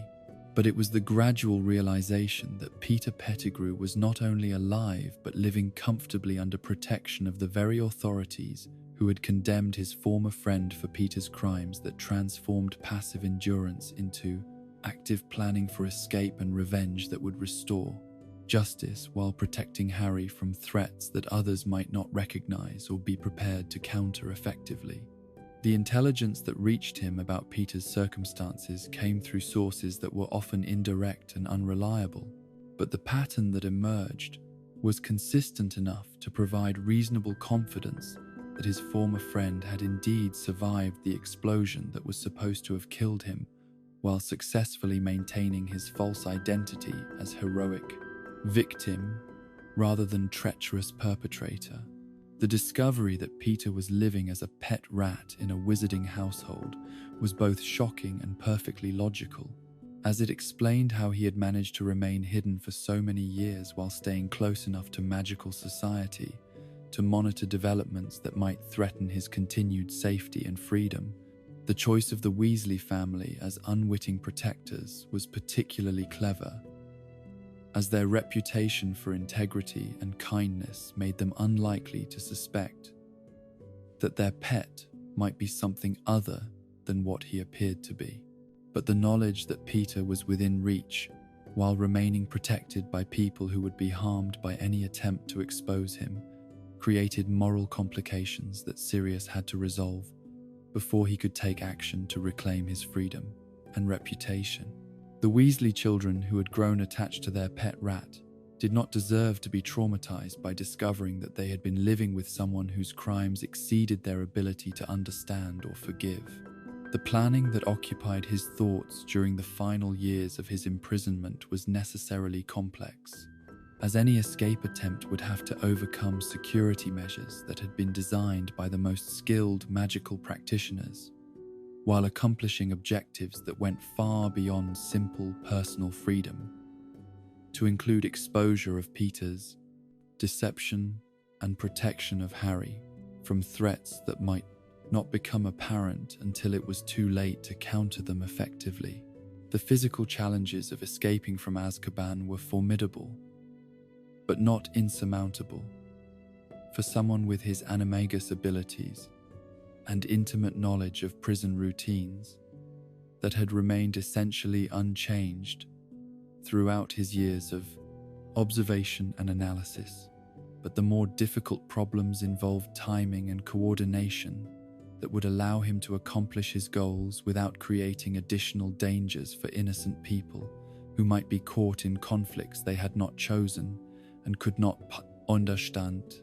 The transformation from Padfoot to human form would have to be perfectly timed to avoid detection by guards whose vigilance was maintained through years of training and bitter experience with previous escape attempts, while his swimming endurance would need to sustain him through miles of frigid ocean water that had claimed the lives of other prisoners whose desperation had exceeded their physical capabilities. But perhaps the greatest challenge would be maintaining sanity and purpose during the crucial period immediately following his escape, when the euphoria of freedom might overwhelm the careful planning that had made escape possible, while the shock of returning to a world that had changed dramatically during his absence might interfere with his ability to distinguish between immediate threats and long-term objectives that required patient development rather than desperate action.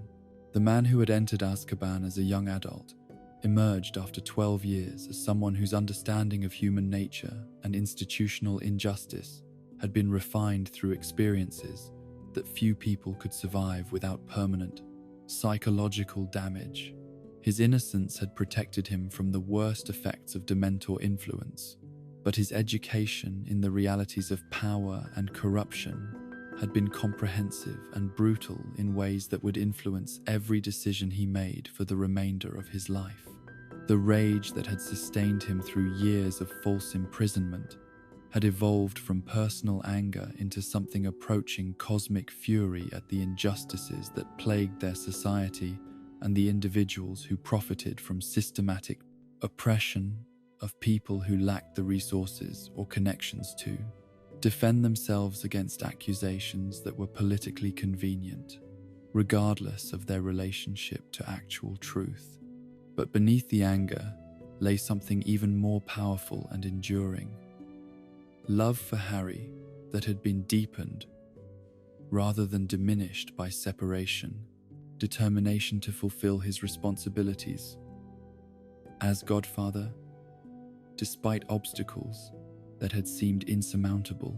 and faith that justice was possible, even when it required actions that existing legal systems were unwilling or unable to take on behalf of those who had been failed by institutions that claimed to protect them. The escape itself would mark not just the end of his imprisonment, but the beginning of a campaign to restore truth and protect innocence that would demand everything he had learned about survival, deception, and the careful application of violence in service of causes that were worth dying for, but more importantly, were worth living for, when living required courage that exceeded normal human capabilities and moral clarity that could not be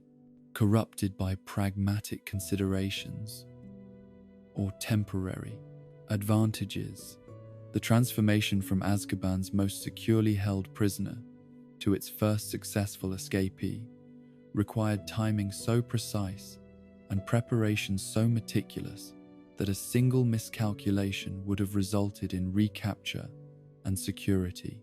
enhancements that would have made future attempts impossible. But Sirius Black had spent 12 years studying every guard rotation,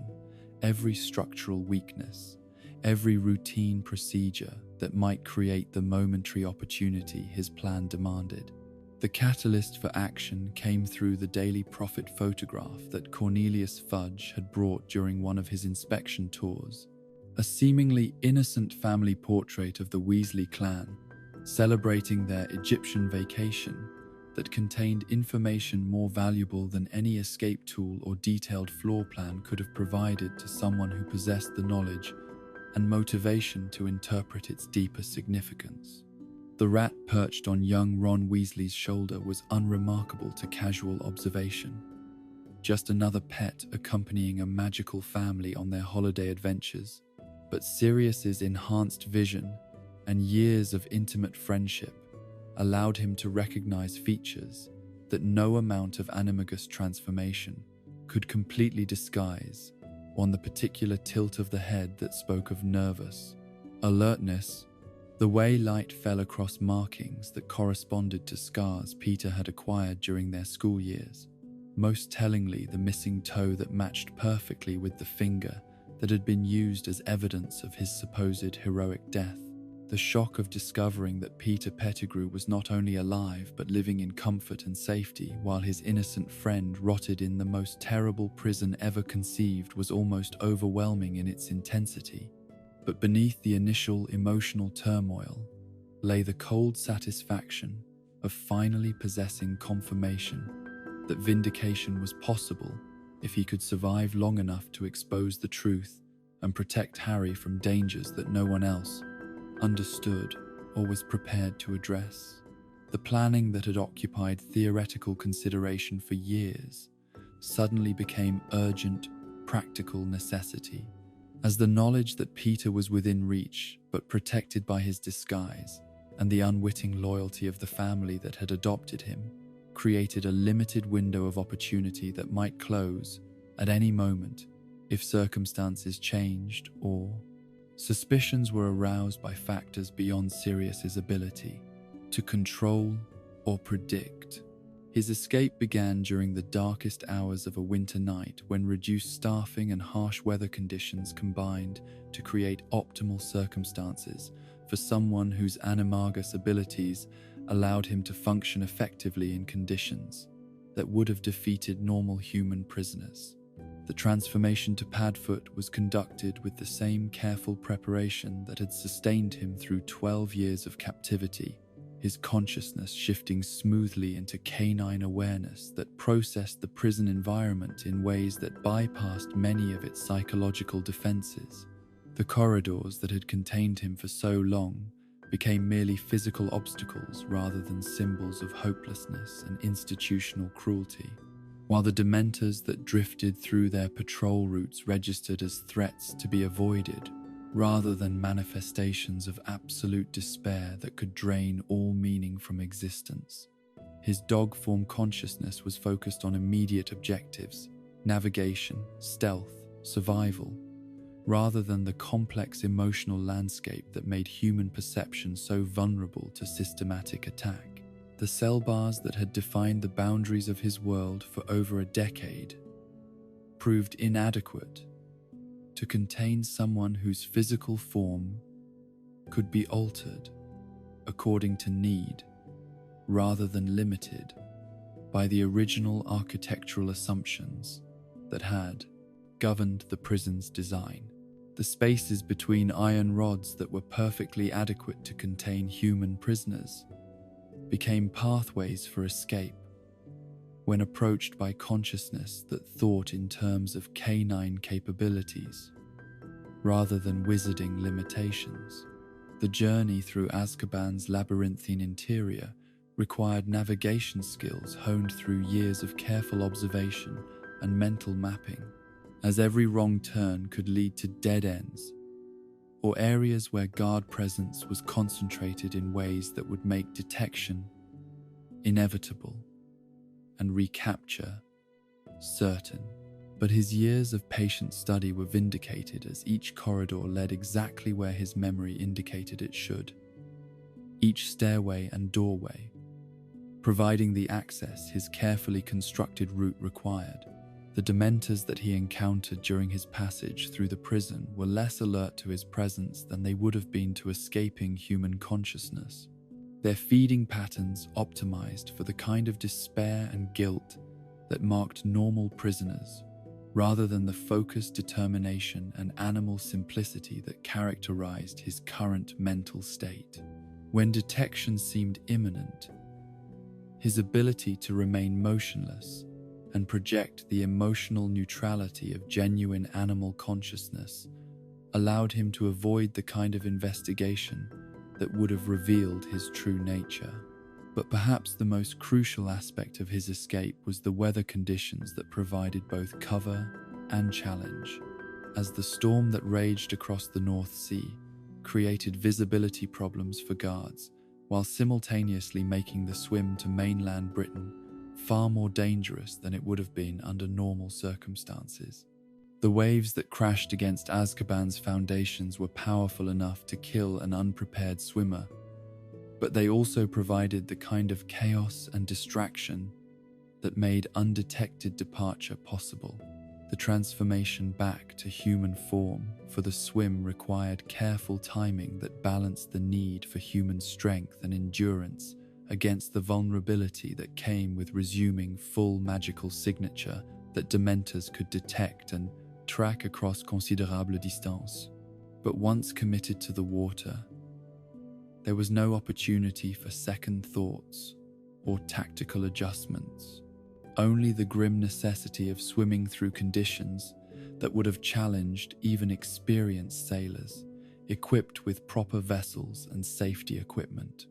The North Sea in winter was an environment that tested every aspect of his physical and magical endurance, its water so cold that prolonged exposure could cause death through hypothermia,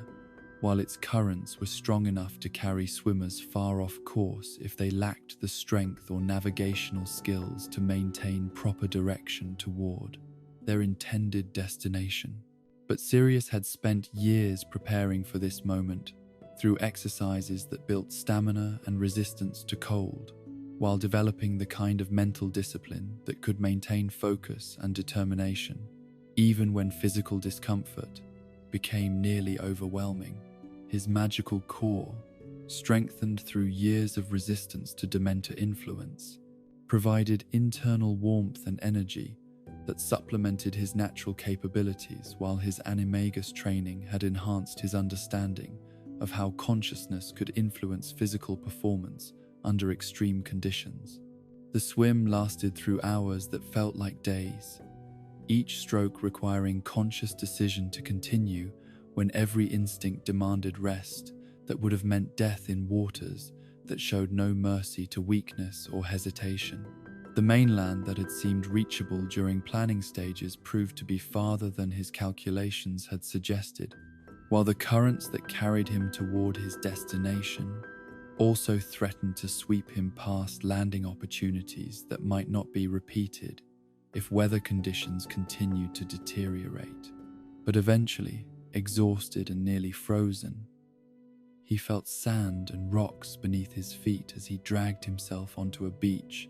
that represented freedom after 12 years of captivity. Though his immediate circumstances were hardly comfortable enough to permit celebration or extended rest, when discovery would mean immediate return to imprisonment that would be even more secure and hopeless than what he had escaped. The first priority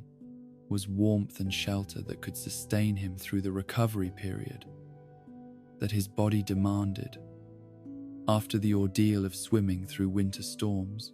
But finding such accommodations required resources and social connections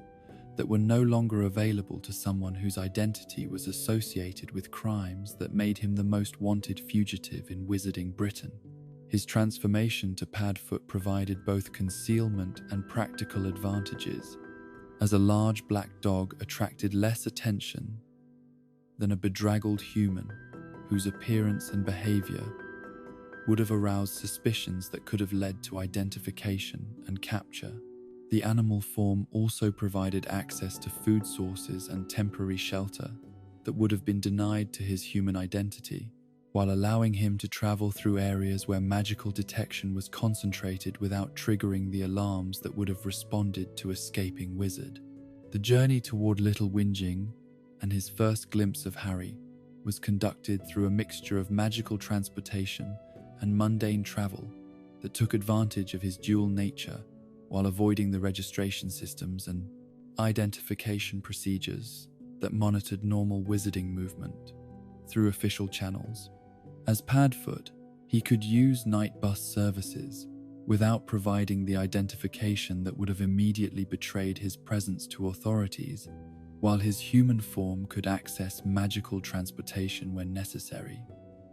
despite the risks such exposure entailed.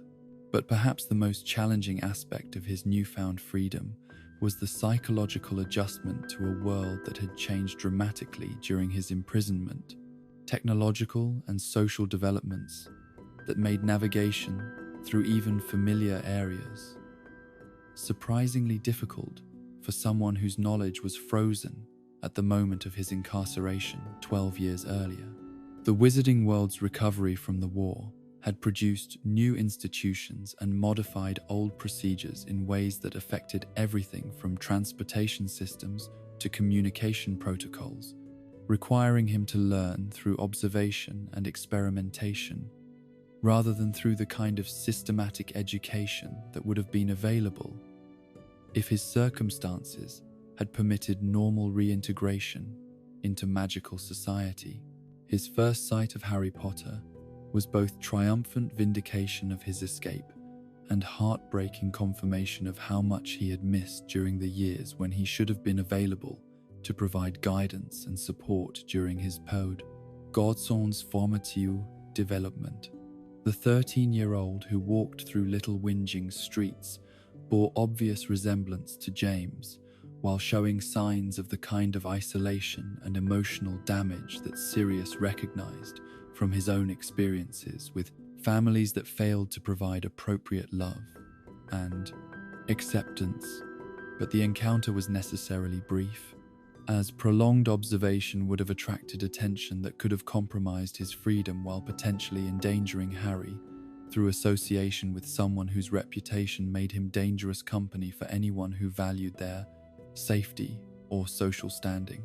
The night bus that interrupted their moment of connection provided both salvation and frustration, preventing discovery while simultaneously separating him from the person whose welfare had motivated his escape. The panic that his freedom created throughout the wizarding world was both satisfying and problematic, validating the significance of his achievement while making normal movement and activity nearly impossible, as authorities mobilized resources to recapture someone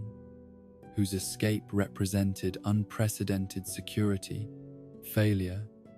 and potential threat to public safety. The media coverage that followed his escape portrayed him as a dangerous madman whose capture was essential to preventing mass murder,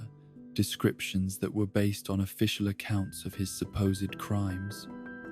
rather than actual evidence about his current intentions or capabilities. But the hysteria also provided useful cover,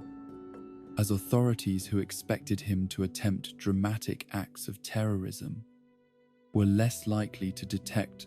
the kind of careful, patient surveillance that his actual plans required. Hogsmeade and the Forbidden Forest provided the kind of remote, magical environment where he could establish base of operations while remaining close enough to Hogwarts to monitor Harry's safety and gather intelligence about threats that might not be apparent to school authorities, whose security measures were designed to counter traditional dangers, rather than the sophisticated deceptions that had characterized Peter's betrayal. The alliance with Crookshanks was unexpected but invaluable, as Hermione Granger's cat possessed the kind of enhanced animal intelligence that could recognize his true nature, while understanding that his presence near the school was motivated by protective instincts rather than aggressive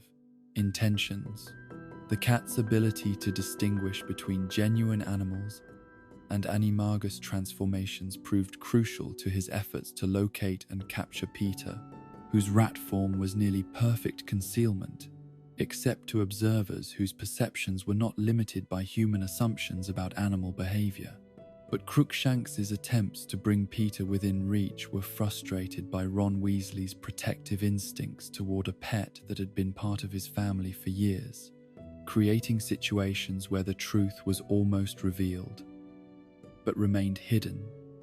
through coincidences and misunderstandings that served Peter's interests, while prolonging Sirius's difficulties in proving his innocence and exposing the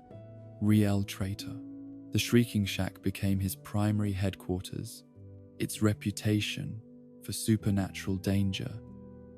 providing perfect cover for someone whose presence needed to remain secret, while its location offered access to Hogwarts through tunnels that had been constructed for very different purposes but could be adapted to serve current needs. The planning that occupied his time in the shack was necessarily complex, as any attempt to expose Peter would have to overcome not just the physical challenges of capturing someone whose rat form provided excellent concealment and escape opportunities, but also the psychological difficulties of convincing people that their fundamental assumptions about his guilt and Peter's heroic status were based on carefully constructed lies rather than established facts. His infiltration of Hogwarts through the secret passages required timing and nerve that drew upon every skill he had developed during his years as Marauder and Order member, as detection would have resulted in immediate capture, while failure to reach his objectives could have meant missing opportunities that might not be repeated if circumstances changed or security measures were enhanced. The attack on the fat lady's portrait was regrettable but necessary, as conventional methods of gaining entry to Gryffindor Tower would have required information and resources that were not available to someone operating outside normal channels, while her refusal to cooperate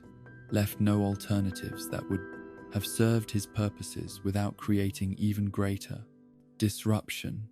His presence at the Quidditch match was motivated by desire to observe Harry's development and capabilities while gathering intelligence about potential threats that might not be apparent to casual observers. But it also provided opportunities to assess the security measures that protected students during high-visibility events when attacks might be most likely to occur.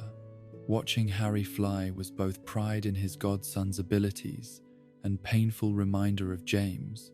whose own skills had been legendary during their school years,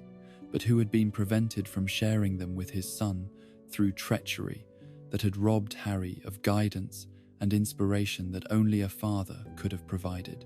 But the most crucial aspect of his surveillance was the gradual recognition that Harry was developing into someone whose moral courage and innate decency suggested that James and Lily's influence had somehow survived their deaths to shape their son's character, despite the limitations of his upbringing and the absence of proper magical guidance during his formative years. The passwords that Crookshanks obtained from Neville Longbottom provided access to Gryffindor dormitories, but the search for Peter proved frustrating, as the rat had apparently learned from previous close calls and was taking additional precautions to avoid discovery by someone whose presence at Hogwarts suggested that his secret identity might have been compromised. The confrontation in Ron's dormitory was both triumph and failure, as Sirius finally located his target, but was unable to complete his capture before being interrupted by the arrival of students whose presence complicated his plans while providing Peter with additional opportunities for escape and deception. But the most important development was the growing recognition that success would require not just capturing Peter, but convincing Harry and his friends that everything they believed about Sirius Black's guilt was wrong, that their understanding of events surrounding his parents' deaths was based on lies that had been carefully maintained through years of systematic deception by authorities who had preferred convenient explanations to difficult truths. The challenge of proving innocence to people who had no reason to trust him, while circumstances made extended explanation nearly impossible, would test every aspect of his character and capabilities, requiring him to overcome not just Peter's deceptions, but the institutional momentum that had sustained those deceptions for over a decade of false imprisonment and systematic character assassination. But for the first time since that terrible Halloween night when his world had been destroyed through betrayal and injustice, Sirius Black could see a path toward vindication and the possibility of reclaiming his role as Harry's protector and guide, though that path would require courage and wisdom that exceeded anything his previous experiences had demanded from someone whose entire adult life had been shaped by conflicts between loyalty and survival, truth and expedience, hope, and the kind of despair that could destroy souls stronger than his had proven to be. The moment when Ron Weasley emerged from Hagrid's hut with a rat clutched protectively against his chest was the culmination of months of patient surveillance and careful planning, representing not just opportunity for vindication, but the chance to protect Harry from dangers that no one else understood or was prepared to address through conventional means that had already proven inadequate against enemies whose sophistication exceeded anything the Wizarding World's security apparatus had been designed to counter. The drag through the tunnel beneath the Whomping Willow was conducted with the desperate efficiency of someone who understood that this might be his only chance to expose the truth before circumstances changed in ways that would make future attempts impossible. But the violence required to overcome Ron's resistance to abandoning his pet created moral complications that Sirius would have preferred to avoid if alternative methods had been available. But the sight of Peter Pettigrew in his natural form, cowering and whimpering after more than a decade of hiding behind the innocent facade that had protected him while his former friend suffered for crimes that Peter had committed and then arranged to have blamed on someone whose loyalty and friendship he had betrayed in the most comprehensive manner imaginable, was worth any amount of temporary discomfort or ethical ambiguity. The confrontation that followed was everything Sirius had dreamed of during 12 years of false imprisonment, as the person who had destroyed his life and murdered his best friends was finally exposed before witnesses who could testify to his survival and confirm the deceptions that had made his elaborate frame-up possible through systematic corruption of evidence and manipulation of official procedures. But Harry's immediate response was not the relief and gratitude that Sirius had expected, but rather the kind of protective fury that suggested James Potter's son had inherited not just his father's physical appearance, but his instinctive willingness to fight against overwhelming odds when people he cared about were threatened by forces that exceeded normal human capabilities or moral restraint. The physical confrontation between Godfather and Godson was brief but emotionally devastating, as Sirius found himself fighting against someone whose welfare had motivated every decision he had made since escaping from Azkaban, whose protection had been the driving force behind years of planning and sacrifice that had led to this moment of supposed triumph that was turning into disaster through misunderstanding that could not be quickly corrected. Harry's ability to overpower him was both impressive demonstration of magical development that would have made James proud and troubling indication of how much his own capabilities had been diminished through years of imprisonment, under conditions that had systematically destroyed physical strength while testing psychological endurance beyond normal human limits. But more significant than the physical outcome was the recognition that Harry's hostility was based on entirely reasonable assumptions about his guilt and dangerous intentions,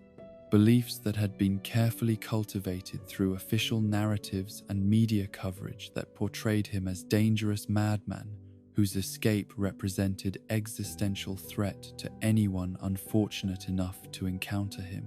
The arrival of Remus Lupin provided both salvation and additional complication,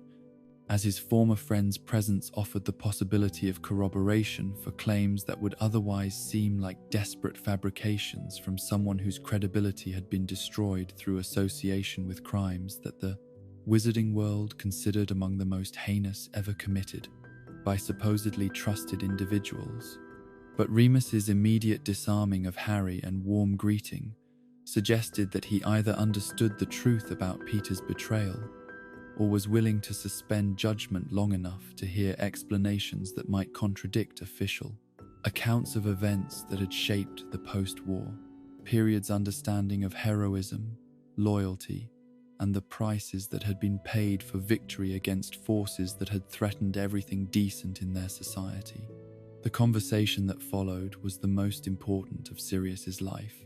as it represented his only opportunity to convince people who had every reason to distrust him that their fundamental assumptions about guilt and innocence, heroism and betrayal, justice and institutional reliability were based on lies that had been maintained through systematic deception by authorities, whose convenience had been served by avoiding difficult investigations. The evidence he presented was necessarily circumstantial, as the most compelling proof of his innocence was negative rather than positive, the absence of logical motivation for betraying people he loved more than his own life, the inconsistencies in official accounts that became apparent when examined by people who understood the personal relationships and political dynamics that had shaped the events in question. But perhaps most persuasive was his emotional authenticity, the genuine grief and rage that marked his descriptions of discovering James and Lily's bodies while understanding that his own trusted friend had been responsible for their deaths through treachery that exceeded normal human capacity, for moral evil, betrayal that had destroyed not just individual lives but faith in the possibility of trust and loyalty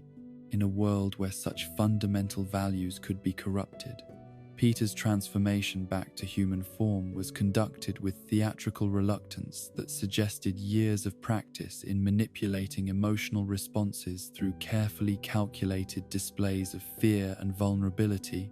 his assumption of victim status representing continuation of deception techniques that had served him well throughout his years of hiding among people whose compassion and decency made them vulnerable to exactly such psychological manipulation.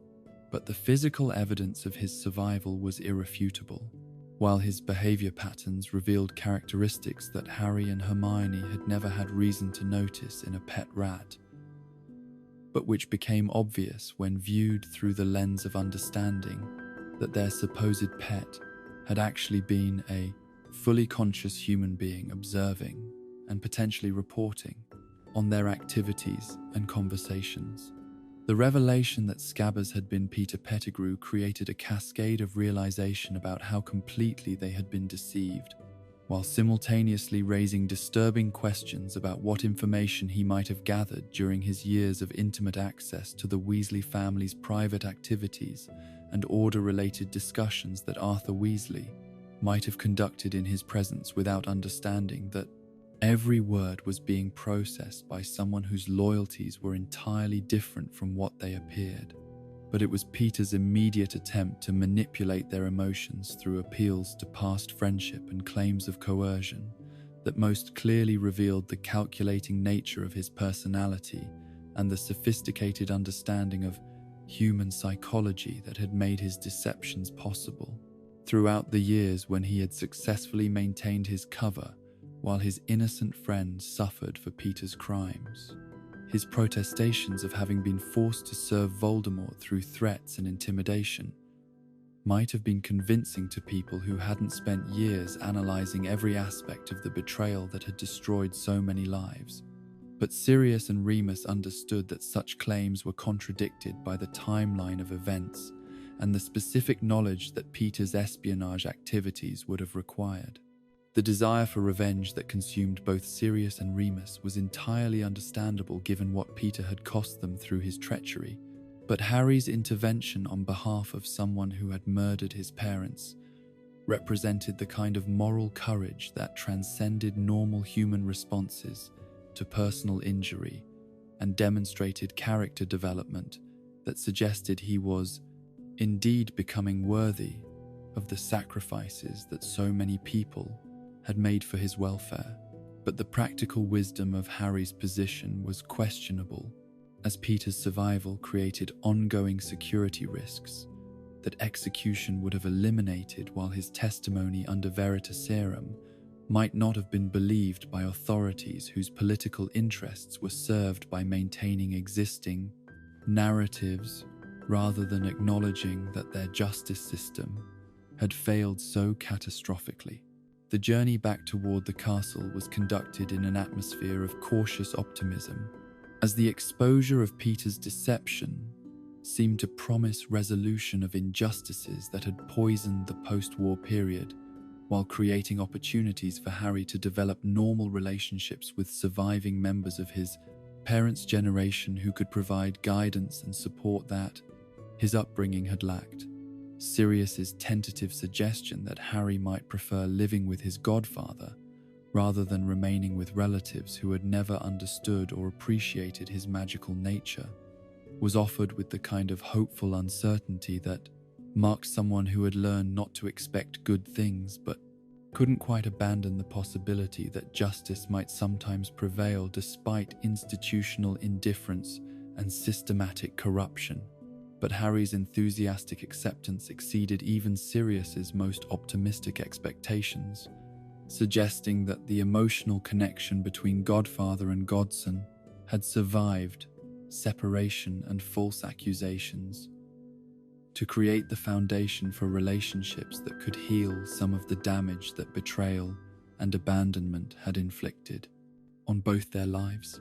The vision of freedom and family that seemed within reach during those precious moments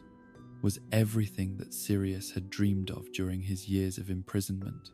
Validation that his suffering had not been meaningless if it led to opportunities for building the kind of life that James and Lily would have wanted for their son, guided by someone who understood both the magical heritage he carried and the personal sacrifices that heritage might require. But the full moon that rose as they emerged from the Whomping Willow's protection served as brutal reminder that their world was still governed by forces that were indifferent to human hopes and plans, cosmic cycles that demanded prices, regardless of whether those prices seemed fair or justified by the modest happiness they might temporarily interrupt.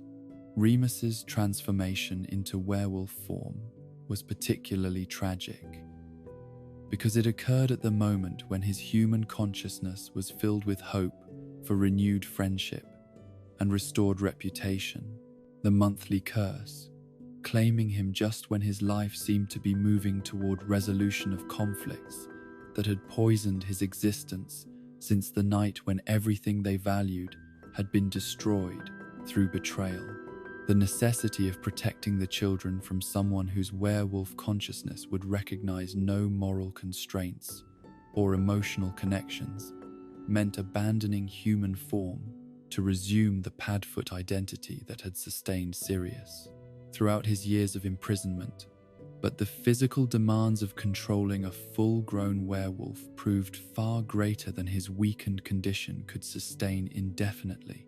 The battle between dog and werewolf was conducted with the desperate intensity of life or death struggle, but it was also marked by the terrible recognition that he was fighting someone whose human consciousness would be horrified by any harm inflicted on friends during transformed state, creating moral complications that made necessary violence emotionally devastating even when it was clearly justified by circumstances. But his weakened condition,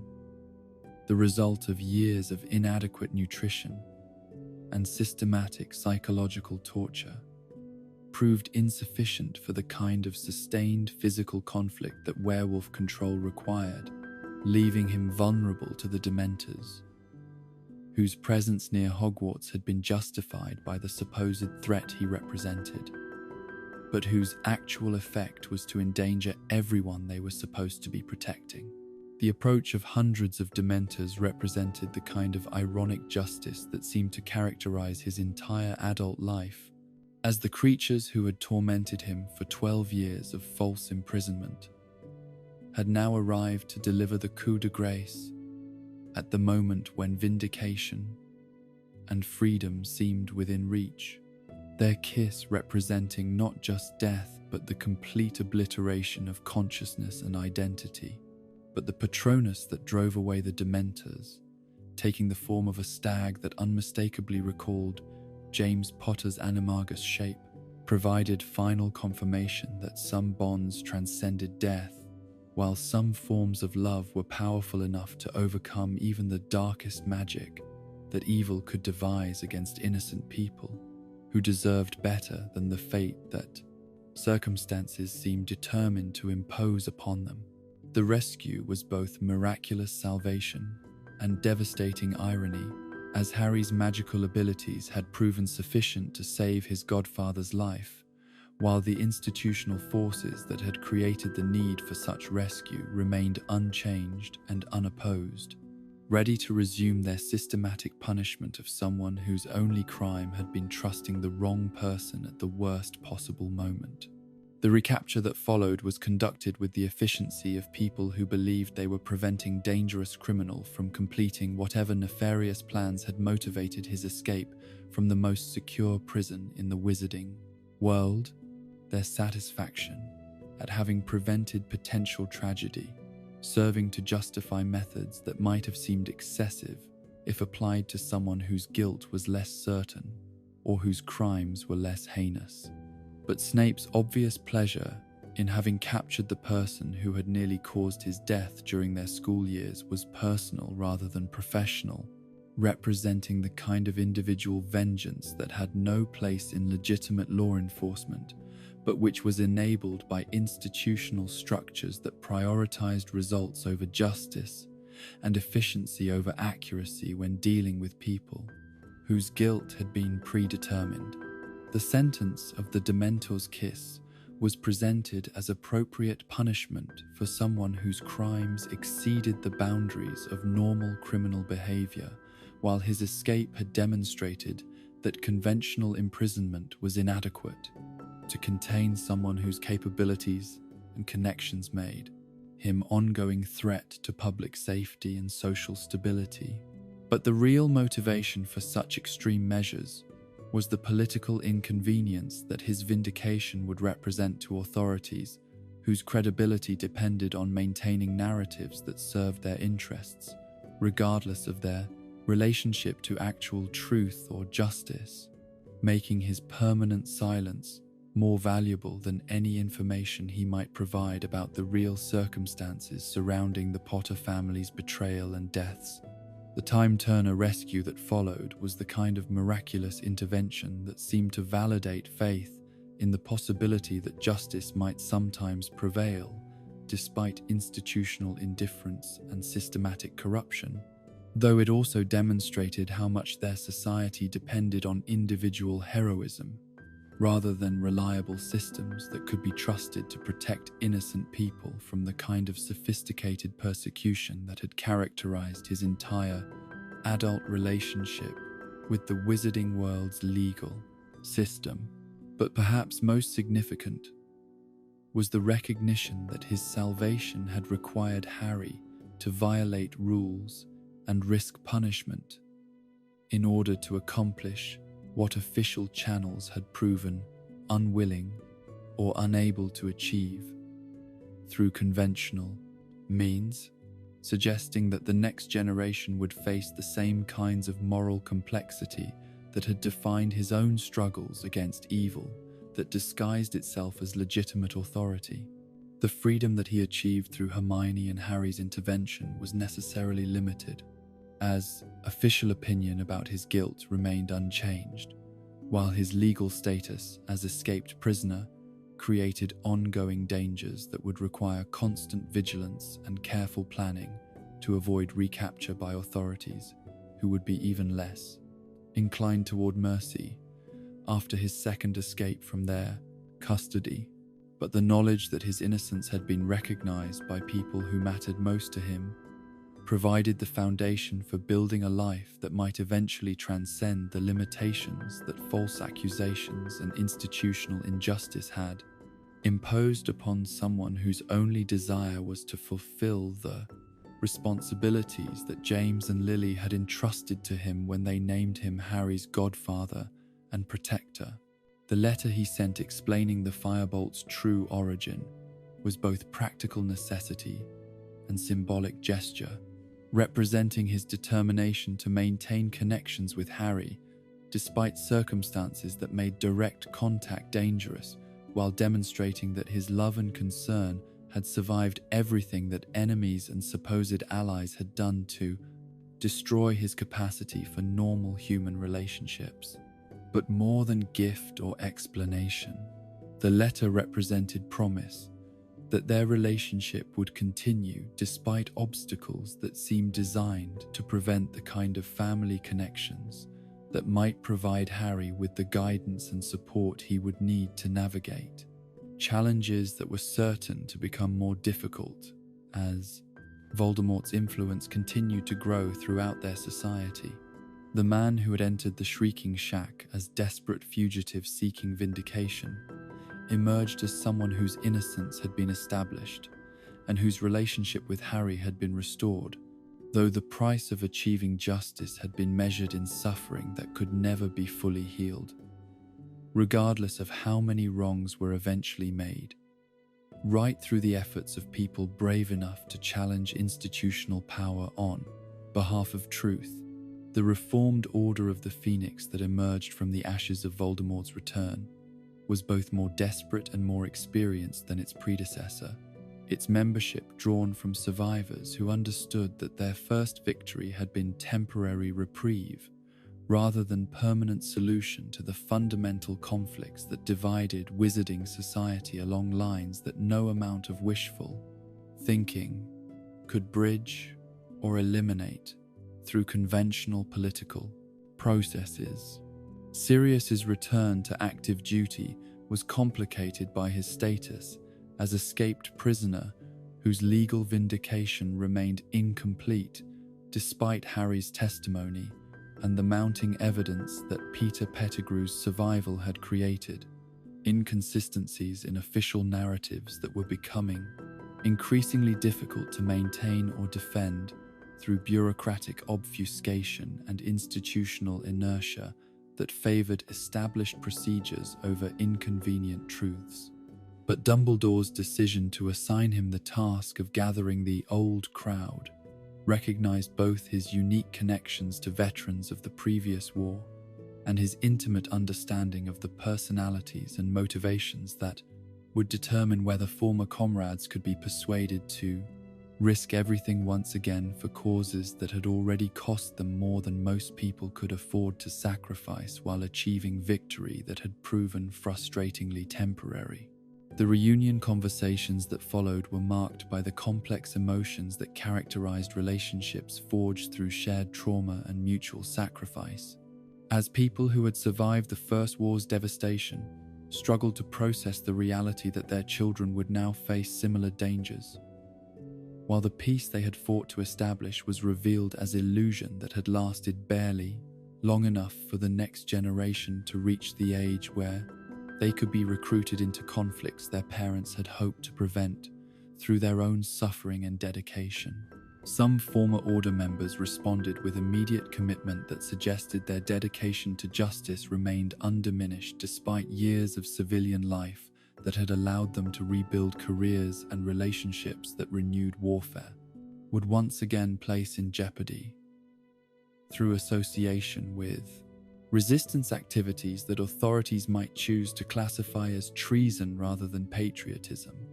depending on political calculations that had little to do with actual morality or public welfare. But others had been changed by peace in ways that made return to active combat psychologically impossible, their capacity for violence and sacrifice having been exhausted during the previous conflict in ways that left them capable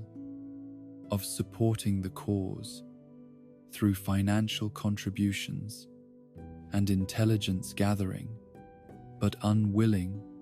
or unable to resume the kind of direct confrontation with evil that required absolute commitment to outcomes that might not be achieved within their lifetimes. The most difficult conversations were with families whose losses during the First War had been so devastating that renewed involvement would require risking the few precious connections that had survived previous devastation. Parents who understood that joining the Order might mean leaving their children orphaned, or spouses who recognized that their love might not be sufficient to sustain marriages that were subjected to the kind of pressure that underground warfare inevitably created between competing loyalties and obligations. Grimold Place's transformation from monument to pure blood supremacy into headquarters for the organization dedicated to destroying everything the Black family had historically represented was both deeply satisfying and profoundly unsettling for Sirius, whose childhood memories of the house were dominated by experiences that had shaped his understanding of evil, while demonstrating how easily hatred could disguise itself as tradition and respectability. The cleaning that was required before the house could serve its new purpose was both practical necessity and symbolic exorcism, as years of neglect had allowed dark arts contamination to accumulate in ways that made the building genuinely dangerous to inhabitants, whose magical signatures were incompatible with the protective spells that had been designed to serve pure blood interests, while harming anyone who opposed their ideology or challenged their authority. But more challenging than physical renovation was the psychological adjustment required to live surrounded by portraits and artifacts that embodied everything he had spent his adult life opposing. Constant reminders of the hatred and prejudice that had shaped his character through rebellion, while demonstrating how completely his own family had embraced beliefs that he now understood to be not just wrong, but actively evil in their implications and applications. The portrait of his mother Walburga presented particular difficulties, as her painted consciousness retained all the venom and fanaticism that had characterized her living personality, while her magical preservation allowed her to continue expressing pure-blood supremacist views with the same venomous intensity that had made his childhood a battleground between family expectations and personal conscience. Her shrieks of outrage at discovering that her ancestral home was being used to harbor blood traitors and Muggle lovers were audible throughout the house, despite the best efforts of Order members to silence or contain her rantings, creating an atmosphere where even routine conversations were conducted against a background of accusations and condemnations that revealed the depth of hatred that pure blood ideology could generate toward anyone who challenged its fundamental premises. But perhaps the most painful aspect of living in Grimmauld Place was the constant reminder of what his family could have become if they had chosen love over hatred, service over supremacy, justice over the kind of privilege that was purchased through systematic oppression of people whose only crime was being born into circumstances that pure-blood ideology classified as inherently inferior and therefore deserving of whatever treatment their supposed superiors chose to inflict upon them. The house elf creature represented all the moral complexities that characterized Sirius's relationship with his heritage, as the creature's obvious devotion to black family traditions made him potentially dangerous to Order security, while his genuine grief for the family members who had died serving causes that Sirius opposed created ethical dilemmas about treatment of someone whose loyalty was absolute but misdirected toward objectives that threatened everything decent people valued. The isolation that his circumstances required was perhaps the cruelest aspect of his new existence, as official orders preventing him from leaving. Grimmauld Place transformed someone whose nature craved action and human connection into a prisoner within his own ancestral home, surrounded by reminders of everything he had rejected while being prevented from participating directly in the activities that gave meaning to his continued existence. The depression that gradually consumed him during the months of enforced inactivity was deepened by recognition that his years in Azkaban had been almost preferable to this new form of captivity, as physical imprisonment had at least been accompanied by the knowledge that he was suffering unjustly, while his current situation was voluntary confinement that served legitimate strategic purposes, but felt no less stifling for being rationally justified. His attempts to contribute to Order activities through research and planning were frustrated by the recognition that his knowledge was increasingly outdated, while his understanding of current political and social dynamics was limited by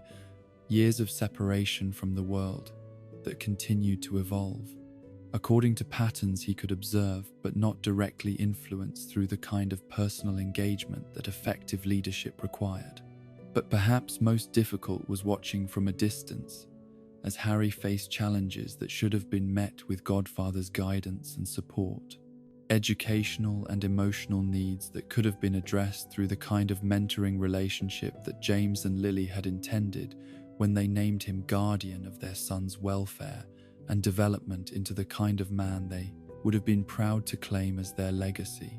The brief escape he made to see Harry off to Hogwarts provided temporary relief from the suffocating atmosphere of Grimmauld Place, while demonstrating how much he craved normal interactions and ordinary activities that most people took for granted, but which his circumstances had made precious, through their rarity and the risks their pursuit required from someone whose freedom depended on avoiding detection by authorities who remained committed to his recapture. Draco Malfoy's comment about Harry's pet dog was both troubling indication that his animagus abilities were not providing the concealment he had believed they offered, and reminder that enemies were always watching for opportunities to gather intelligence that could be used against Order members whose security depended on maintaining separation between their public identities and resistance activities.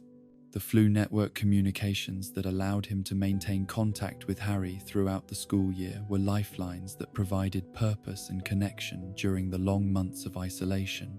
but they also created additional risks as Dolores Umbridge's investigation of unauthorized magical communications brought Ministry attention dangerously close to discovering the methods that Order members used to coordinate their activities. His encouragement of Harry's defiance toward Umbridge's educational reforms reflected both his natural rebellious instincts and his understanding that institutional authority that served unjust purposes deserved challenge rather than compliance. But it also demonstrated how his own psychological needs for vicarious action were potentially compromising his judgment about what advice was appropriate for someone whose circumstances were different from his own. The formation of Dumbledore's army represented exactly the kind of practical education that Harry needed to develop the skills and knowledge that would be required for survival in the conflict that was consuming their society. But Sirius's enthusiastic support for activities that violated school regulations revealed how his isolation was affecting his ability to distinguish between necessary risks and dangerous indulgences that might provide emotional satisfaction while serving no legitimate strategic purpose. His willingness to answer Harry's questions about Order activities and Voldemort's objectives was motivated by genuine belief that knowledge was preferable to ignorance when facing enemies who would exploit confusion and uncertainty to achieve tactical advantages. But other Order members worried that such comprehensive briefings were inappropriate for someone whose age and circumstances made him vulnerable to pressures that adult operatives were better equipped to handle. The warning about Snape's occlumency lessons reflected his persistent suspicions about someone whose loyalty he had never been able to accept despite Dumbledore's assurances. Personal animosity from their school years, combining with legitimate concerns about trusting someone whose background included documented service to forces that Order members were risking their lives to oppose through activities that required absolute reliability from every participant. But the most significant challenge he faced during this period was the gradual recognition that his role in Harry's life was necessarily limited by circumstances that made normal godfather relationships impossible, regardless of how much both of them might desire the kind of connection that his imprisonment and Harry's dangerous circumstances prevented them from developing through conventional means. The Christmas period that brought the Weasley family and Harry to Grimmauld Place provided the happiest moments he had experienced since before his false imprisonment, as the house that had been monument to hatred was temporarily transformed into a home filled with the kind of love and acceptance that his childhood there had never known but which he had always craved. The presence of children whose laughter echoed through rooms where only condemnation and prejudice had previously been heard created atmosphere of hope and renewal that reminded him why their struggle was worthwhile despite the enormous personal costs that victory would require from people who had already sacrificed more than any reasonable definition of duty or patriotism could justify or demand. But even these precious moments of happiness were overshadowed by awareness that they were temporary respites from conflicts that would resume with renewed intensity once the holiday ended and everyone returned to their regular activities, that involved constant danger for people whose commitment to justice made them targets for enemies whose resources and determination exceeded anything that individual courage or tactical brilliance could overcome, without institutional support that remained frustratingly unavailable. The attack on Arthur Weasley that brought the family to Grimmauld Place was both immediate crisis, requiring emergency response, and warning about the escalating dangers that everyone connected to Order activities would face as Voldemort's power grew and his followers became bolder in their attacks on anyone whose resistance threatened their vision of pure blood supremacy, restored through systematic elimination of opposition voices. But the successful treatment of Arthur's injuries demonstrated that their cause was not hopeless,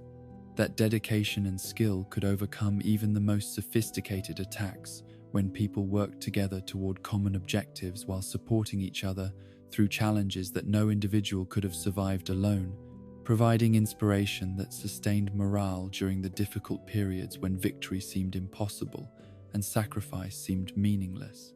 The bonds that developed between Sirius and the younger Weasley children during their extended stay at Grimmauld Place provided him with opportunities to experience the kind of family relationships that his own childhood had lacked while giving them exposure to someone whose life experiences could teach lessons about courage and moral complexity that their parents might have found difficult to convey through conventional educational approaches. But perhaps most important was the recognition that love could transform even the most poisoned environments, that human connection could overcome the hatred and prejudice that had shaped Grimmauld Place's atmosphere for centuries, that hope was possible even in circumstances that seemed designed to crush everything decent and noble about human nature and aspiration. The man who had entered his ancestral home as bitter refugee, seeking shelter, discovered during that Christmas season that he was capable of finding joy, even in the midst of war,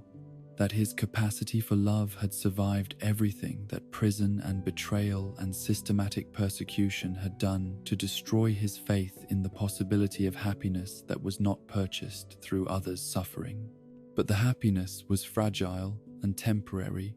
vulnerable to forces beyond his control, that would soon test every bond of affection and loyalty that had been forged through shared struggle against enemies whose power was growing, while their own resources remained limited by political considerations and strategic constraints that prevented them from employing the kind of overwhelming force that decisive victory might require. The stage was being set for confrontations that would determine not just the outcome of their current conflict, but the future of wizarding civilization itself. Battles that would demand everything from people who had already given more than anyone should have been asked to sacrifice for causes that transcended individual survival, while requiring exactly such sacrifice from those brave enough or foolish enough to believe that some things were worth dying for. The manipulation that would destroy Sirius Black began not with direct assault, but with the insidious invasion of Harry Potter's dreams, as Voldemort's mastery of legilimency allowed him to plant visions and emotional impressions that felt completely authentic to someone whose natural protective instincts made him vulnerable to exactly this form of psychological warfare that bypassed rational defenses to strike at the deepest levels of love and loyalty that defined his character. The vision that consumed Harry's sleeping mind was crafted with diabolical precision to exploit his greatest fears while triggering responses that would serve Voldemort's strategic objectives, showing Sirius imprisoned and tortured in the Department of Mysteries, while enemy voices gloated about finally having captured the escaped prisoner whose freedom had represented an ongoing irritation to Death Eater operations and ministry. Credibility. The authenticity of the vision was enhanced through Harry's own memories of his godfather's suffering in Azkaban and his intimate knowledge of Sirius's psychological vulnerabilities, as Voldemort's access to Harry's mind allowed him to incorporate details that only someone with genuine concern for Sirius's welfare would have recognized as significant indicators of distress and immediate danger requiring immediate rescue, regardless of personal risk or strategic considerations. But the most insidious aspect of the manipulation was the way it transformed Harry's greatest strength, his willingness to sacrifice himself for those he loved, into weapon against both himself and the people he was trying to protect, as Voldemort understood that someone driven by such powerful protective instincts would be incapable of rational calculation when faced with apparent evidence that his inaction was allowing innocent suffering to continue. The urgency that drove Harry's response to the vision was exactly what Voldemort had intended to create, as panic and desperation would prevent the kind of careful verification and strategic planning that might have revealed the deception, while ensuring that Order members would be drawn into confrontations that had been specifically prepared to maximize casualties among resistance leadership whose elimination would cripple organized opposition to Death Eater objectives. Harry's attempts to confirm Sirius's location through Floo network communication were frustrated by the absence of response from Grimmauld Place, but this silence was interpreted as confirmation of capture rather than evidence that Sirius was safely engaged in Order activities that required him to be away from the house during the specific time when Harry was attempting to make contact through methods that had previously provided reliable access to his godfather's guidance and support. The decision to travel to London, accompanied by his closest friends, represented both loyalty and tactical error, as Harry's determination to attempt rescue regardless of odds was admirable in its courage, but played directly into enemy plans that required Order members to expose themselves to attacks that had been carefully prepared using intelligence gathered through months of surveillance and strategic planning that took advantage of their predictable responses to apparent crises. The journey through London's magical transportation network was conducted under concealment that would have been adequate against casual observation, but was insufficient to prevent detection by enemies who had been monitoring Order, movements, and communications while developing countermeasures, specifically designed to track and intercept rescue attempts that their psychological manipulation was intended to provoke. The Department of Mysteries itself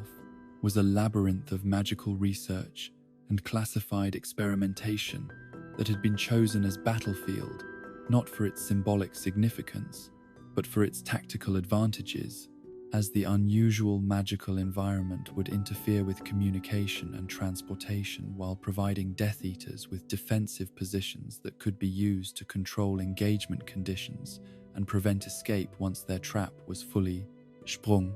The students' progress through the department's various chambers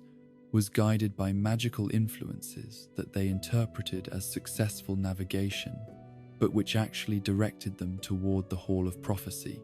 where Voldemort's true objective waited in the form of knowledge that could provide crucial advantages in the conflict that was consuming wizarding society, while revealing information that had shaped the war's entire strategic context. But the ambush that awaited them was more comprehensive than simple capture operation, as Lucius Malfoy and his fellow Death Eaters had been instructed to extract maximum intelligence value from their prisoners while demonstrating the futility of resistance against forces whose resources and determination exceeded anything that individual courage or youthful idealism could overcome through conventional heroics or desperate improvisation.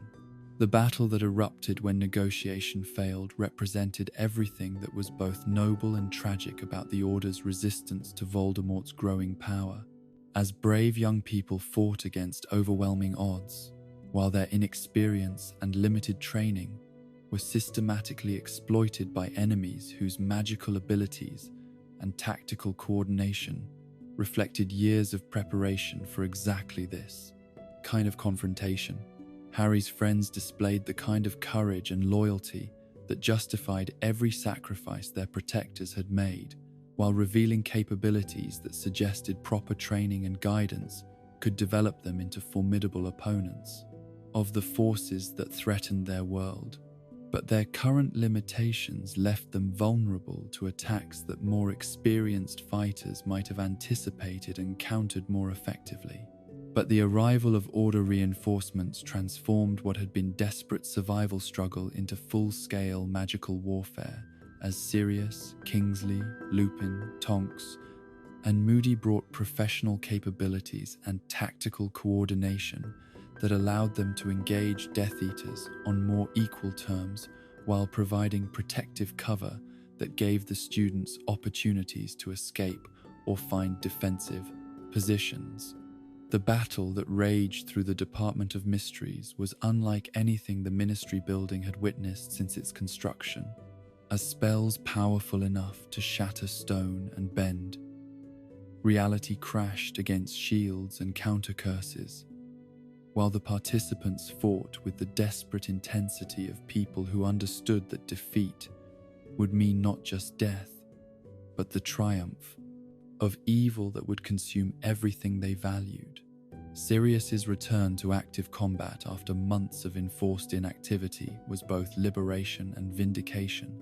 as his skills proved undiminished by captivity, while his presence on the battlefield demonstrated to enemies and allies alike that reports of his psychological deterioration had been greatly exaggerated by people who had underestimated his resilience and capacity for renewal when circumstances allowed him to resume his proper role as protector and fighter. His engagement with multiple Death Eaters simultaneously showcased magical abilities that had been refined through years of warfare and hardship, techniques that combined raw power with tactical sophistication, while demonstrating why his reputation had made him one of the most feared names among Voldemort's followers during the previous conflict, when his capture and false imprisonment had removed a significant obstacle to their operations. But perhaps most important was the joy that marked his return to active service, the obvious satisfaction he derived from finally being able to strike back at forces that had stolen so many years of his life, while threatening the people whose welfare mattered more to him than his own survival or safety, emotions that energized his magic while providing psychological armor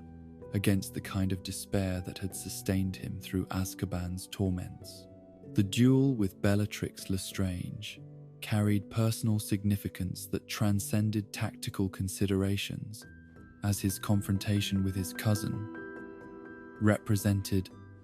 everything that was wrong with the pure blood ideology that had poisoned his childhood, while demonstrating how completely different choices about family loyalty and moral obligation could lead to positions that made former relatives into mortal enemies whose existence threatened everything decent people valued. Bellatrix's skills were formidable, and her commitment to Voldemort's cause was absolute. But her techniques revealed the limitations that came from serving evil rather than justice, as her magic was corrupted by hatred and sadism, while her tactical thinking was compromised by overconfidence that prevented her from recognizing genuine threats until they had achieved decisive advantages. But Sirius's momentary lapse in concentration, the instant when victory seemed assured, and his attention shifted toward concern for Harry's welfare rather than maintaining focus on immediate threats, provided the opening that his cousin needed to demonstrate why dark wizards were so dangerous, even when they appeared to be defeated or contained through superior skill and tactical positioning. The spell that struck him was not immediately fatal, but rather something more insidious and ultimately more devastating. A curse that disrupted the magical bonds between soul and body, while creating the kind of disorientation that made resistance or escape impossible for someone whose consciousness was being systematically separated from the physical form that had housed it throughout his entire existence. The veil of death that dominated the Death Chamber was an ancient magical artifact whose purpose and properties were imperfectly understood even by the researchers who studied it, but its function as gateway between life and whatever lay beyond was immediately apparent to anyone who witnessed its effects on those unfortunate enough to fall within its influence, while lacking the magical protection or physical anchoring that might have provided salvation. But for Sirius, falling toward the veil was not simply death but transition to unknown state of existence that might offer different forms of consciousness or experience, though the nature of such existence remained mysterious to those who witnessed his passage, while understanding that recovery or communication across that boundary was impossible through any magical means currently known to wizarding science. Harry's desperate attempt to reach his godfather before the veil could claim him was prevented by Remus Lupin's restraining grip, as the older man understood that additional deaths would not restore what had been lost, while recognizing that Harry's survival was essential to hopes for ultimate victory against forces that had already claimed too many good people, whose sacrifice would be meaningless if their cause was abandoned by survivors who allowed grief to overcome strategic necessity. But the rage and anguish that consumed Harry in the moments following Sirius's death were entirely understandable and completely justified, as he had lost not just his godfather, but the only person who represented direct connection to his parents and the family relationships that his upbringing had denied him, while circumstances had prevented them from developing the kind of bond that both of them had craved throughout their separation. The pursuit of Bellatrix through the Ministry's corridors was driven by need for justice rather than mere revenge, though the distinction was perhaps academic when applied to someone whose actions had destroyed the last connection Harry possessed to the family that Voldemort's followers had already taken from him through betrayal and murder that exceeded normal human capacity for evil and cruelty. But Harry's attempt to use the Cruciatus Curse revealed both the depth of his pain and the fundamental differences between his character and that of his enemies, as his inability to sustain the torture curse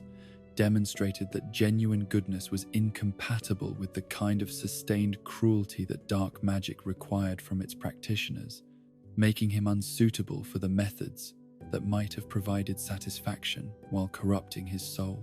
Voldemort's arrival at the Ministry represented the culmination of his manipulation, while providing him with the direct confrontation with Harry that he had been maneuvering to achieve through means that had cost Sirius his life, but had also accomplished the Dark Lord's primary objective of drawing his nemesis into circumstances where their conflict could be resolved through personal combat rather than the kind of strategic warfare that had characterized their previous encounters. But the duel between Dumbledore and Voldemort that followed demonstrated capabilities that exceeded anything witnessed by most of the observers,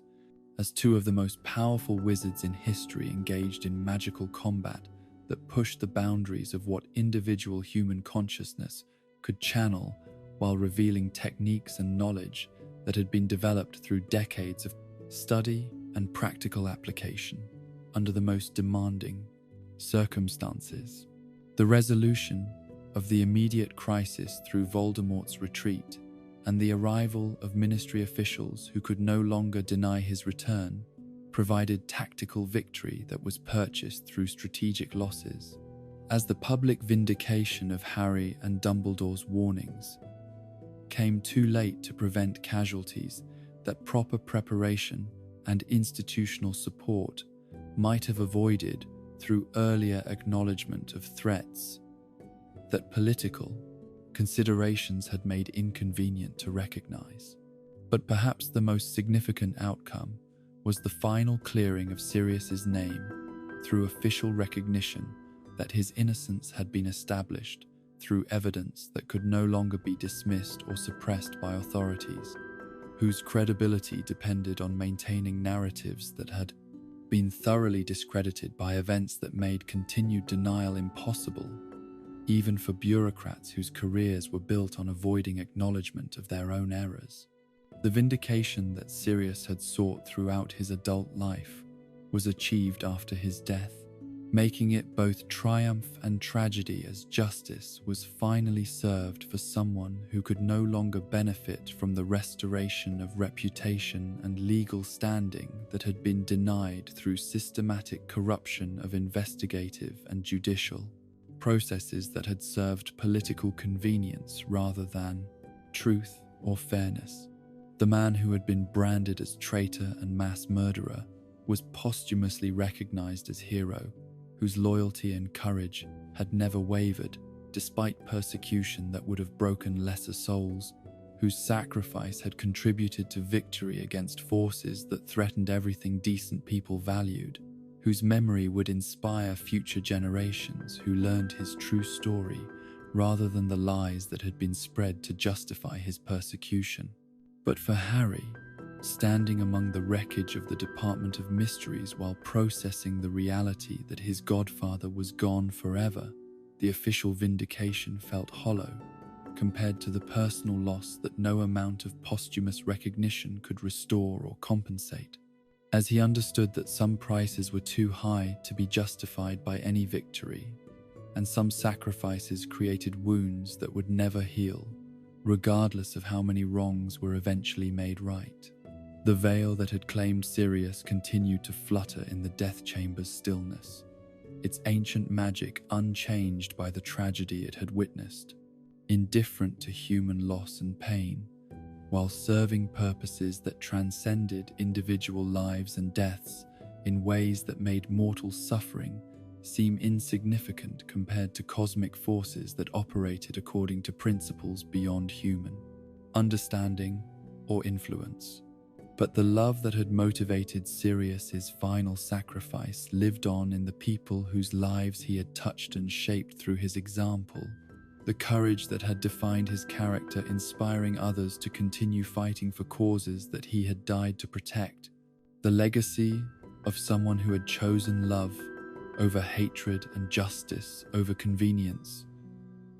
despite every incentive to embrace the cynicism and moral compromise that circumstances might have seemed to justify. The boy who had survived because his godfather had died protecting him carried forward not just grief, but obligation to honor that sacrifice through choices and actions that would validate the faith that so many people had placed in his potential to accomplish what others could not achieve through conventional means or individual heroics. Understanding that love created responsibilities that death could not dissolve or circumstances diminish. In the death chamber, where ancient magic had claimed another victim, silence settled over stones that had witnessed countless tragedies, while holding secrets that might never be fully understood by those who survived, to mourn what had been lost, and commit themselves to ensuring that such losses served purposes worthy of the prices that had been paid by people who deserved better than the fate that war had imposed upon them. Rest now, young wizard, as our tale of Sirius Black draws to its gentle close. In the quiet darkness of this magical hour, let yourself be comforted by the memory of a man who chose love over legacy, friendship over family, and courage over comfort. His star may have fallen through the veil, but its light continues to shine in every choice Harry Potter makes, every stand against darkness, every moment when love proves stronger than blood. As you drift toward dreams, remember that true nobility isn't found in ancient names or pure bloodlines, but in the daily choice to stand with those who need protection, to rebel against hatred, to find family among friends when birth family fails you. Sirius's greatest magic wasn't his animagus transformation, but his ability to love completely despite being raised without love, to remain loyal despite being betrayed, to keep fighting despite losing everything. Sleep well, knowing that somewhere beyond the veil, Padfoot runs free under starlit skies, and his love watches over those who remember that the family we choose is often stronger than the family we're born into. Sweet dreams, and may you find the courage of Sirius Black to be exactly who you were meant to be, no matter what others expect.